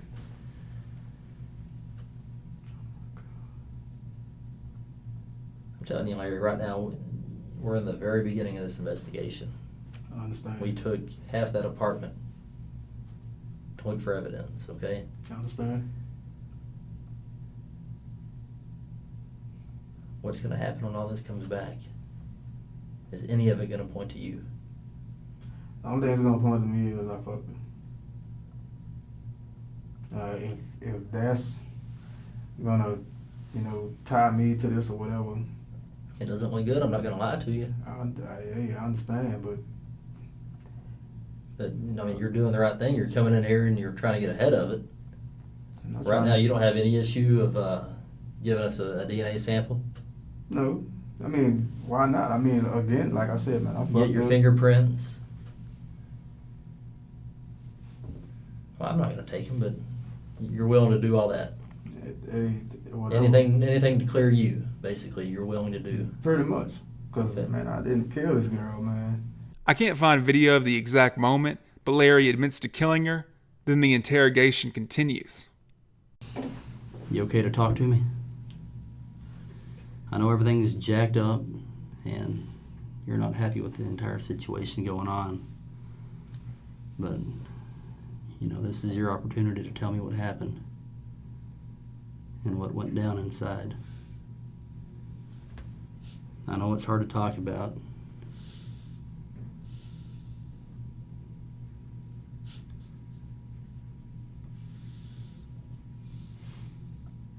How did she make you feel? This is your chance to tell me all that. Because I don't think you're a bad guy. I really don't. I was enraged, man. But before I was totally fucking blown away, and I thought about her. And you know what you and I talked about when we first came in here. You remember that? About your rights. You still understand all your rights? Mm-hmm. Yes or no? Yes, I do. Okay. And would you like me to reread them to you or anything? Or you? I know. You know, I mean, you're still willing to talk to me about this? It don't matter, man. Okay, so you are willing to talk? Yeah. All right. Well, tell me what happened. Why were you so enraged? She gave me HIV, man. I understand. And she knew she had HIV. This wasn't no secret. This wasn't like some, you know, well, I had no fucking idea, you know. Blatantly. And when did she tell you she had HIV? Friday or Saturday passed. And what happened this morning? Were y'all still talking? Were you thinking about looking past the fact that she had HIV? I was. Because I really, I thought she was bullshitting. I thought it was something to test me to see if I liked her that much. I don't know. Right. You know. Did you really have sex with her this morning? Yes? Knowing that she had HIV? Again, man, we had already had sex like 4 times. So you didn't think one more was going to matter? Why would it? We fucked 4 times. Unprotected with a chick with HIV. So what happened? What made it different this time? What made it different? After y'all had sex, what happened? I told you, man, for the past week, I've been a dead man walking, and all I could think about was her. And why and how could she possibly do this to somebody? Right. Like, why? Why me? You know, why me? And it was just, my mind's just blown. And I was fucking hurt. And the goddamn it, my mind was going a million miles a second all day since she told me. Every day since she told me. And I couldn't fucking believe it. And I didn't know what I wanted to do or how I was gonna do it or whatever. But I wanted to make her pay. Killing her wasn't on the menu, but that's just how it ended up. So what happened when you were over there after y'all had sex?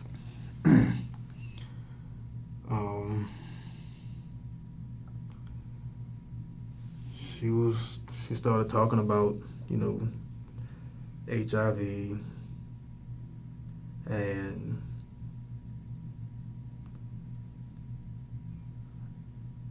I just lost it, man. And what did you do? I went in the kitchen and I got a steak knife and I did her. Where was she when you went in there with the steak knife? Still on the bed. And I laid down next to her and did her. Did she see the knife in your hand? No, she didn't see it until it was in her throat. How many times did you stab her? Twice. I think twice. And then what happened after that?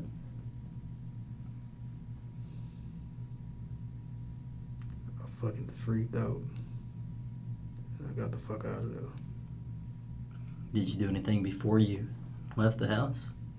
What you mean? I mean, after you stabbed her, I mean, did you just leave? I left. I just got the fuck out of there. Did you see anybody in the house when you left? No, nobody was there. You stabbed her twice. And did you leave her on the bed, or what happened there? Was she moving? Was she screaming for help? What happened? She couldn't scream. It was a little bit of a struggle, but not much. I mean, wasn't very strong to be my size. Pretty much the same size. Right. She wasn't very strong. You know. She just bled and bled and bled and bled. Did you get any of her blood on you? Yeah. Did you drive that way, or did you try to clean up, or what happened? I cleaned up. And then I left. At your house or her house? Mine. So when y'all were struggling, what happened? I mean, was she trying to stop you from doing that, or what was she doing? She was trying to stop me, but she couldn't.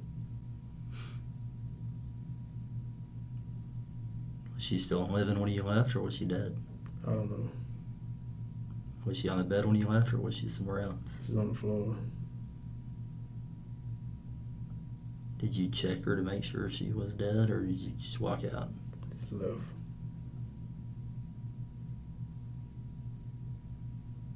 Tell me what you were feeling. I mean, all this was rage over her potentially giving you HIV? Yes. Period. And you haven't been tested. You didn't want to just break it off and just maybe there's a possibility you didn't get HIV? That wasn't a consideration? Come on, man. Did you go over there to kill her? No, not at first. At what point in your mind did you decide you were going to kill her? When she started talking to me about HIV. What was she saying about it? That it's okay to have it? I mean, that's pretty much what she was trying to sell me. You know, it's not that bad. And, you know, it's ways around. You know, having it. You could still do this and do that, except you catch a cold or blah blah blah. You know, you're gonna be tired and blah blah blah. And I'm like, are you fucking serious? So and the more she talked about it, the more I was like, okay. She really is acting like this is okay. Like no regard for, no one's life, especially mine. I'm sitting right there in front of her. You know, I mean, it was like it's nothing. It's nothing to be HIV positive in her mind, and it's okay that, you know, she tells no one about it until after the fact. That's okay. That shit is not okay. So do you feel like you've done justice? I mean, do you think you're keeping her from potentially harming her, or was that even a consideration? It was a thought in my mind, but I don't think I've done any justice or nothing like that, because, again, only God knows how many other people she done fucked and then told them. Only God knows. I don't know. I mean, I could be speculating. I probably am, you know, but only God knows who else she's done this shit to. And I felt like she killed me. Period. I felt like she killed me. Now, are you concerned about your wife? Very. And that was another thing I was thinking about as she was talking. You know, like I'm saying, man, she was talking to me like it's just all right. No, it's not all right, because this shit is, you know, is going to impact so many people.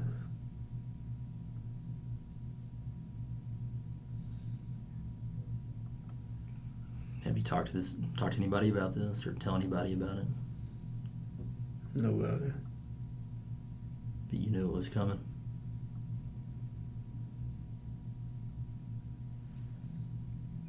I told you, man, I came to terms with it. You know, I wasn't trying to run. I could have. I could have ran, got the hell away from here. There's nowhere to go. Exactly. Can't run forever. Exactly. You know, so why run? Exactly. So that's why I didn't. All right. Whatever's gonna happen really doesn't matter to me, man, because, again, in my mind, I'm already dead, bro. And that's the honest to God truth. I'm dead already. That's really how I feel. Is there anything else you think I need to know about why it happened? Or you pretty much told me everything? Ain't nothing else I can add to it. Other than, you know, I felt like she killed me, so I killed her. Larry was tried for his crimes. The jury deliberated and delivered their verdict to the judge. They were deadlocked, could not decide what to do. On the one hand, Larry killed someone. On the other, it's pretty mean to sleep with the man, then tell them you have AIDS. I can't say for sure, but it is possible that Larry could have lived a normal life had he not been tricked by this woman. And I do consider not informing someone you have AIDS tricking them. And it's also possible that Larry saved others from getting HIV from her. On the other hand, Larry killed someone, which is way worse. The only blameless victims in the story are Larry's poor wife and this woman's poor kids, who found their dead mom. The jury deliberated again and sentenced Larry to 40 years. So now he has to spend probably the rest of his life in prison while having AIDS. Or that would be the case if Larry had actually gotten AIDS. That's right, after all that, he tested negative for HIV. A woman slept with him, told him that she had AIDS. He killed her for giving him AIDS. And he did not have AIDS. He's simultaneously the luckiest and unluckiest man to ever exist. Similar to the Socrates story 15 hours ago, I feel like it's good to chill a minute before you overreact, because that woman should be in jail for knowingly exposing people to HIV, and Larry Dunn should be a free man hanging out with his wife. In fact, a lot of these people should be alive, and a lot of these things should have gone a lot better, but it just didn't happen that way. Actually, after thinking about it some more, I'm giving Larry too much credit, and if not for this, he could have cheated with or murdered someone else. With that out of the way, we are nearing the end of the video, and I only have 2, maybe 3 more stories left, so I'd like to end with some optimism. If you're someone who has talked to me behind the scenes on Discord, which any one of you is welcome to do, at an idiot on the internet, you know that I've experienced some employment troubles. I have a lot of anxiety in real life, which makes it hard to deal with the general public or people I don't know. When I was in college, my mom started talking to me about getting a job, which makes sense. Most people I know got part-time jobs at Burger King in high school, so it was somewhat overdue. Side note, having the whole squad working at BK was pretty awesome. When I was in line, they would ask me what I was going to get, then basically hand it to me as soon as I asked for it at the counter. Anyway, after talking about things a few times, me and my mom made a bargain. If I get straight A's, I can just focus on school. If I make 1B, I'm off to the fields, like my peaceful Irish ancestors. I've always had a conspiracy theory that my mother is secretly Asian. One time when I was a little kid, I made a 94 on a spelling test. I went home happy that I made an A, but when I showed my mom, she was confused and asked me what went wrong. I told her nothing. I made an A. She said, yeah, but you made a weak A, and she told me that I needed to study harder.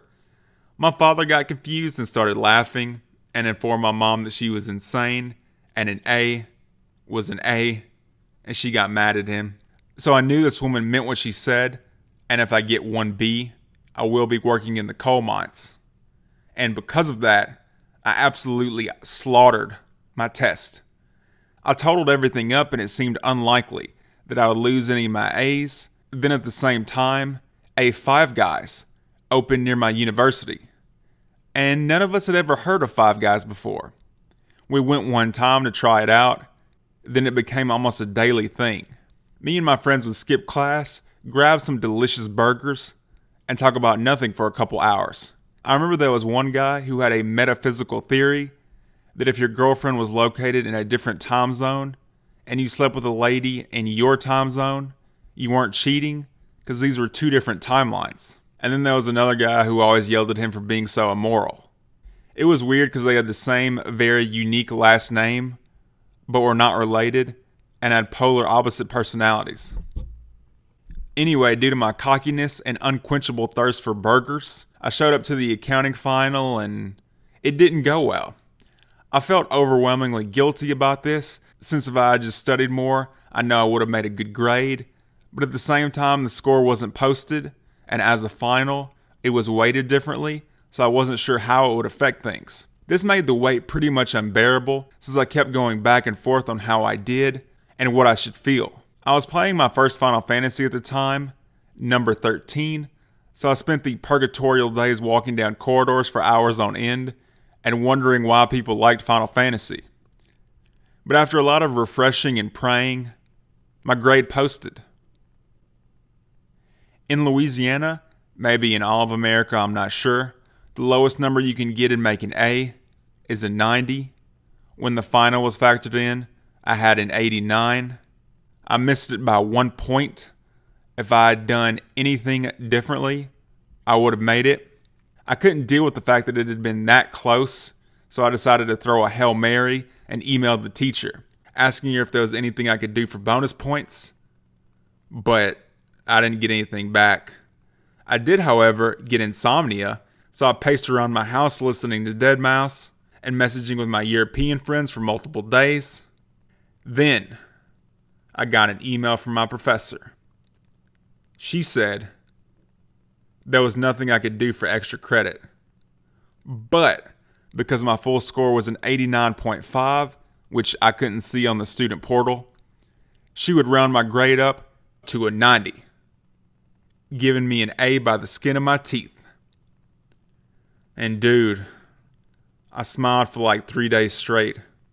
Music sounded better, chips tasted better, and most surprisingly, I made it to the plains in 13 and actually started to like the game. I thought about the old days, riding around during high school summers, and wondered what shenanigans I would get myself into this time. As I was thinking all that, I got a phone call. It was a convenience store in our small town, and an old lady was calling to tell me they had received my application and were ready to hire me. I thought about it for a second, then called my mom and asked her if she had done it. She said that I needed a job. I brought up our deal and the fact that I had come through on my end. She said that I needed a job. I told her she couldn't just lie to me like that, and she said that I needed a job. This behavior shocked me because she had always been strict but fair. It took a while to process what had happened. However, I started work. The manager was nice enough and showed me the ropes. I watched some training videos. Then it was on to my first day proper. I was still salty at my mom for bait and switching me. My dad wasn't happy with her either, but told me to make the best of it. When I got there, things actually seemed pretty chill. A customer gave me a friendly greeting and calmly asked, "How much does this bottle of water cost?" I was proud that I had memorized the price, so I happily told him, "It's $1.04. Then he yelled at me that it was too expensive. I told him that I was sorry, and if it were up to me, it would be free. For some reason that made him more mad, so he yelled some more, then left. A few uneventful minutes went by, then I got a really bad headache, but I finished my shift.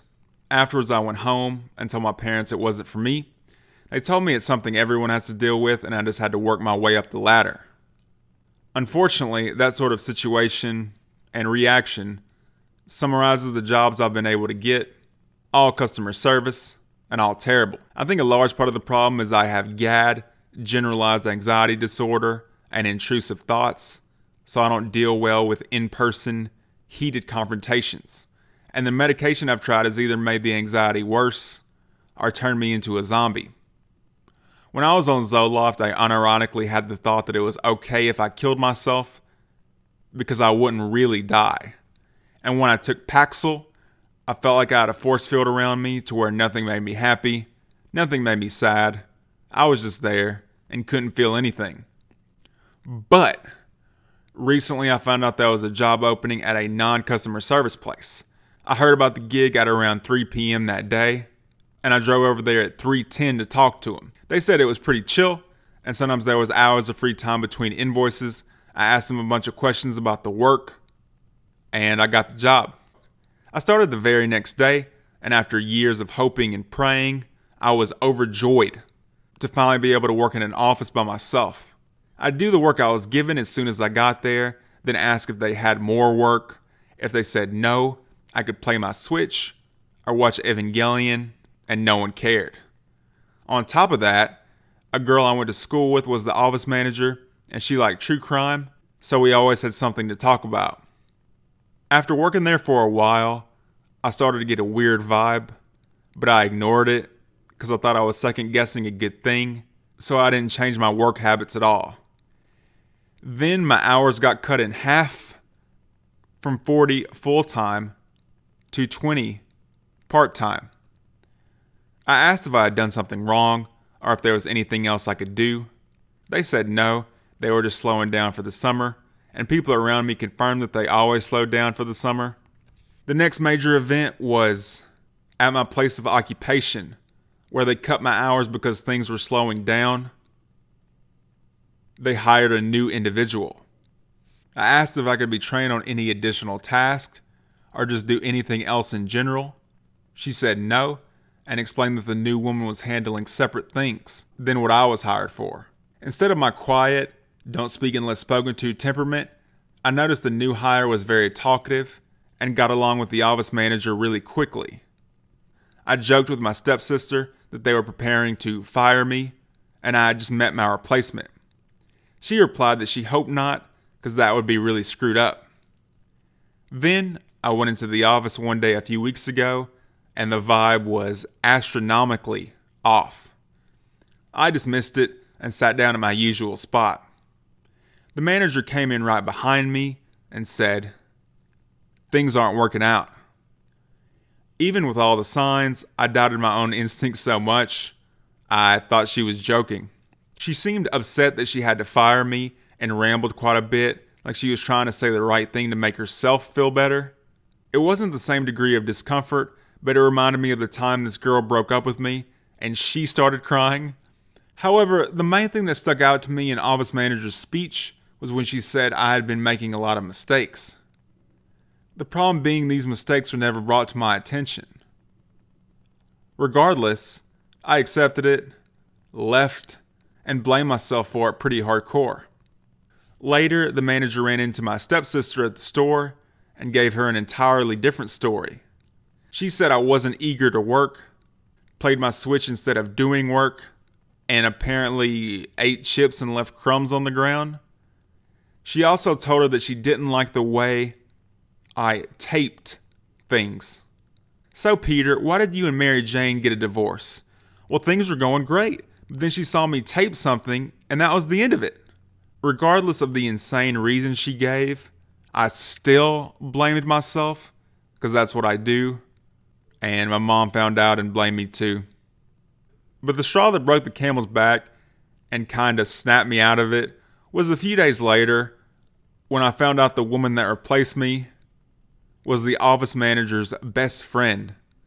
So the reason she was giving petty, contradictory reasons about why she fired me is that there was no genuine reason. She just wanted to hire her best friend, and I was in the way. The part that still gets me about it is we were laughing and joking one day before my firing, and at that point she had to have known what she was going to do. But surprisingly, I feel optimistic because the situation taught me while I am an idiot with a lot of flaws, that gut feeling I had was right from the start, and my main mistake was second guessing myself. I may have lost the job, but I can bring that lesson with me. And there's lots of other jobs. On top of that, I'm very happy to say I hit my weight loss goal a few days ago, going from 260 to 170 over time. And honestly, I'm surprised.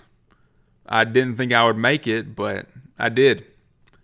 And both of these situations make me feel like maybe I'm not the half-assed piece of shit I thought I was. Or at least not as half-assed. Another reason why I'm happy is somehow I just happened to get fired a few days before my best friend comes in from Japan. I haven't seen him in 2 years, and the timing of this will give us a lot more time. I also do want to mention that at my now old job, the boss did give me $100 as a birthday present. They didn't have to do that, so I really appreciate it, but they still fired me over nothing. My ending note on this topic, as cheesy as it may be, is to not second guess yourself. I mean, my life isn't perfect because I lost weight or my friend is coming in, but I was watching a bus with my stepsister earlier today, and I felt a sense of peace. And for the first time in a long time, I do feel like I have a chance to be happy, or at the very least, have some fleeting happy moments with my friends I can hold on to. Because even though there are a lot of tragic things in the world, I also think there's a lot of beauty.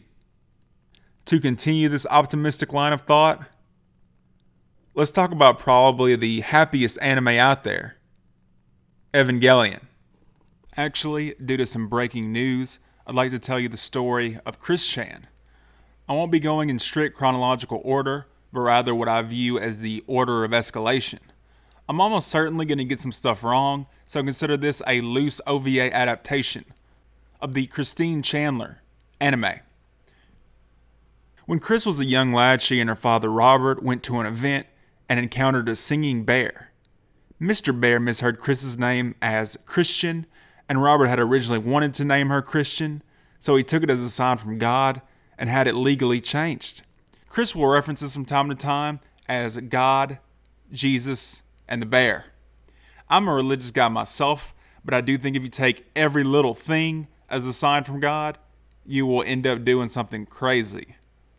Thank goodness Chris didn't go down that route.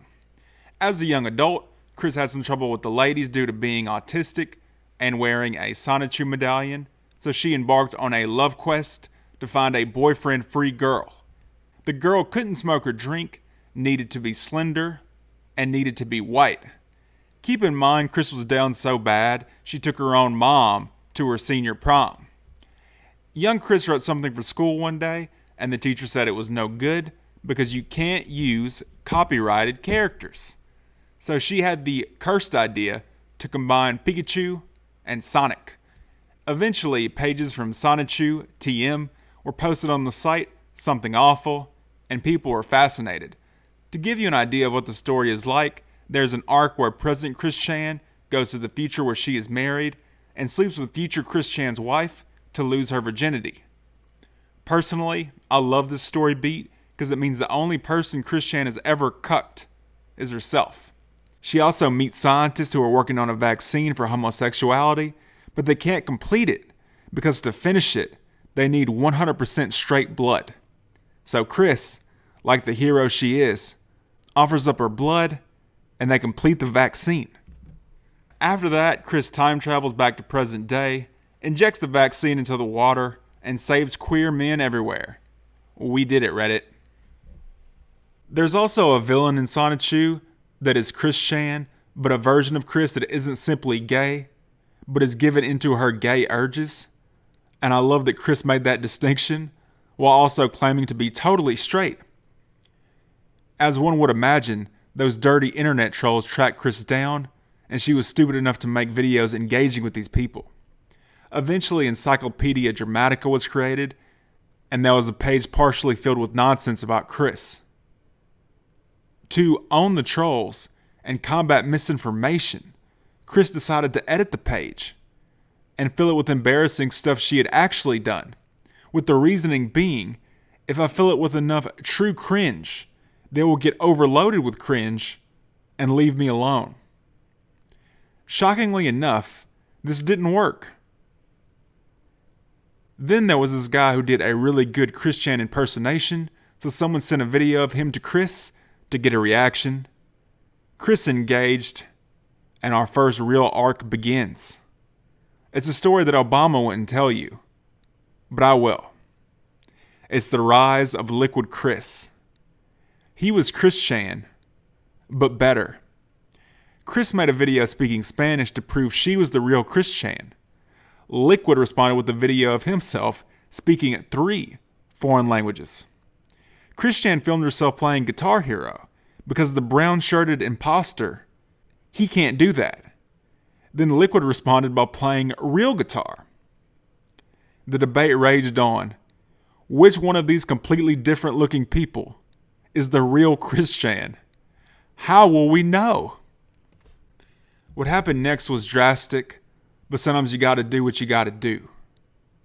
They had a karaoke contest, and it was fierce, ladies and gentlemen. Chris made up her own lyrics with the original vocals still in the background, leading 15 people to die of strokes. Normally this would be automatic victory, but Liquid performed valiantly. However, at the end of the day, everyone knew who the better Chris was. Liquid Chris. At one point, Chris randomly mentioned something about a man in a pickle suit. People pondered what this could mean. Was Chris himself the pickle man? Or are we, the people watching Chris, the proverbial pickle man? Eventually we found out, and the truth may shock you. After too many fake boyfriend-free girls to document, a real girl finally agreed to go on a date with Chris.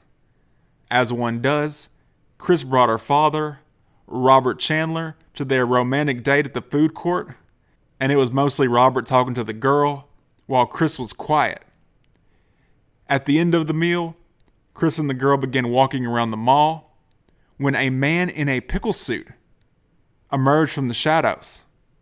The pickle man flirted with Chris's date, the date flirted back, and she left with the pickle, leading Chris to say something I think we've all said. The pickle man tricked me again. Of course, it would come out later that these two were both trolls and knew each other ahead of time. One thing I admire about Chris, even strive to emulate, is the fact that she never learns from her mistakes, and this even extends to Sonichu characters. There's a recurring creature called Magi-chan, which was raised telepathically by Mewtwo. Magi-chan is also a telepath, and I believe the most powerful character in the story. Magi-chan normally uses their ability to monitor the citizens of Quickville to make sure no gay activity takes place, because Chris ain't gay. However, in this issue, there was a happy couple, Bubbles and Black Sonichu. But there was also a shapeshifter named Sylvana. Sylvana shapeshifted to become Bubbles, had sex with Black Sonichu, then used a mysterious chemical agent in their vagina to paralyze Black Sonichu and dragged him under a bridge. Sylvana then becomes Black Sonichu to go have sex with Bubbles. Magi-chan reaches out to Bubbles and says, "The Black Sonichu coming to come in you isn't the real Black Sonichu. You're in danger." Bubbles tells Magi-chan to shut up because she really wants to sleep with Black Sonichu. They have sex, and Bubbles gets paralyzed. Now, you may think this is some sort of meta-commentary on dating. How some people are so damaged from their childhood that they seek out relationships that remind them of the abusive parents they've grown dependent on. And they are trapped in a cycle of terrible partners with no way out. But no. As far as what I've read about Sonichu, and keep in mind I'm not an expert at all, there is no intended irony like that. However, there is a self-aware parody called Asperchu, and from what I've heard, it's pretty good. Chris's websites kept getting hacked, so eventually Jack Thaddeus offered Chris a safe site to write, then put gay porn ads on that site. But that kind of playful trolling was about to take a back seat to an unexpected real-life tragedy. To set the stage, Chris took a break from Sonichu, was talking to not one, but 3 different girls online, and got himself a superfan named Ryan Cash, who wrote him constantly about writing some new pages. Then, one of the girls was killed in an Australian wildfire, another was hit by a vehicle, and Ryan Cash killed himself because there was no new Sonichu. Chris's response was to lament the loss, but also look at the bright side. She had been in a tough spot trying to choose between 3 different girls, and according to her, God had killed the 2 that weren't right for her. To subtly illustrate this, Chris drew a picture of the girl getting hit by the truck and depicted it as a positive thing. Clyde Cash, Ryan's brother, appeared and started telling everyone that Chris was a monster and had made his brother kill himself. Chris apologized, but was also power tripping that her writing had the power to make someone commit suicide. Cash kept coming at Chris with various forms of trolling until she decided to handle it in the most mature way possible. In an issue of Sonichu, Chris had Jack Thaddeus and Clyde Cash at her mercy inside a collapsing building. Jack and Clyde look at each other and say, "We will not die by your hand." Then they hold hands and commit suicide by jumping down an elevator shaft. The building collapses, killing hundreds of people, and Chris blames it on the trolls. I love that this is Chris's revenge fantasy, written by Chris, and the trolls still come off as more likable than her. There's also a retconned issue where Chris and her character start sawing trolls' limbs off and killing them in the most brutal way possible. People were understandably not happy about this, so Chris changed it and banished the trolls to an Amish form instead. A lot of people try to hand wave away this vindictive part of Chris, but I think it's important not to, because what happens later doesn't make sense if you either try to rationalize it or leave it out of the story completely. Oh, and just to make 100% sure you know, everyone that died, quote unquote, during that arc didn't actually die, and they were all trolls. With that, let me introduce our next sub-bosses. Casey and her boyfriend Lars, who I would say are the Ornstein and Smo of this story. Lars was obsessed with boats, going as far to buy accessories for boats he didn't even own. This was meant to mirror Chris's obsession with video games, and the fact that she was on disability, did not work, yet bought DLC for games she didn't own. Unlike other trolls, the goal of this depraved duo was to hold a mirror up to Chris Chan and show her how ridiculous she was being, because tough love had not worked and straight up bullying had not worked. So in the most high concept trolling ever attempted by man, they tried to fix Chris. This culminated in Casey telling Chris, if you get your life together, get a job, get rid of all these games and weird toys, I will leave Lars for you. You'll get what you want, what you've always wanted. A boyfriend-free girl. It's the end of your love quest. and you're gonna win. Chris refused. Chris's dad, Robert Chandler, who was a stabilizing force in the household, passed away. Chris plugged something into the wrong electrical socket and burned her house down by accident. The family cat ended up suffocating, and I'm not trying to be funny, the cat actually did die. Chris got upset that Sonic's arms changed color in Sonic Boom, so she went to GameStop and maced an employee. Chris kind of fired it up in the air in front of them, so it's unclear to me if it was a warning shot or what exactly was intended. Luckily, the employee wasn't hurt. And Chris accidentally ran over someone while her mom was in the car with her. Chris was mad at him because he banned her from the store, which isn't exactly a rare thing for Chris, but again, luckily the man was not injured. I've also heard that a troll entity that we'll get to later convinced her to take a dump on the floor and slap her own mom. And supposedly there's a video of this somewhere, but it's not on the internet. Trolls, even after all these years, were way too good at winning Chris's trust and getting her to do stupid stuff, so a group was formed called The Watchmen. Their goal, protect Chris Chan from malicious people. They'd watch movies with her, hang out, and were genuinely friends with Chris. Then came the aforementioned entity, the Idea Guys. Think of them as the anti-Watchmen. They scammed Chris out of thousands of dollars and filled her head with weird stuff. The most notable thing being the idea that fictional characters are real, but just in a different universe. For example, our world is one place and Hogwarts is another. We're just separated. This really appealed to Chris since she already believed in multiverse theory. Eventually she would get away from the Idea Guys, but the damage was already done, and this new idea led to one of the most insane arcs of all time in any medium. Chris gets sucked into an alternate timeline where Hillary Clinton won the 2016 election, but then gets sick and is replaced by Putin.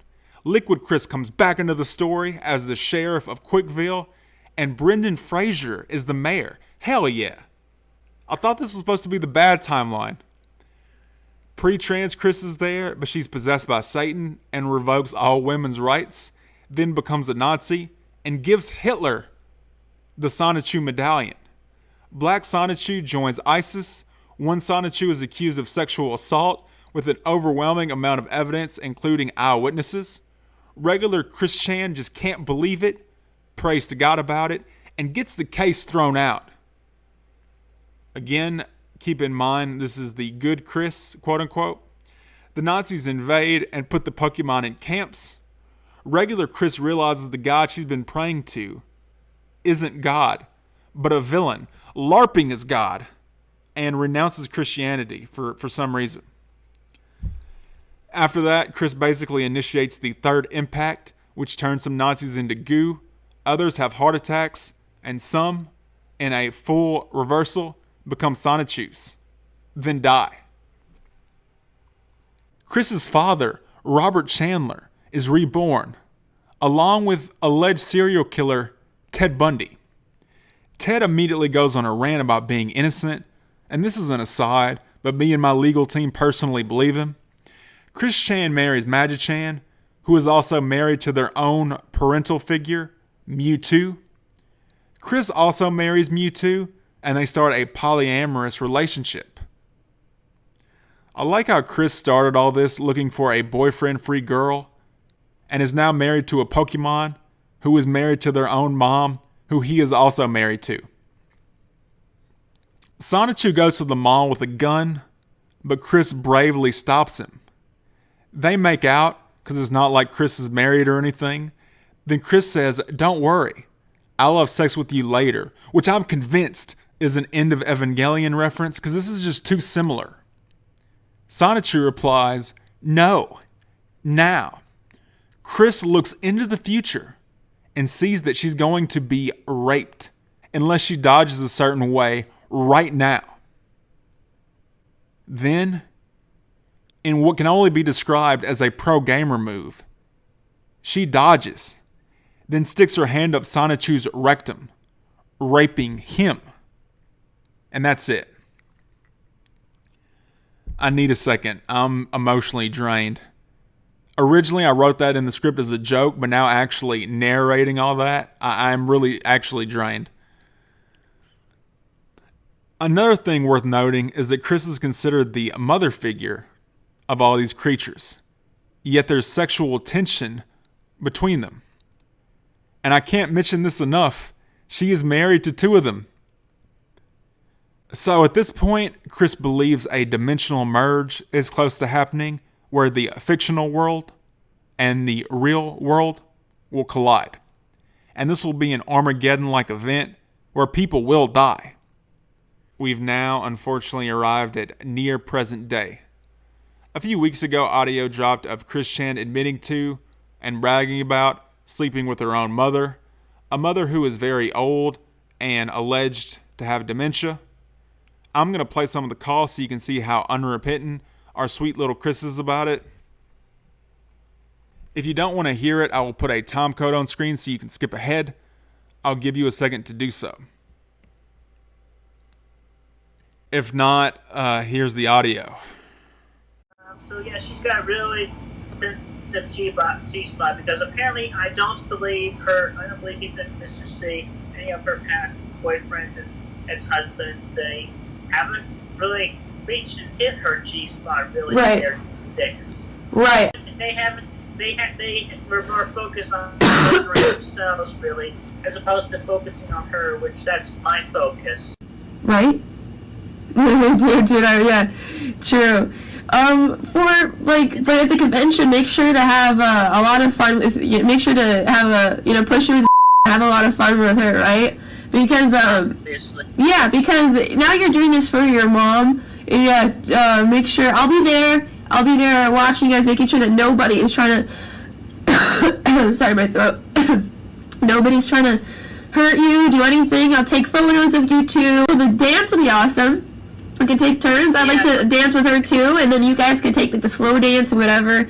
And and all the other scientists thinking of for the convention as well. But how are you feeling, Christine? How are you feeling? Because I know there's a lot of societal pressure on you about this thing with Barbara. There's a lot of societal pressure and a lot of people, consciously who judge, who would judge, and there's a lot of eyes on you. It must be very stressful. Yeah, it is. Yeah, I can imagine. I'm so sorry about all that stuff. Yeah. Well, I'm still have Magic Chan and Grizel to dance with. You always have them. Okay. The incest fanfics have come true and shit. I didn't even know there was such a thing. I didn't even know there was incest fanfics. Were there about you and Barbara? I can't believe that. I didn't even think that. I knew that you guys had a good relationship, but I always thought, because I'm not huge on Christery and, whatever, I just thought that the whole Sonetry franchise was very interesting, and that's how I got into you when I was younger, right? But I didn't have any idea that Barbara was, that Barbara and you had that sort of relationship. I never got any of those vibes. But how did you approach her? Approached her with care and caution. Mm-hmm. And it was a time approach. So I just gave her comfort and talked with her, and we just branched out slow and steady. And then I encouraged her positively. Let her make the first move. She wanted to do it. And she did? Really? She made the first move? Yeah. Oh, really? Wow, Barbara. How did she do it, if you don't mind me asking? What was the first move? I don't remember exactly. Well, that was her first move, but my approach was... I forgot exactly what terminology and approach I used, but I approached with care and caution. That's good. And I was direct and upfront with her for the most part. That's good. And how did she respond when you approached her? What did she say? I don't remember exactly what she said, but it was I think she was partially confused at one point, but then she came around, obviously, with the more approaching than I was doing with her along the way. Right. So she got into it. how was the first kiss? You kissed her. How did that feel? Having known this woman for your whole life, how did that feel? Oh yeah, I mean it was simple, lip to lip kiss contact, but yeah, it was actually good and it felt right. When did you start having feelings for Barbara? Obviously for a long time. I mean, I remember even mentioning some time ago in one of my videos that I even had dreams where I had sex with her, obviously. Really? So, Yeah. yeah, but yeah, that's right. The Oedipus complex. Oh, Oedipus, that's right, yeah. Yeah, that's right. How, if you don't mind me asking, I know that's probably personal, you have to answer, but how is the sex? I'd say it was satisfactory. It took a while. It took a few tries to... It took a few tries, yeah. She is older. And plus, also, she's very understanding about the whole thing as well. I was direct with her, still direct and honest with her. I made sure that obviously, I'm never going to propose marriage to her at all because we're already daughter and mom. Yeah, mother and daughter. You know, they say there's no stronger bond than a mother and her daughter. Sorry? We've been doing it every third night, and the first night being on June 27th. Oh, you have a routine? Oh. Yeah. Well, at least you have a stable relationship, because you know it's not going to end. Like, if anything happened, you'd still be mother and daughter. It's not going to like be explosive breakup, right? At least that's comforting. Yeah. Yeah. So you said since June. Right. It took us a few nights to figure out what felt right and what didn't feel right. And does your mother enjoy it? Yeah, she's having a good time. Literally. She is. She's having a good time. Especially what we figured out. That's great to hear. Do you guys act more like mother and daughter, or do you guys act more like, lovers? When, like, say you come home from, the supermarket and you see Barbara, would you say, "Hey, sweetheart," or do you say, "Hi, mom"? Yeah, I haven't called her mom in quite some time now. Oh, really? So yeah, I'm more often calling her love at this point. But you recently started dating Fiona, isn't that's true, right? In an open relationship? Yeah, it's between Barbara and I, it is an open relationship, and I made that very clear with her. Right. Is Barbara dating anybody else? Not. No? But she's fine with you dating other people, right? Yeah, she's okay. Do you guys go on any dates or anything romantic like that? Well, not anything extravagant, but we do, as often as possible, eat at the dinner table together. Yeah. We haven't been able to eat much lately because I've had to switch to a soup diet because after getting the crown on my tooth. Oh, did you? Galley's. Right. And plus, we're still trying to remember her inner child. And right. That's true, yeah. Well, but I'm encouraging her towards the positives and right. Being like homemade with her. Knowing you, Christine, I think that because I understand that she's mature, and she's mature and she's wise.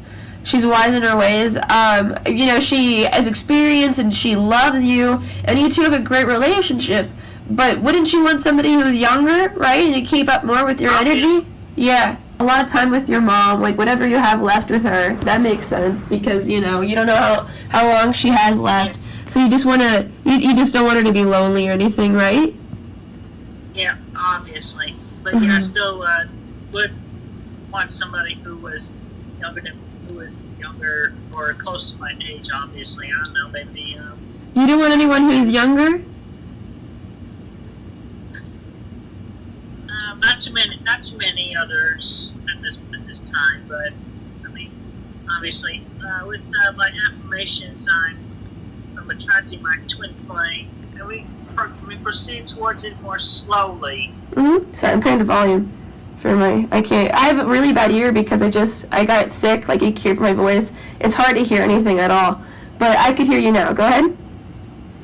Alright, so anyway,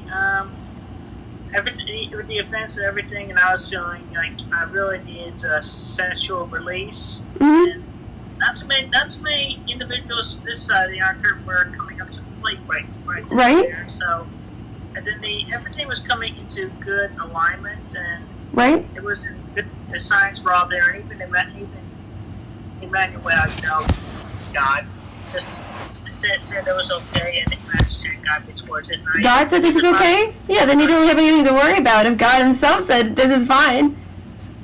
Yeah, and so yeah, I gave it lots of time for myself. I was like, okay, so I'll take a dive for it. So. But how did this happen? How did this come about?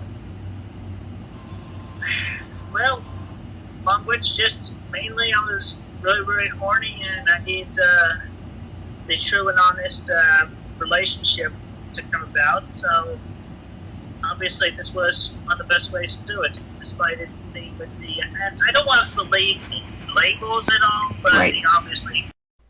Chris Chan was arrested and her mom taken to be evaluated. People started looking into the other person in the recording, and she's basically an anime villain. Her goal was to convince Chris to sleep with Barb, record her admitting to it, then make Chris kill herself using the audio as blackmail. And you may wonder, where are the Watchmen in all this? Wasn't their whole goal to keep Chris away from people like this? And yes, it was, but the group unfortunately broke up, and if Chris's timeline is correct, and Gibby's timeline is correct, the first time she slept with her own mom was 2 days after the breakup. There's so many things that probably could have gone just a little differently and saved us from this timeline. The girl is saying so many odd things, it's unclear what's actually true. And it's worth mentioning, although it's unlikely, currently, as of August 21st, we have no definitive evidence that Chris actually slept with her mom. Just their word, which means nothing. This is a person who unironically talks about having sex with Mewtwo and the merging of realities. But people who know and have interacted with Chris for years believe she is capable of doing this, which says a lot. There's also this video from a few years ago that does not paint an optimistic picture for Barb or Chris. Barbara and Weston, everybody. Say hello to the lovely folks out there. You're being streamed on live Twitch network. Say some kind supporting words to everybody. Tell them how you're doing. How are you, Barbara Ann? I'm doing fine. So what's going on with you, huh? Everybody wants to know. You're the big interview talk. Talk what's on your mind. I'm resting. And what are you doing with yourself? I'm entertaining myself. What do you like to eat? I like to eat fish and chicken. Do you have any favorite fruits? Yeah, bananas. You enjoy those bananas? Yes. And what do you like to drink? I like to drink chocolate milkshake. And what kind of milkshakes are these? These are meal replacement. Delicious. They're meal replacement shakes. So, any other, you want to give some kind supportive words to everybody, like, I don't know, y'all do well, y'all do good, learn well, be educated and everything, that sort of thing. Give us some wisdom. I don't know any right now. Come on, you have a lot of wisdom in your head. What are you doing to me? Be smart. Act smart. That's all. Okay. Thank you, Mom. Love you. Love you. Give me a hug. Give me a hug. Show me a hug. Give it. Come on, both arms. Okay, let me go. Oh. Nope, wait a minute. Turn me loose what? I'm thirsty. Come on. Just say it once. Turn me loose. Turn me loose, like you. You're supposed to say turn me loose, you silly goose. Turn me loose, you silly goose. You used to do that more flirtingly. Imagine being an old woman. Your husband is dead. Your cat suffocated. You're barely holding on to reality. You leave your room to get something, and your wonderful offspring puts a camera in your face and complains that you aren't being flirty enough. There's a post from 4chan that sums up the darkness of the situation better than I ever could, so I'm just going to read it word for word. This whole scenario is so dark for both parties.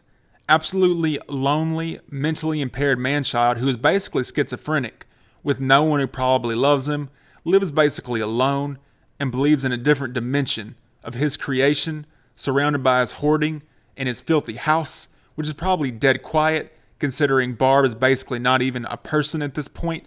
There is a dying soul sharing the house with you. It's quiet. It doesn't speak unless spoken to. You can sit down and play a video game while she sits somewhere in the house, staring at something, doing nothing. Just staring. No one likes you. No one loves you. You become more and more insane. You're too far gone. There's no fixing it. You're basically famous, but absolutely not in a good way. Everyone knows about your life. No one wants anything positive to do with you. You might not even be able to comprehend the emptiness you live in. Maybe that's for the best, to live in ignorance. Then there's Barb. Not in control of her life anymore. It's being controlled by this monster she helped create. She can't form a coherent sentence, looks on the verge of death every time she shows up, is being eaten alive by dementia and God knows what else. Then suddenly, one day your monster, mentally disturbed son, who is your only caretaker, crawls through the debris of your quiet, dark, filthy, smelly, disgusting house and begins to come on to you, mumbling and fumbling over your old, decrepit, disintegrating body, and rapes you. And he rapes you every 3 days. You become his girlfriend, and he releases all his urges onto you. There's nothing you can do. You're not fit to do literally anything. You probably don't even know what's happening half the time. You might even completely forget the events the next day due to the dementia and re-experience it anew 3 days later, not even allowing you to get used to it. You can't ask for help. You can't fight back. You can't leave. You are in hell.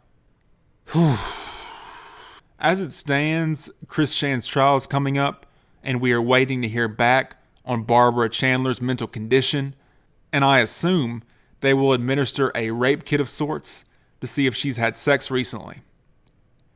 Everything at the end has become the unofficial soundtrack of this whole saga, but it feels like the Ava Tumbling Down song was made for this. Years ago, people on the internet convinced Chris that Shigeru Miyamoto wanted to make a Sonichu game and that Nintendo's lawyer, Jay-Z, was trying to contact her. It's amazing in the worst possible way that we went from shenanigans like that to this. And it's worth bringing up, when Chris was younger, she didn't even look bad. If she could have just quit acting insane for 15 seconds, I'm sure she would have and could have easily found a boyfriend-free girl. Chris also could have had a regular job, and did at one point. She worked at Wendy's. But, of course, she got fired for doing a Donald Duck impression to a child. But I can't say anything about that. I mean, I also got fired. The one thing that gives me any amount of solace is that Robert Chandler died before he had to see any of this. He was an engineer with his name on 7 patents. And I'm confident if he was still here, he'd probably make something to kill Chris in the most painful way possible. But then there's the question, would this have even happened if Robert was still alive? He was smart enough to try to get Chris off the internet way back in the early days, and he seemed to put his foot down with her to a degree. This does not even deserve a captain's log introduction, because this is dead serious. The inside and outside tour I did a few months ago of my house, everyone on the internet, my mother and my father are angry at me. They're blaming me. It's my fault. I admit it's my fault. I want everything about my house off the internet. I'll send in detectives. I'll send in police. I'll send in everything in my power to get it off the internet. Listen to me. Listen to me. Yes. Listen to me. Yes. Shut that goddamn thing off. I don't care what you do. You get all that stuff off of there tonight. I'm working on it. Go work on it. I am Do working. you realize something? Let me tell you. if the health department of Greene County sees those videos that you put on the damn internet, they could condemn our house and we would have to move out of it. You go get that goddamn stuff off of there and fast. I'm working on it. I was making a video for you to tell everybody to get the images off of the internet. It's out of my control. Oh, you get them off. It's out of my control. I don't know where to go. I don't know where to go. You loaded them up there. You unload them. I'm working on it. Go do it. I am doing it. I'm sorry. Get in here and do it. I'll be up all night with you if I have to. You won't get any sleep for that stuff. I'm working on it. Get in there and start. I'm working on it. Let me do this stupid video so I can tell everybody at my command to help me get everything off the internet about our house. I don't want to get kicked out of my house by the health department. And what you just did was stick a knife in our back and kill us. Alright, let me just get that stuff off of there. Get it off of there fast. I'm working on it. I'm working on it. So yeah, please get everything off of the internet now. Curse the trolls.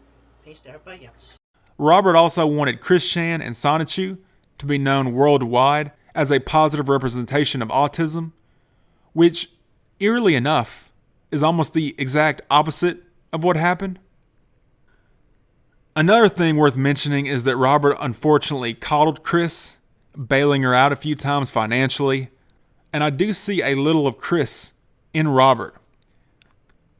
Based off the little information we have, it seems like Bob was homophobic, which may have been where Chris got it, and Robert, despite having heart problems, continued to eat Burger King every day until it literally killed him. However, I still feel bad for the guy.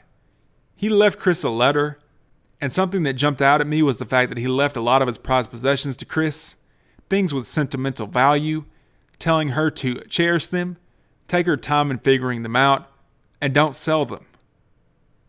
Then Chris sold them. All my dad's stuff is gone. I don't even know where it's at. I would love to be able to look through some of that stuff. So Chris selling it is just, I can't even comprehend that. Anyway, it should also be mentioned that Chris stole money out of her mom's bank account after admitting to molesting her. She also mentioned to Noel from Kiwi Farms that she had a girlfriend, not outright telling him that she was banging your own mom, but playfully giving him clues where he could figure it out. She also stomped her feet and complained that she didn't have her toys when she was in court. All of these things lead me to believe she either doesn't understand the severity of the situation, or she's evil, or most likely a lot of both. Personally, I believe Christian has been shielded from responsibility and genuine consequences for far too long, and it's time they face the music. On to our last story. And I'll just say it's been a pleasure, ladies and gentlemen. In the 1980s, Hayao Miyazaki put out an ad saying he needed animators for his upcoming film, Nausicaa of the Valley of the Wind, which ain't a bad movie. The ad was answered by self-labeled autistic otaku Hideki Anno. Anno did well, and he and Miyazaki became friends.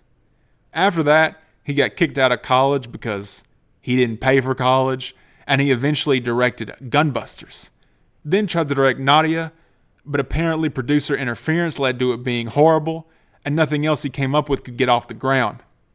So like most of us would, Anno became deeply depressed.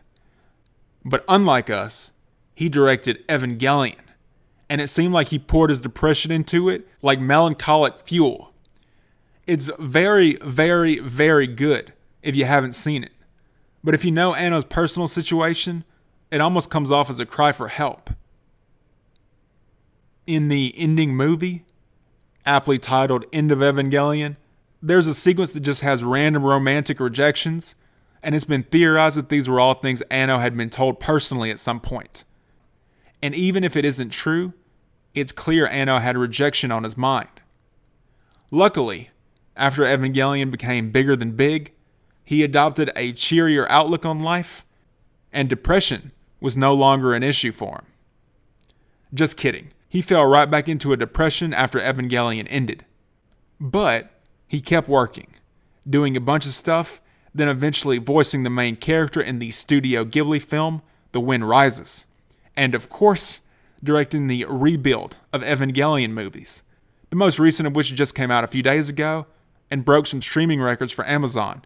It's not perfect, as I went over in my other video, but I like it a lot, and it's a thorough, emotional conclusion to the series. But more to the point of this video, you can tell from the tone of that movie versus the tone of the original that Anno is in a much better place. Depression isn't something you beat and then you're done. You may be fine at 8 a.m. and be a wreck by 5 p.m., but it is good to see an autistic depressed man change the anime industry forever, find himself a wife, and make boatloads of money.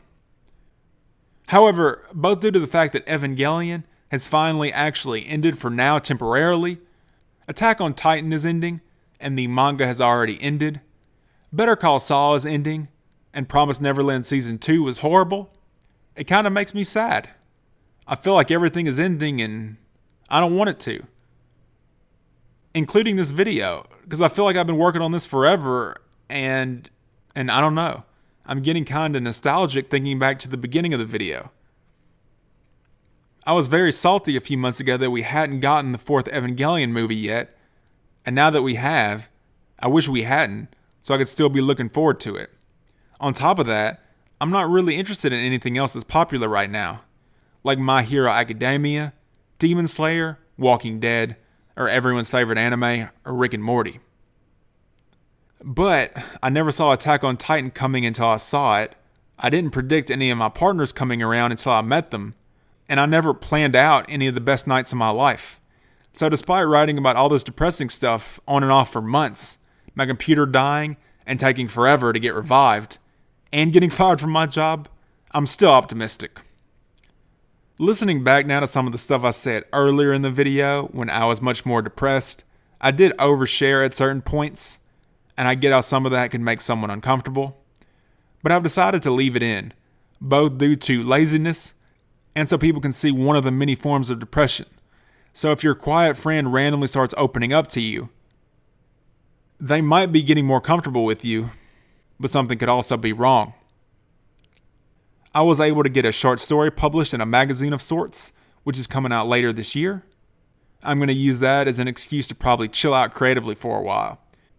Plus, continue to look for a job. I don't want Lars and Casey coming for me. If you stuck with me all the way through, thank you. I appreciate you. And I'll see you on the next one.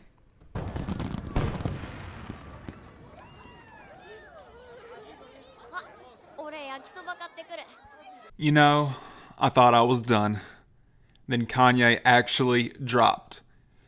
But before we get to that, my Gears video was taken down for glorifying criminal organizations or inciting violence. So I'm sorry if any of you became gangbangers because of my Let's Play video. That's not what I intended. Now, let's talk about Kanye. Yeezus started off making beats for Jay-Z, among others. Kanye wanted more though, and it did eventually seem like he was going to get a deal with Capitol Records, until they met Kanye and immediately backed out of that deal. Dame Dash eventually got him signed to Rockefeller Records because he didn't want to lose his beats, and it was thought that his debut album would be a Rockefeller compilation album. Then Kanye went off and made a solo record, The College Dropout. A lot of the lyrics here remind me of Real Friends and Runaway. Kanye has changed, but he hasn't changed that much, and the attitude presented here of Jesus loves everybody is very Christ-like. He was supposed to have Lauryn Hill, whoever that is, on All Falls Down, but the sample didn't clear. He also did Through the Wire, with his jaw wired shut after a serious car accident. According to Kanye, this permanently affected his face and prompted him for being a champion about it. In 2004, Kanye was in a store and bumped into a young man who asked him for a record deal. And it makes for a good story. Kanye is a struggling artist looking to get signed. He does, then he signs someone else. Except Kanye politely declined. And I don't blame him. You can't go around signing everyone. Jay-Z's friend was on top of the world, but a lot of people make a great debut album, then fall off, which brings us to Late Registration. Kanye took inspiration from a very good movie, Eternal Sunshine of a Spotless Mind, and contacted the composer. Mr. West also got upset that his music video for Touch the Sky did not win an award. And the winner is Justice versus Simeon. But they want to thank you guys. Oh, get in. You won already. That's all good. I mean, we got to share the wealth, but this video cost $1 million, fam. I had Pam Anderson. I'm jumping across canyons. If I don't win, the award show loses credibility. It's a bit weird to talk about this now, as Hurricane Ida just hit us on the exact anniversary of Katrina, but Kanye also spoke out against George Bush. In the lead up to Graduation, Kanye and 50 Cent were set to drop on the same day, so they made a friendly bet. Whoever sold the least amount of units could never make a solo album again. Mr. West did a song with Coldplay, then Jay-Z did a song with Coldplay, which upset Kanye. And when Jay-Z asked to listen to his new album, Kanye said no, which led Jay-Z to respond, "Don't you know who I am? I'm your big brother." Then Kanye constructed a song with the same name. On the track, Kanye both praises and complains about Jay-Z, mainly upset that he kept him at arm's length when he was a producer, but it's also clear how much he looks up to Jay. There was one disputed lyric though. Kanye said he wanted to go to Hov's show, and he, Kanye West, was told he had to buy 2 tickets, which sounds strange. They're 2 high-profile artists on the same label. Why would he have to buy tickets? However, Jay says Kanye was given 4 tickets for free, but he wanted 6, which led to the lyric. So even though the line is technically correct, most people would assume that Kanye was told he had to buy tickets to the concert if he wanted to go at all, and I find it to be a medium amount of disingenuous. And in my opinion, this marks the beginning of Kanye's push and pull relationships. The album itself is great, with Stronger being one of my favorites. I listened to it a lot when I had to convince myself to go running, and I am thankful to Kanye for lending me his confidence when I had none of my own. West attended the BET Awards, which led to another significant moment. Definitely UGK. I feel like should have won this, and I've been waiting for the opportunity to actually win an award that I felt like I shouldn't win, so I could tell y'all that really this is just my opinion, that I'm just a fan, and if I'm passionate about it, I feel like that. But I wanna give this award right here to Big Boy and Bryon Barber, because in my opinion, I feel like this is the best video. I had no idea this even happened because it's been so eclipsed by the Taylor Swift thing, so props to Kanye. Around this time, Yeezus went to a clothing store, bought a jacket, then got chased down by an employee who forgot to pull off the anti-theft tag. It happened to be the same guy who asked Kanye for a record deal before, so I would imagine they talked. Kanye's mom, Donda, did some cosmetic surgery, including a breast reduction, liposuction, and a tummy tuck. After the surgery, she was advised to stay at the hospital for a while, just in case, but she decided to go home and get Kanye's nurse cousin, Steven, to check up on her instead. Unfortunately, Donda's friends would find her unresponsive in her bed and called 911. Fire department paramedics, what's the address emergency, please? She just had surgery. She just had breast. Give me the address first, ma'am. Ma'am? Tell me what happened. Ma'am, what is the problem? Tell me exactly what happened. I can hear you. What happened? Why are you calling? Because she's having a heart attack. She's dying. She's not breathing and she's not moving. I'm trying to do CPR. Ma'am, how old is this person? She's 58 years old. 58? She's had surgery. Okay, 58. Now, you're doing CPR? We're getting ready to start. Ma'am, is she not breathing at all? Her medication. She complained she couldn't breathe. Ma'am, okay, so she's not... Ma'am, she's not breathing? She can't breathe.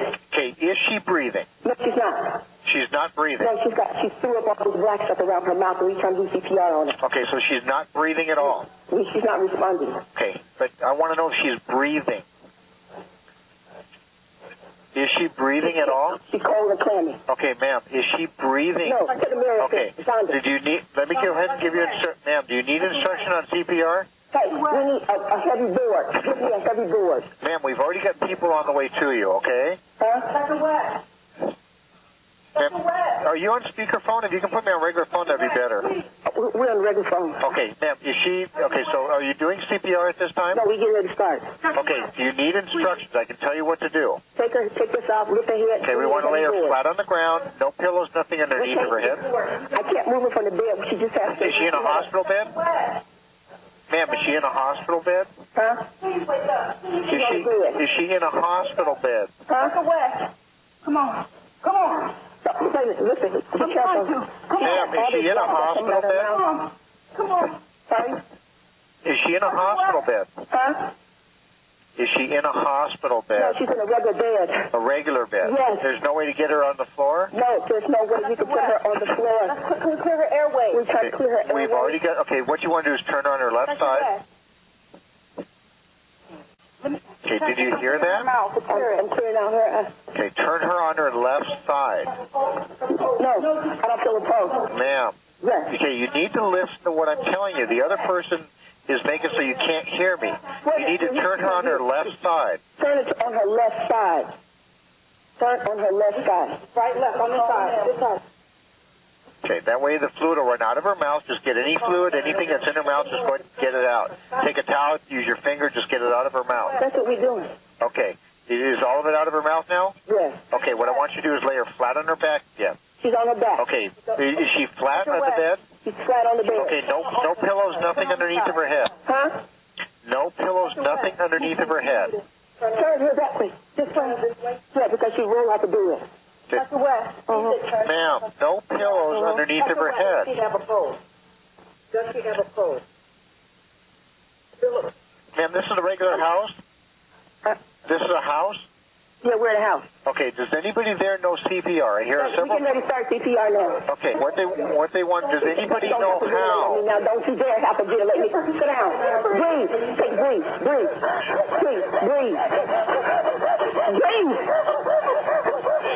Oh, shit. Get an ambulance here now. I got 2 people on me. Ma'am. Hello?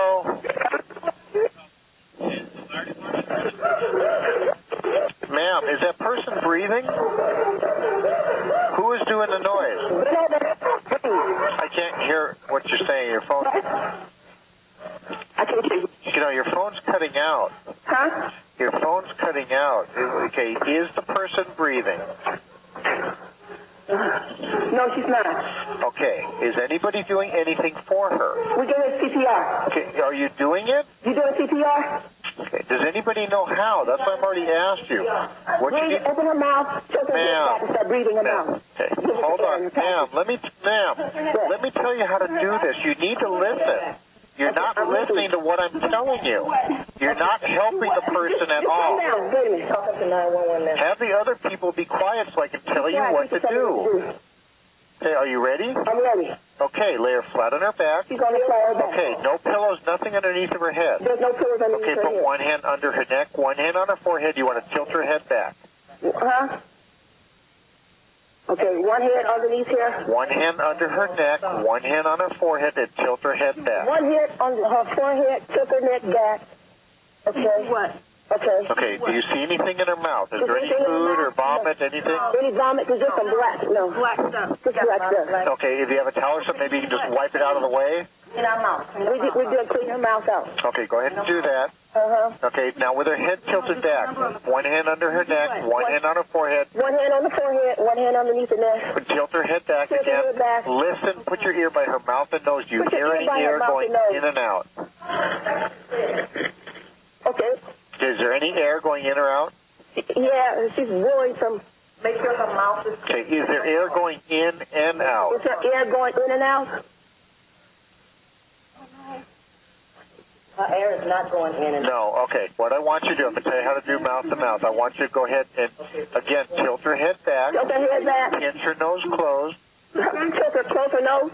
You need to tilt her head back and then pinch her nose closed. Uh-huh. Okay, cover her mouth with your mouth and blow 2 regular breaths of air. Two breaths in her mouth. 2 breaths of air. One per second. Make sure her chest rises with each breath.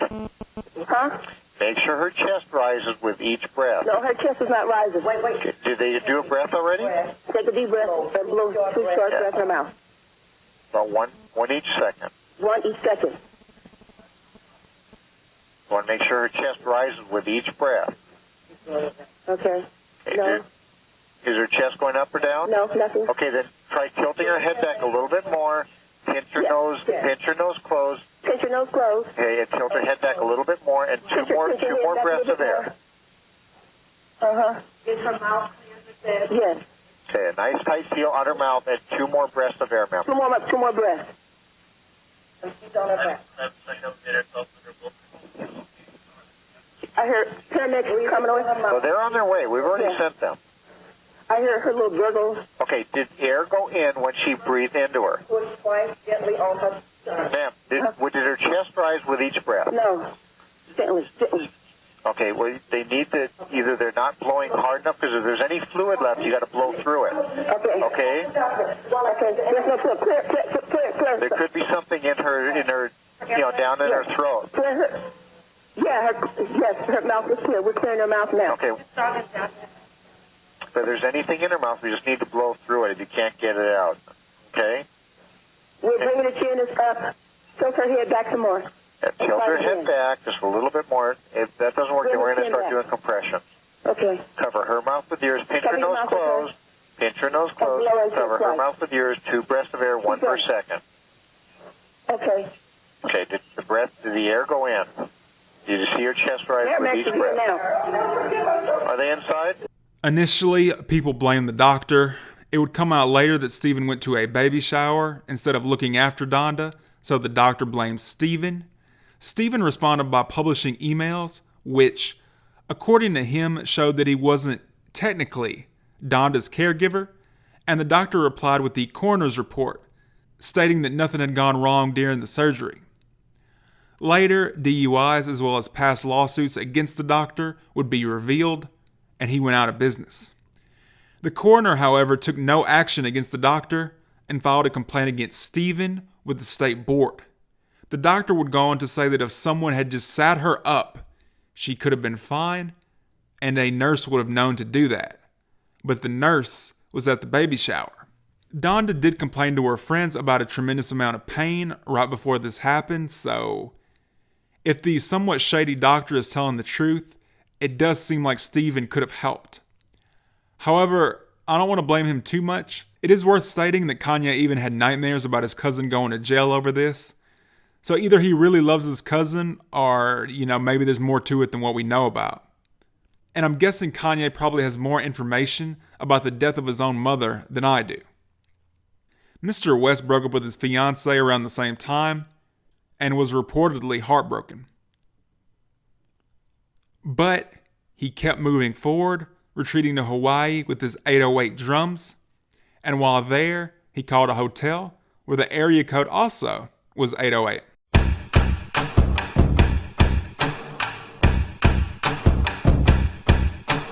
Kanye must have been lonely, but he wasn't alone. With one of the greatest directors of our time, in my opinion, objectively, Spike Jonze, coming on board to collaborate with Kanye for a short film.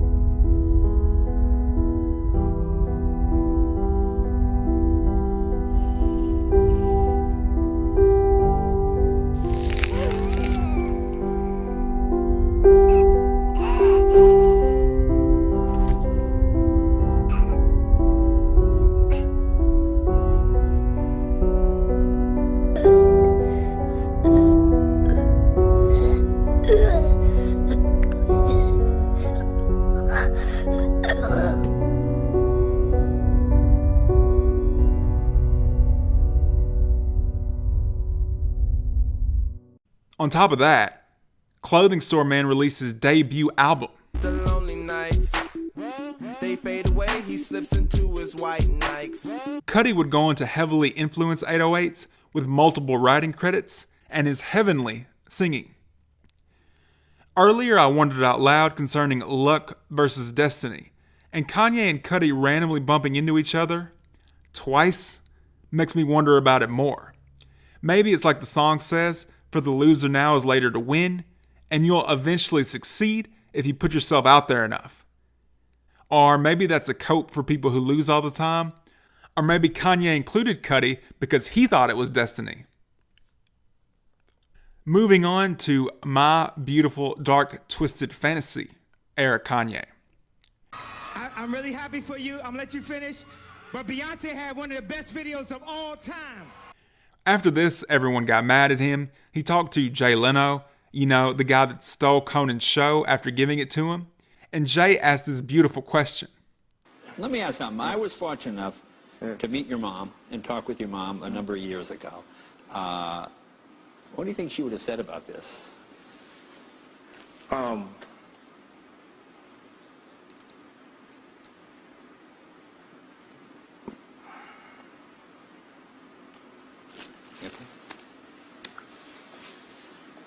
Would she be disappointed in this? Would she give you a lecture? Yeah, you know, obviously, you know, I deal with hurt, and, you know, so many, you know, celebrities, they never take the time off, and I've never taken the time off to really, you know, I just music after music and tour after tour and tour, and I'm just ashamed that my hurt caused, you know, someone else's hurt. My dream of what award shows were supposed to be caused, you know, and I don't try to justify it because I was just in the wrong. That's period. But I need to, after this, take some time off and just analyze how I'm gonna, you know, make it through the rest of this life, how I'm gonna improve, and because I am a celebrity and that's something I have to deal with. Yeah. And if there's anything I could do to help Taylor in the future or help anyone, I like, because you know, I wanna live this thing. It's hard, you know. It's sometimes so. Okay. Hey, listen. Thanks for coming here and thanks for doing that. And you ready to sing? Dude, if I went on someone's program and they were like, "So, idiot, you were caught eating at Arby's. What do you think your dad would say about that?" I would throw them off the map. Or try to. I'm not very strong. Kanye and Gaga had a tour scheduled, but it was canceled. A track would later leak that has, I hate to keep mentioning this one song, but tumbling down vibes, and listens like a suicide note. It also samples a Japanese artist who committed suicide by leaping to her death. The album itself hints at suicide a few times with lyrics like, "The plan was to drink until the pain over, but what's worse, the pain or the hangover? Fresh air jumping out the window." And the lyrics, "so exciting," morphing into suicide. So excited. Kanye also mentions the artist Donny Hathaway, who killed himself. But with all that, here's the unreleased song. I'll let you decide. Never mind. According to YouTube, I can't show that to you. I'm going to have to edit out some other stuff as well. I love the idea that the song is so cursed that you're simply not allowed to view it. But yet it's up in full on another YouTube channel, so you can go check it out there. It's called Never See Me Again. This isn't a confirmation that he was going to do it, but Kanye did say that he contemplated suicide during this time. Now, for a bit of levity, there's a story that Kanye got to the studio one day and was ashamed at how badly dressed everyone was. So he told them they had to dress better to listen to the album, and everyone scrambled around looking for suits, got them, then they listened. Multiple people have said that this never happened, but now Fabio Pharrell Fabriz has come out and said Kanye made them wear Yeezys and Donda merch while recording Donda. So even though it's probably false, I'm officially declaring it true. Cudi worked prominently on the album, and of course, King Push was involved.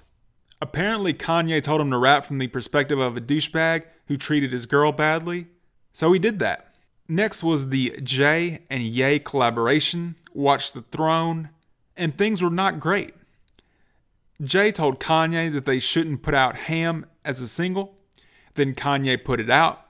Jay played Ye several songs from Magna Carta, Holy Grail. Ye told him that these songs had to be on Watch the Throne. Jay said no. Kanye got upset, and according to an interview with Jay-Z, that led to a physical altercation. However, Jay was very quick to add that it wasn't between him and Kanye, but rather other people in the room, which leads me to believe that it may have very well been between him and Kanye. But again, I have no proof of that. They eventually worked out whatever issues they had for the moment, and the album released. And what sticks out to me the most on the album is Kanye talking about regretting bringing his mom to LA. When tragic events happen, people usually blame themselves or blame others. And I respect Kanye for not lashing out, although I wouldn't place the blame on him either. Just like in his beginnings as a producer, Yeezus felt the fashion industry wasn't taking him seriously enough. We got to both sign that contract, Mark Parker. I'm going to put Mark Parker all on that Summer Jam screen. And by the way, Mark Parker, yes, I will still accept an investment in Donda. I got some more ideas that don't involve shoes. But if you guys are investing in the arts, y'all want to invest in this school in Brazil, y'all want to go to Africa, I'm standing up and I'm telling you, I am Warhol. I am the #1 most impactful artist of our generation. I am Shakespeare in the flesh. Walt Disney, Nike, Google. Now, who's going to be the Medici family and stand up and let me create more? Or do you want to marginalize me till I'm out of my moment? Or why don't you empower yourself and don't need them and do it yourself? How, Sway? Take a few steps back to go. You ain't got the answers, man. You ain't got the answers.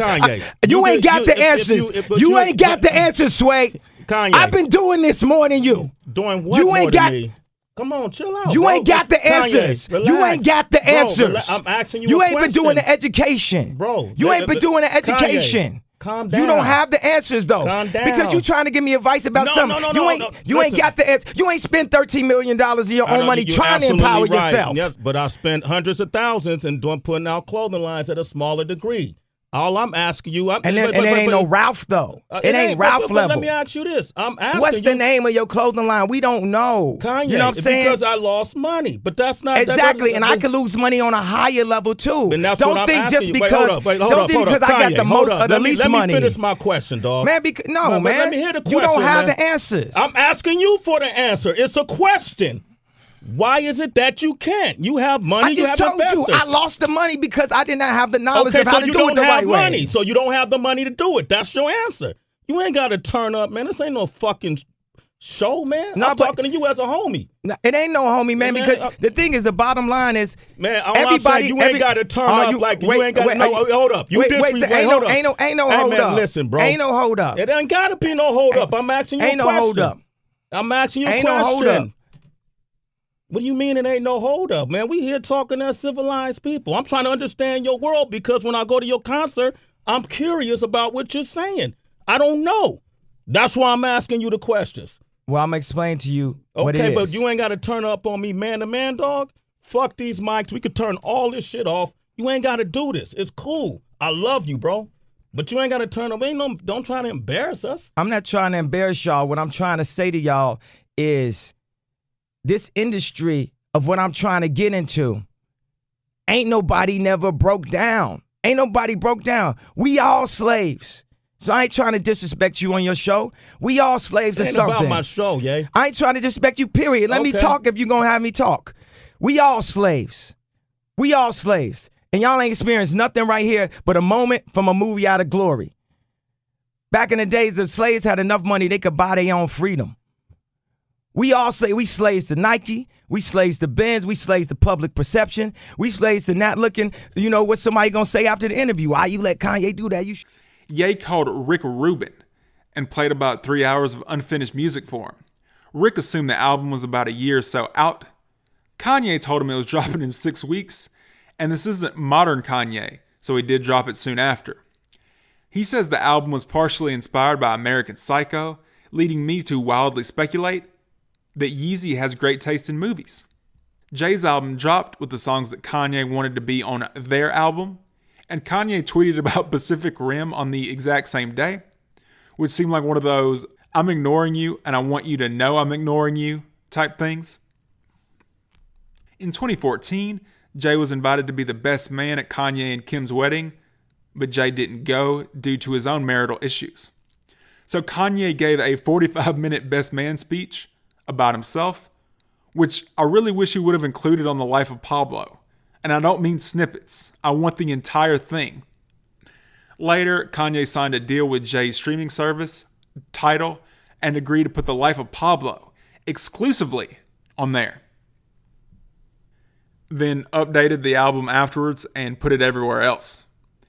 He also claimed that he was owed $3 million by Tidal and therefore Jay-Z.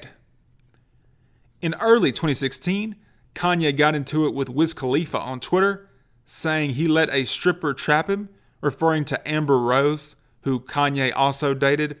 Then Amber jumped in and said that Kanye liked to finger, or fingers, up his rectum. Later, Kid Cudi also went at Kanye on Twitter, basically saying that Kanye only cared about him when he needed something. And Kanye responded.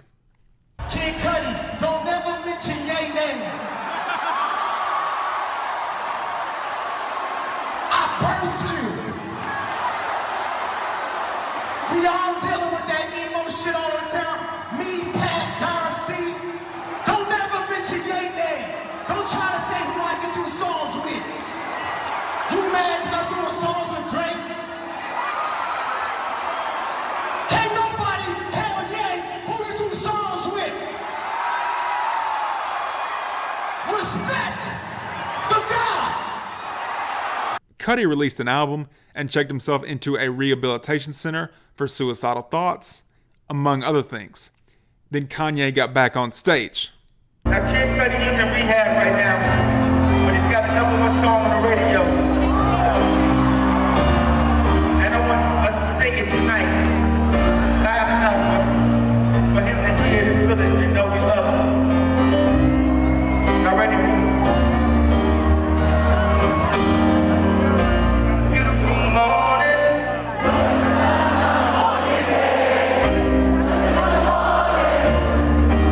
You know, Kanye annoys me sometimes, and we'll get to that later, but he impresses me a lot more.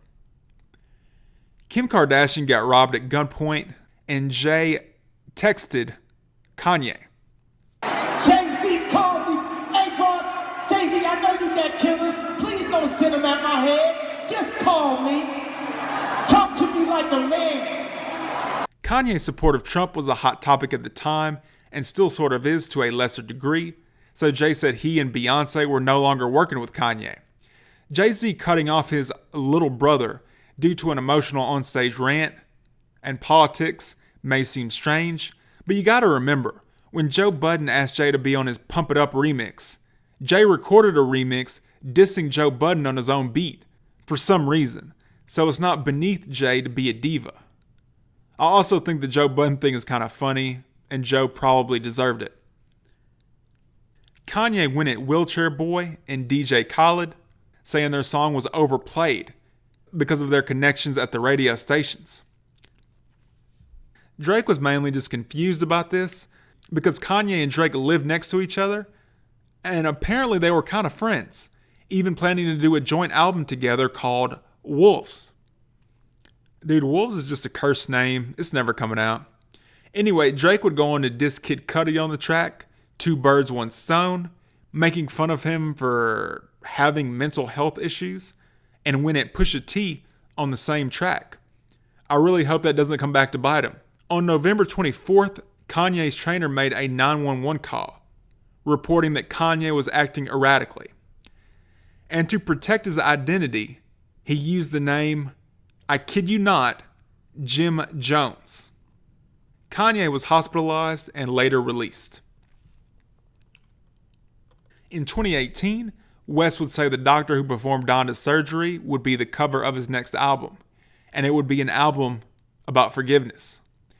The doctor replied with a passive-aggressive letter, basically saying he was flattered, but he did not need to be forgiven, because he didn't do nothing.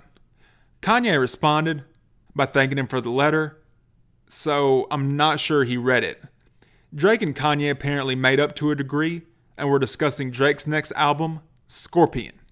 He told Yeezus that he was probably going to drop in June. Kanye was like, okay, that's cool. Why don't you come to Hip Hop Central, Wyoming, and we'll work on it. Drake said, okay, went over there, and ended up spending the whole time working on Kanye's album, which would become Ye, and writing the hook for Yikes. Kanye told Drake that if they were going to work together, he needed to open up to him. Drake has said in interviews that he looks to Kanye as an inspiration, and maybe wouldn't even be in the industry without Kanye. Plus, it's Drake, he's probably looking for any excuse to spill his emotions, so he spilled them. The main thing he mentioned was having problems with his baby mama, the mother of a kid, named Adonis. Later, Kanye would play Drizzy the Lift Yourself beat. Drake said he wanted it and began writing for it. Then Kanye released it himself, with it being sort of a philosophical meditation.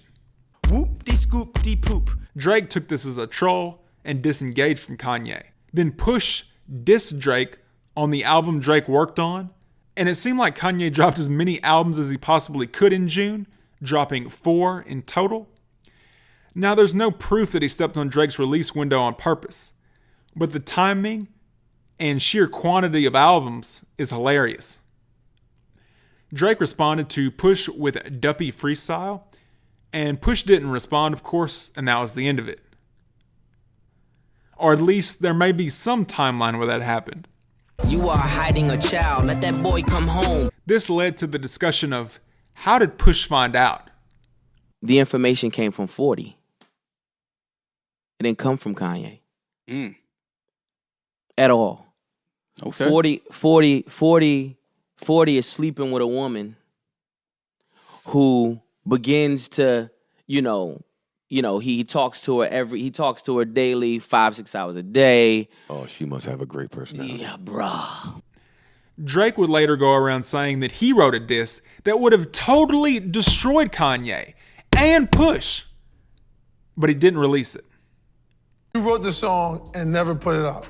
Yeah, because I got home and I just listened back to it and I was like, man, this is not something I ever want to be remembered for. Instead, he would drop several bars that could be interpreted as Drake saying he slept with Kim Kardashian. It would make for a good hip-hop story, but I don't think it's true because Kim typically goes for black men. Mr. West would then commit his most heinous crime yet, turning me into a clown. Every day I would check the subreddit to see if Jesus is King had released, and every day it had not. Until it did. Kanye started pulling the same thing with Donda. Will it come out today? Will it come out tomorrow? However, before the album even dropped, Kanye texted Drake a picture of the Joker, along with what should be a fake copy pasta, but is actually a real quote. Kanye said in a group chat, I live for this. I've been fucked with by nerd-ass jock fellows like you my whole life. You will never recover. I promise you. If I was Drake and I got this, I would kill myself. In any case, after that, Donda released. It starts off with a Donda chant that apparently has the same rhythm of Donda's heartbeat right before she passed away. Then there's a song called Jail, featuring a familiar voice. This might be the return of the throne. I gotta say, Jay and Ye back together does make my day. And after that, Chris Brown called Kanye a bitch. I kinda want to explain why, but I think it's funnier if we just leave it at that. Drake leaked an unreleased Kanye song, Life of the Party. This led Cal's roommate to make fun of him for angrily leaking a song better than most of his own album. Some messages then leaked between Kanye and an audio engineer. I'll read them out. From Kanye. Good morning. Let's work. Later on, you're fired. Go home. The engineer said, and I'm going to read this in what I imagine he sounds like. I'm really sorry. I have no excuse.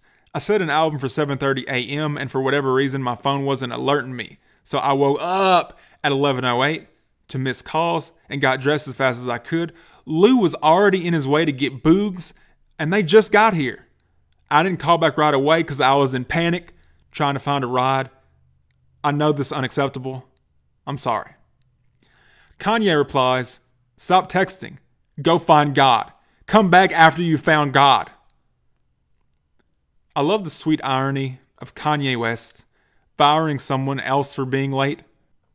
And for the record, I do feel bad for the engineer, but the texting is horrible. I don't know why you would text your boss like that. Now, you may wonder why Kanye is in this video at all. He's a successful artist, selling a lot of records, and there are very good songs on Donda.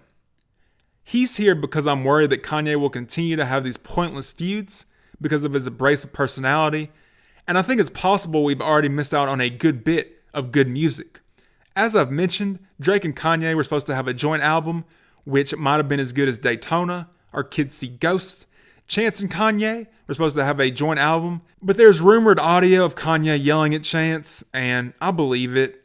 And I don't believe Kanye and Chance have worked together in a minute, but that is just speculation. Maybe they're somewhere working on it now. I know a grown man being worried about another grown man he doesn't know could be considered cringe, and maybe it is. But I really like Kanye's music, and just in general, I want to hear the best music possible. And that won't happen if Kanye alienates everyone. Yikes is the best song off Ye in my opinion, and it's unlikely we will get another Drake and Kanye team up now. I also feel like he put no effort into his presidential run, just went around saying, God wants me to be president. And you know, maybe, but you didn't even file your documents on time. And if God wants you to be president, he would want you to do the bare minimum. However, writing all this up does make me kind of happy though. Because in this one case, this one time, we are living out the best timeline. A timeline where Kanye West is alive. A timeline we could have been close to not getting, and we'll never know how close. I just hope he mellows out at some point and gets to live a happy, boring life. And you know, maybe when he has a chance, he can drop a happy, perfectly produced album. That's it for his personal life. Now I'm going to subjectively rank his albums. Going worst to best, gotta say Ye is first. One of my favorite things about Kanye is the production, and this album doesn't have much of that. Next is Jesus is King. Follow God makes me want to run through a wall, but the garbage first half of Closed on Sunday makes me want to avoid Chick-fil-A. Rest of the album is okay. Yeezus. Listening to I Am a God while running at night is a religious experience, and the ending of Hold My Liquor is just so awesome. But that Jamaican stuff is unlistenable. Watch the Throne, nothing terrible here. I like Who Gon' Stop Me, and No Church in the Wild has one of the best beats ever. I would cautiously say Donda is next. There's some great moments on the album, but it's just too long, and it makes me hesitate to dive in again. But there is a very, very cool religious vibe on a lot of the tracks. Next is Life of Pablo. Very messy, and I think Kendrick's verse on No More Parties in LA isn't as good as his own solo albums. Meanwhile, songs like Ultralight Beam, FML, Real Friends, and St. Pablo more than make up for it. Graduation is a great album, but I think Barry Bonds is a skip, and it's 2 small steps down from the College Dropout. That said, Flashing Lights, Drunken Hot Girls, and Good Morning are all songs I've listened to 1,000 times. Big Brother, Homecoming, and Stronger are some of my favorites of all time. My beautiful, dark, twisted fantasy. I think Devil in a New Dress isn't that good. Jay-Z's verse on Monster, where he just lists various creatures, is not good. The outro of Blame Game with Chris Rock is way too long and doesn't match the somber tone of the rest of the song at all. On Lost in the World, Kanye says some of the lines are directly from a love letter he wrote to Kim, the lyrics being, "You're my devil, you're my angel, you're my heaven, you're my hell." You love this woman and you can't come up with anything better than that. To Turn the Corner, the ending of Runaway could be used as an argument for the existence of God, and some of the lyrics on here are insane. My favorite being, if God had an iPod, I'd be on his playlist. Who gave this man permission to say that? The same guy also says, I met this girl on Valentine's Day, fucked her in May. She found out about April, so she chose to march. Ugh! It's too good. I don't deserve it. Late Registration is up next. Lupe Fiasco's verse on Touch the Sky isn't as good as his solo stuff, and Kanye picked up the unfortunate but common habit in hip-hop of abbreviating words like din instead of dinner and ingle instead of ingles. I understand that it does rhyme, but there's a roughness when you force things to rhyme that I don't like. It's like jamming something in the fridge to where it barely fits. Wake up, Mr. West has been stuck in my head for over a decade now, and the rest of the album is great. Anytime a parent passes, it's horrible, but Hey Mama makes the death of Kanye's mom particularly heartbreaking. Then there's Kids See Ghost. It's all killer, no filler, with zero skips. Cudi is vibing, Kanye is having childlike fun. That being said, there's a little bit of dad rapping from Kanye, like all of you Mario, it's all a game. And Pusha T rhyming the N-word with the N-word with the N-word is beneath him lyrically. However, Kanye does get a good line in. If I get locked up, I won't finish the sentence. Late Registration has arrived and is probably a perfect album. Pen game is immaculate with lines like, got a dark-skinned girl look like Michael Jackson, got a light-skinned girl look like Michael Jackson. And Fellas Money is homo. It's hard to be straight. The skits are funny and perfectly fit the tone and message of the album. Screw college. Although Kanye is wrong about one thing. He has a line where he talks about making $25K out of university. My first job out of college was not making $25K. It was much less than that. The album also has a permeating, childlike joy and humor to it, which, as I said, we do see glimpses of on Kanye's other albums. But it's never as consistent as it is here. Finally, my personal, subjective, objective, of all time, favorite Kanye album, 808s and Heartbreak.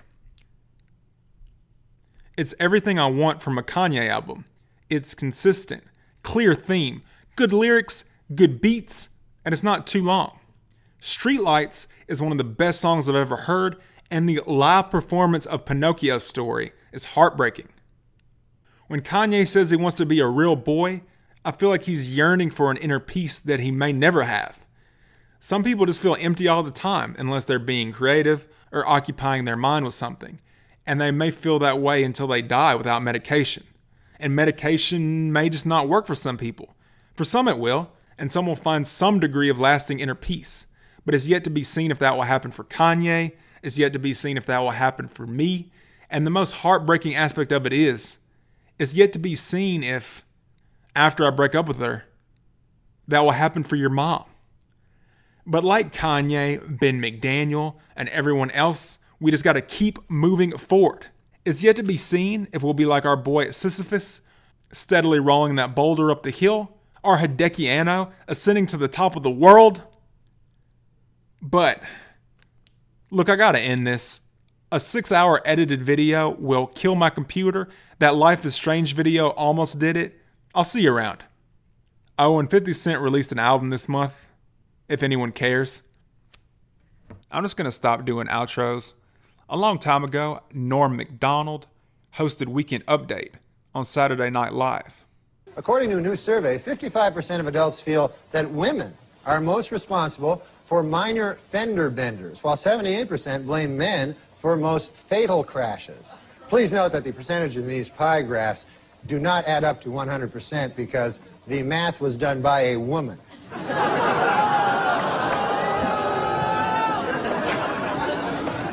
For those of you hissing at that joke, it should be noted that that joke was written by a woman. So now you don't know what the hell to do. No, I'm just kidding. We don't hire women. He'd also act like a complete lunatic on late night, and Conan would pretend to be shocked every time. Michael Jackson? Yeah? Did you mean to say Michael Jordan there, or do you want to say Michael Jackson? Michael Jackson. He's going to name it. He said he doesn't know what he's going to name it. He said he thinks if it's a girl, he's going to name it Sharon. Really? Yeah. And if it's a boy, he's going to have sex with it. That's what he said.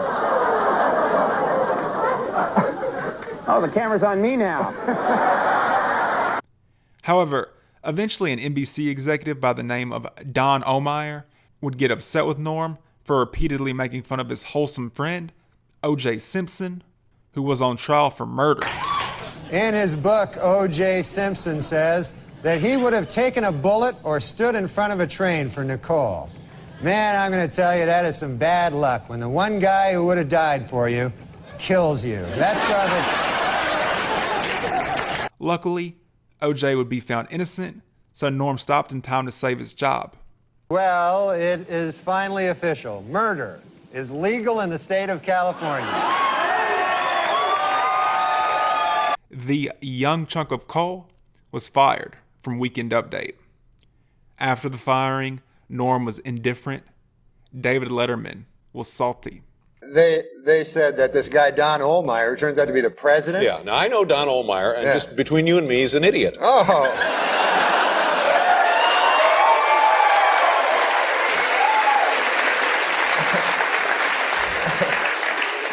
So I wouldn't take it seriously. If this guy fired you, you may still have a job. You never know. I'd wait for some paperwork. No, I phoned him, you know. Oh, you had to phone in to pick up your messages from that? Oh, man. Yeah, so I said, hey, you don't know what to say. You're like, hey, how's it going there? You know, you're trying to talk about something else. Yeah. Did you have a turkey there for the thing or whatever? I don't know. And then, so he goes, oh, yeah, I'm firing you there from the show. And then I said, oh, that's not good. And then I said, why is that now? And he goes, oh, you're not funny. Yeah. And then I said, oh, Lord, that's even worse news, you know? He goes, no, I don't got nothing to fall back on. No. He's a good man. Well, he just fired you. What do you mean he's a good? What is wrong with you? You quisling? Stop that. I don't know what quisling means, but... Norm appeared in the film Dirty Work, directed by Bob Saget, and Don banned any advertisements for it from appearing on NBC. This wouldn't be a big deal now, but back then there was no YouTube or Hulu or whatever, so this was a bit of a blow. Don also told Conan, who worked for NBC as well, that he could no longer have him on. About a year and a half after his firing, NBC invited Norm back to host SNL for some reason. I felt kind of weird, you know. I don't know if you remember this, but I used to actually be on this show, you know. I used to do the Weekend Update news routine, you remember that? And, yeah. That's where I did the make-believe news jokes, you know. That was me, right? So then, a year and a half ago, right, I had a sort of a disagreement with the management at the NBC. I wanted to keep my job, right?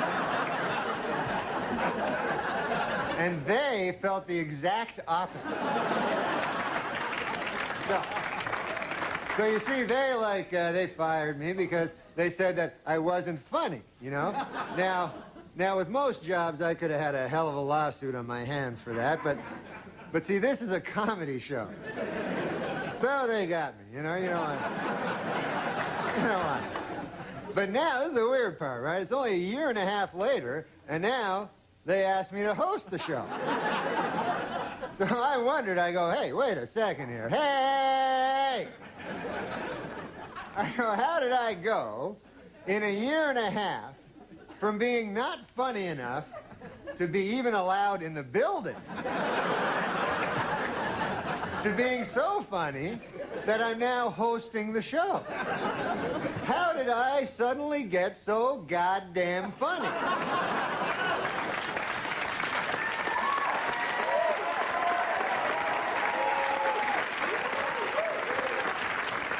It was inexplicable to me, because a year and a half, let's face it, is not enough time for a dude to learn how to be funny. Then it occurred to me, I haven't gotten funnier. The show has gotten really bad.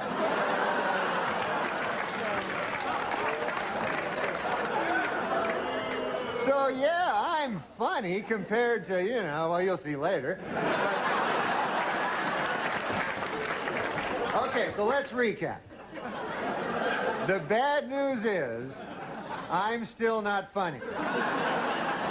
The good news is the show blows. But luckily for him, Conan is a ride-or-die homie, and Norm became a recurring guest on his programs for over a decade. My wife went into a coma. The doctor said to me, there's one way to wake her up, but it's a little unconventional. You go in there and you have oral sex with her. I said, by God. So I go in there, I'm in there about 5 minutes, and I come out. I said, Doc, she's choking.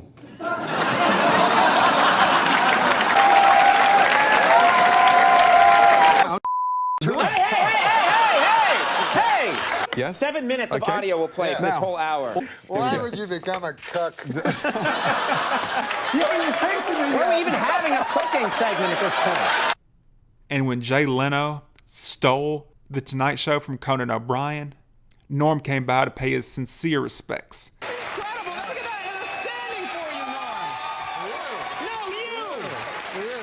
I procrastinate, as you know. And this is a basket I got you back in June. Congratulations, Conan, on finally securing your place as permanent host of The Tonight Show. That's something they can never take away from you. Sure, the pressure is on, but if I know you, Conan O'Brien, miserable failure is not an option. Long live the king! Eventually, I think it became clear to Norm that he needed to do his own thing rather than try to be on TV, so he recruited former bridge prostitute Adam Egget and made a program that could never be on TV. Some gold-plated chains would make a nice retirement gift for a very, very good slave. Well, Are you serious? Well, this was written... Are you serious? This was written years ago. Did you just write that? I didn't write it. Did you just say that? No, I read it, yes. The show is fantastic through and through, but my favorite part is Norm getting the guests to read out bizarre jokes. You can tell they haven't read them ahead of time, and it leads to some fun reactions. A man in Chipata allowed a hyena to eat his penis after being told by a witch doctor that would help him become rich. Is it me, or does it sound like that hyena and witch doctor were in cahoots? I think maybe they were in cahoots. Gee, who writes these? Huh? We should have this person locked up and looked at. I think there's nothing cooler than being a lone wolf, except at wolf picnics when you don't have a partner for the wolf wheelbarrow races. Boy, was it hot outside today. I went out to buy a California Pizza Kitchen signature pepperoni frozen flatbread, and by the time I got home, it was perfectly cooked and entirely eaten. 100% true. Oh, you ate it. See, I love the laughs. I love the laughs. It's just weird, right? Some of them are odd. I'm not going to lie to you. This is a joke. Well, some of them... But this is a joke. I think technically. Every day, Drew, I try to expand my vocabulary by using new words to give my arguments more verisimilitude. Today's word is expand. Again, I don't get it. So you wrote them? They're not. Someone wrote them. Some of them wrote that you know. While Norm was the brains behind the operation, Adam's objective was to try to derail the interviews in any way he could.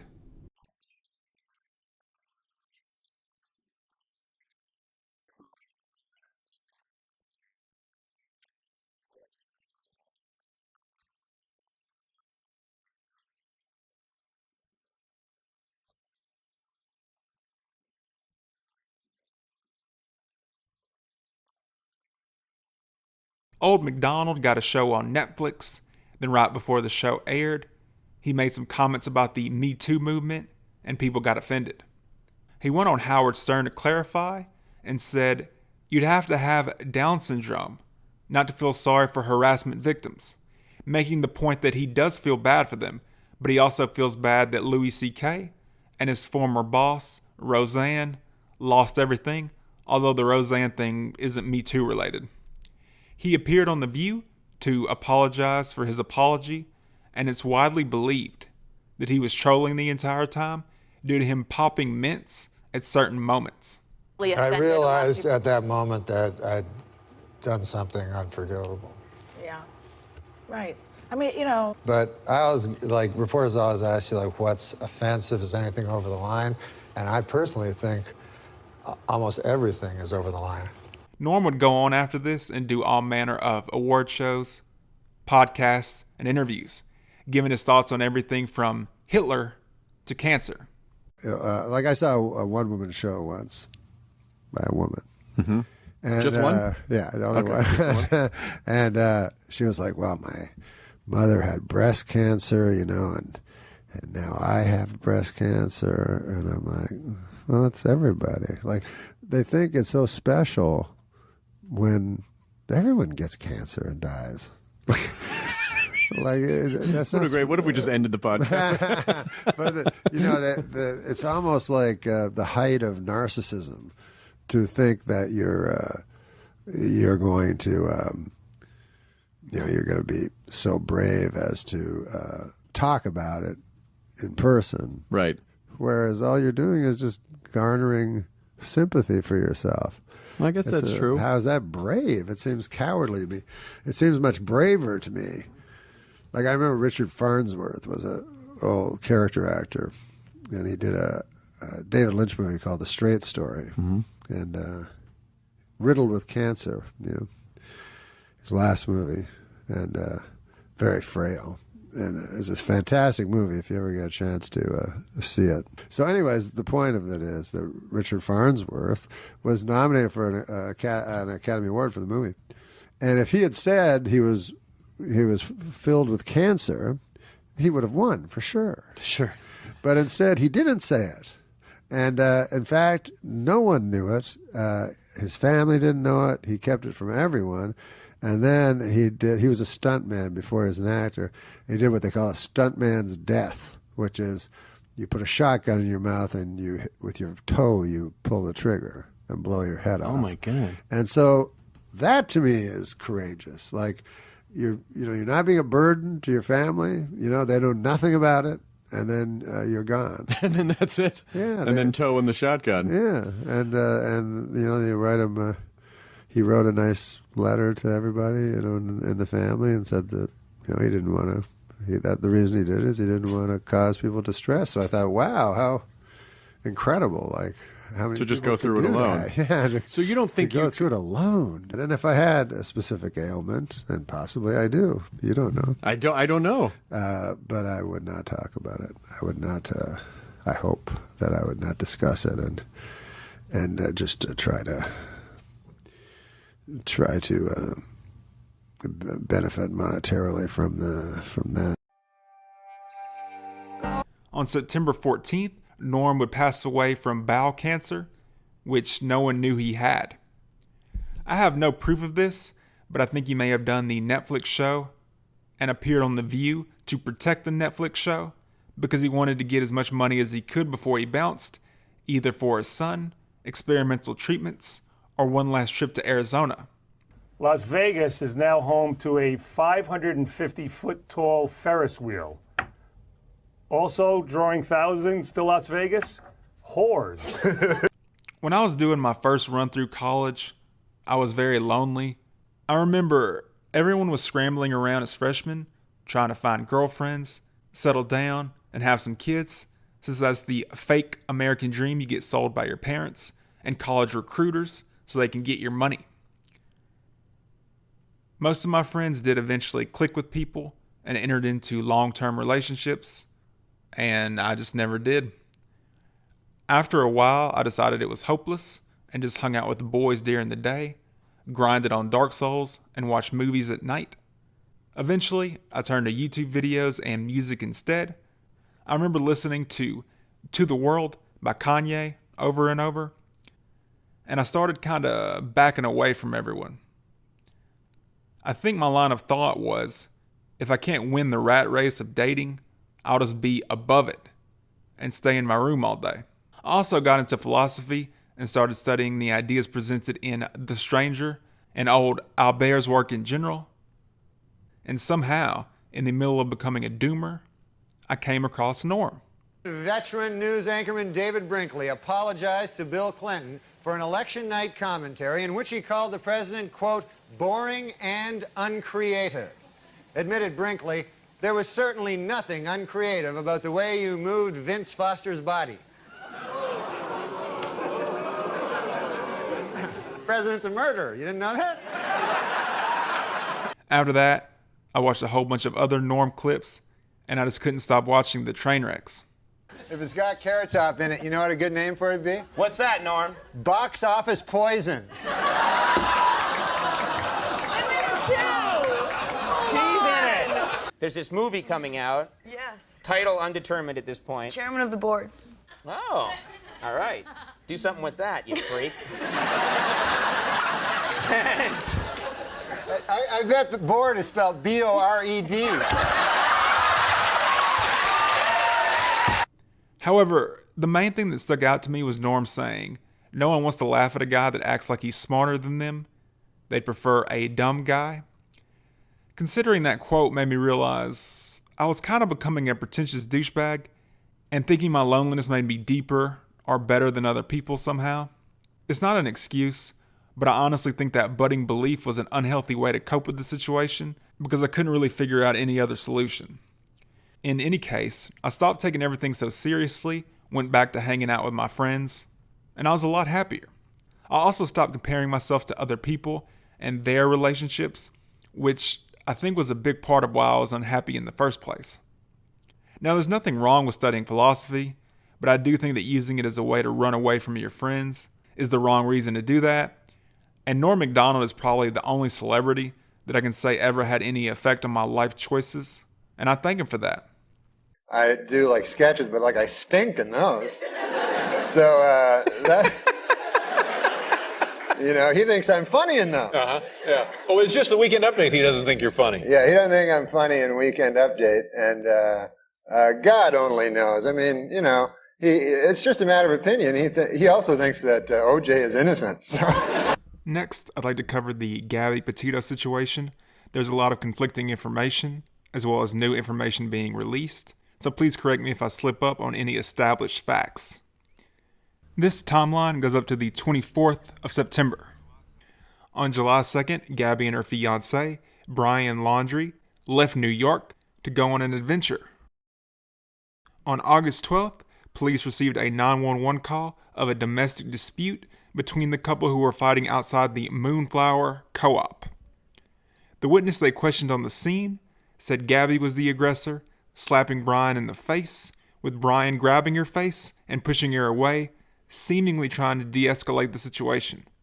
I'm very curious as to exactly how he grabbed her face, because I can see that going a few different ways. At one point, he locked her out of their van, and she jumped in through the window. The police came out and were understandably alarmed when they saw the vehicle they were following swerve towards the curb. Gabby told the cops it was her fault, explaining that she had very bad OCD mixed with extreme stress, and she had been hitting Bryon in the arm. She also told them she jumped in the van like that because she was afraid that Bryon would leave her. If I had to guess, he probably threatened that during their argument, or maybe that was his go-to whenever they got into a fight. According to the officers, Gabby was confused and emotional, while Bryon was a bit more calm, but still anxious. They put her in the back of the squad car and got Bryon out of the vehicle.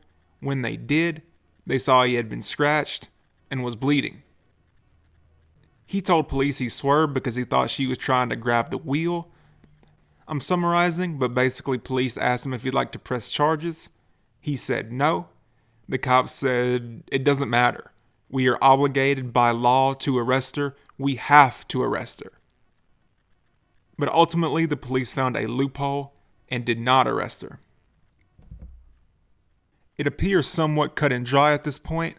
However, the 911 call would be released later, and it told a different story. I'm right on the corner of Main Street by Moonflower, and we're driving by, and I'd like to report a domestic dispute. Florida with a white van, Florida license plate, white land, gentleman, Where's it at? 5'6" beard. They just drove off. They're going down Main Street. They made a right onto Main Street from Moonflower. Or what were they doing? Cooperative, but what do you say? What were they doing? We drove by, and the gentleman was slapping the girl. He was slapping her? Yes, and then we stopped, They ran up and down the sidewalk. He proceeded to hit her, hopped in the car, and they drove off. These stories are definitely conflicting, and I'm about 80% sure the 911 caller and the witness the cops talked to on the scene are two different individuals. After the body cam footage ended, a park officer spoke with Gabby and told her she should break up with Bryon. The police separated them for the night, and the next day, they went on their way. On the 21st of August, Gabby FaceTimed with her dad, and he ordered some Uber Eats for her. 3 days later, Gabby FaceTimed with her mom, then made her last Instagram post on the 25th. The next day, a hotel clerk gave them directions to get to West Yellowstone, and then that night, there was an unverified sighting of Bryon alone in a bar in West Yellowstone, supposedly arguing with some dude. Random YouTubers accidentally recorded Gabby and Bryon's van on the 27th, and there was no one around, just the vehicle. Gabby's mom received a text from Gabby's phone on the 27th saying, "Can you help Stan? I just keep getting his voicemails and missed calls." Stan is Gabby's grandfather, and the message alarmed her mom because she never referred to him as Stan. Gabby also sent her friend a Snapchat on the same day, and in both cases, it is unknown whether this was Gabby or someone impersonating Gabby. On the 29th, she was supposed to hang out with the aforementioned friend for her birthday, and she never showed. Later that day, Bryon offered a couple $200 for a ride. He told them his fiancée stayed with their van and she was going to do a few days of hiking alone. The couple notes that he looked very clean for a guy that had been camping and seemed very agitated. They agreed to give him a ride and everything was fine for a while. Then Bryon freaked out when he realized they were heading south instead of north. He told the couple he'd find a different ride, then left. At 11 p.m. on the 29th, a witness supposedly saw Bryon alone in the van at a gas station in Jackson, Mississippi, where he was allegedly cursing at himself and throwing things away. The next day, Gabby, or fake Gabby, texts her mom saying no service in Yosemite, rather than the correct location, Yellowstone. People have said that this is evidence that Bryon was the one using her phone, but I think that's a bit of a reach. When I first read up on the case, I didn't even realize the text said the wrong place, and as others have pointed out, it's a very easy mistake to make.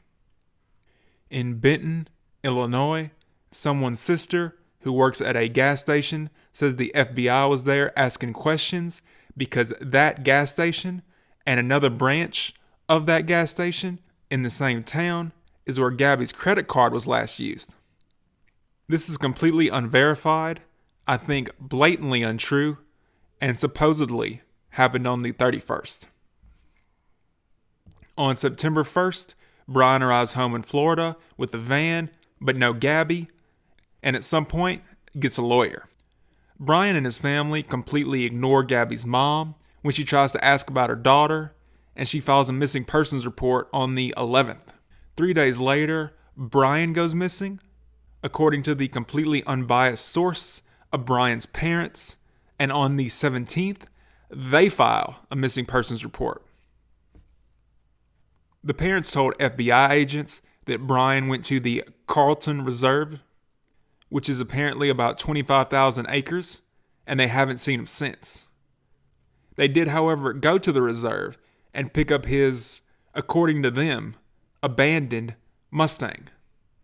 A search of the reserve begins after that. The next day, there was a rumor that Bryon's body had been found, but the police said that was fake. On the 19th, Bryon's sister does an ABC interview, with the notable portion being, "Interviewer, did you know that the van was back?" Cassie says no. Later she says, "I assumed he flew back because that's what he did when he is..." Actually, I don't want to say that. As far as what she was going to say, maybe he flies instead of drives when he's upset, scared, having an episode, who knows. Just a weird moment that maybe doesn't mean anything, but as we'll talk about later, it could mean a lot. That same day, what was believed to be Gabby's remains were found at the Grand Teton National Park in Wyoming, and apparently there was a lot of bear tracks around the area. The next day, the search of the reserve was suspended, and the FBI executed a search warrant on the Laundrie household. Bryon's attorney scheduled a press conference for the 21st on the 20th. Then they spoke with the FBI after the search and canceled the conference late Monday night. We don't know why he did that, but the timing is certainly a bad look for Bryon. Let's take a break from that and look at a different timeline. On August 9th, Bryon and Gabby arrived in the city of Moab, Utah. A couple named Kylan and Crystal live in Moab. 3 days later, Bryon and Gabby go to a coffee shop across from the Moonflower Co-op and hang out there from 8 a.m. to 4 p.m. Kylan is working at the co-op around the same time and got off at 4 p.m. Thursday, August 12th, is when Bryon and Gabby have their big fight, starting outside the co-op. And after all the events I mentioned earlier, the police set up Bryon at the Bowen Hotel in Moab while Gabby slept in the van. Someone on Reddit said that Bryon's motel stay was paid for using a charity fund set up for domestic abuse victims. And if that's true, it'd be some of the most twisted irony I've ever seen. So just to recap, they have been temporarily separated for the night, and Bryon is by his lonesome. Kylan and Crystal go to Woody's Tavern the next day, Friday the 13th, and talk about some creepy guy near their campsite late last night or early that morning. I've heard both. That same day, Bryon makes his final Instagram post about humans being primates. On August 16th, Kylan and Crystal are reported missing, and 2 days later, they were found naked from the waist down in a creek and had been shot multiple times.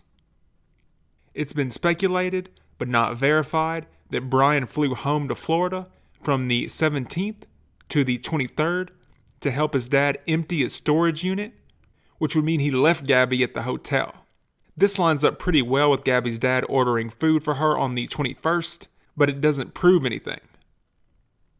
As you probably already guessed, based off the timeline, there are some people that think Bryon killed Crystal and Kylan as well. I'll admit the timing is suspicious, but it really doesn't feel like there's much there. The supposed evidence, as it stands now, is he was near one of them for one day, and there was a creepy guy hanging out at the same time Bryon was in town. It could be him, it could very well not be. They were homeless and camping outside. There could be any manner of weirdos out there. And it should be noted that serial killers love killing homeless people. On the other hand, supposedly, allegedly, maybe, according to Reddit, Kylan was the cashier at the Moonflower. The Moonflower advertised some fresh melons. Bryon posted a picture to Insta with a premium melon, so it's very possible him and Kylan could have interacted directly. However, I still don't think he killed them.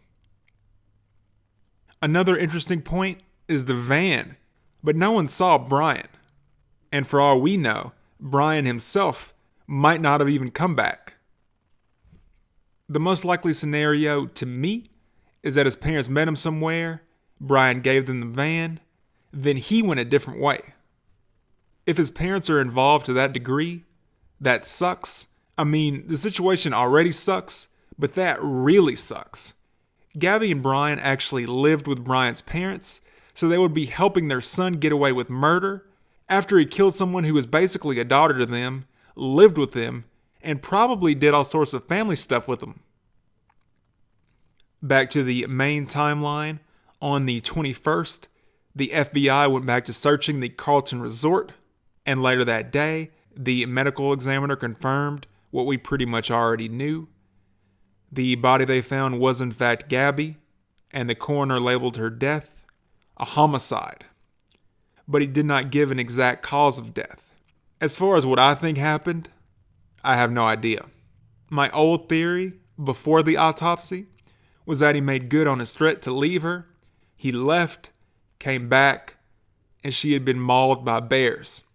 My new theory is that they argued, then he choked her to death, and the scratches the cops saw on Bryon were defensive wounds from him choking her. A flaw with this theory is that the police did not see any marks on Gabby's neck, although I'm completely unclear on how much force it would take to leave obvious bruising, how quickly the bruising would appear, or if Bryon was so experienced at doing it, he knew how to not leave a mark. I kind of want to Google, is it possible to choke without leaving a mark? I kind of want to not Google that. There have been several alleged sightings of Bryon, including this eerie photo and a random guy referenced on Police Scanner that Reddit just knew had to be him. But alas, law enforcement does not believe that photo is him. And the Police Scanner thing was always a wild goose chase. My theory on Bryon is that he went back home, mowed the lawn, tried to act like everything was normal, with the dark hope that her body wouldn't be found. The body was immediately found. And I think he went to the reserve to kill himself, or somewhere else.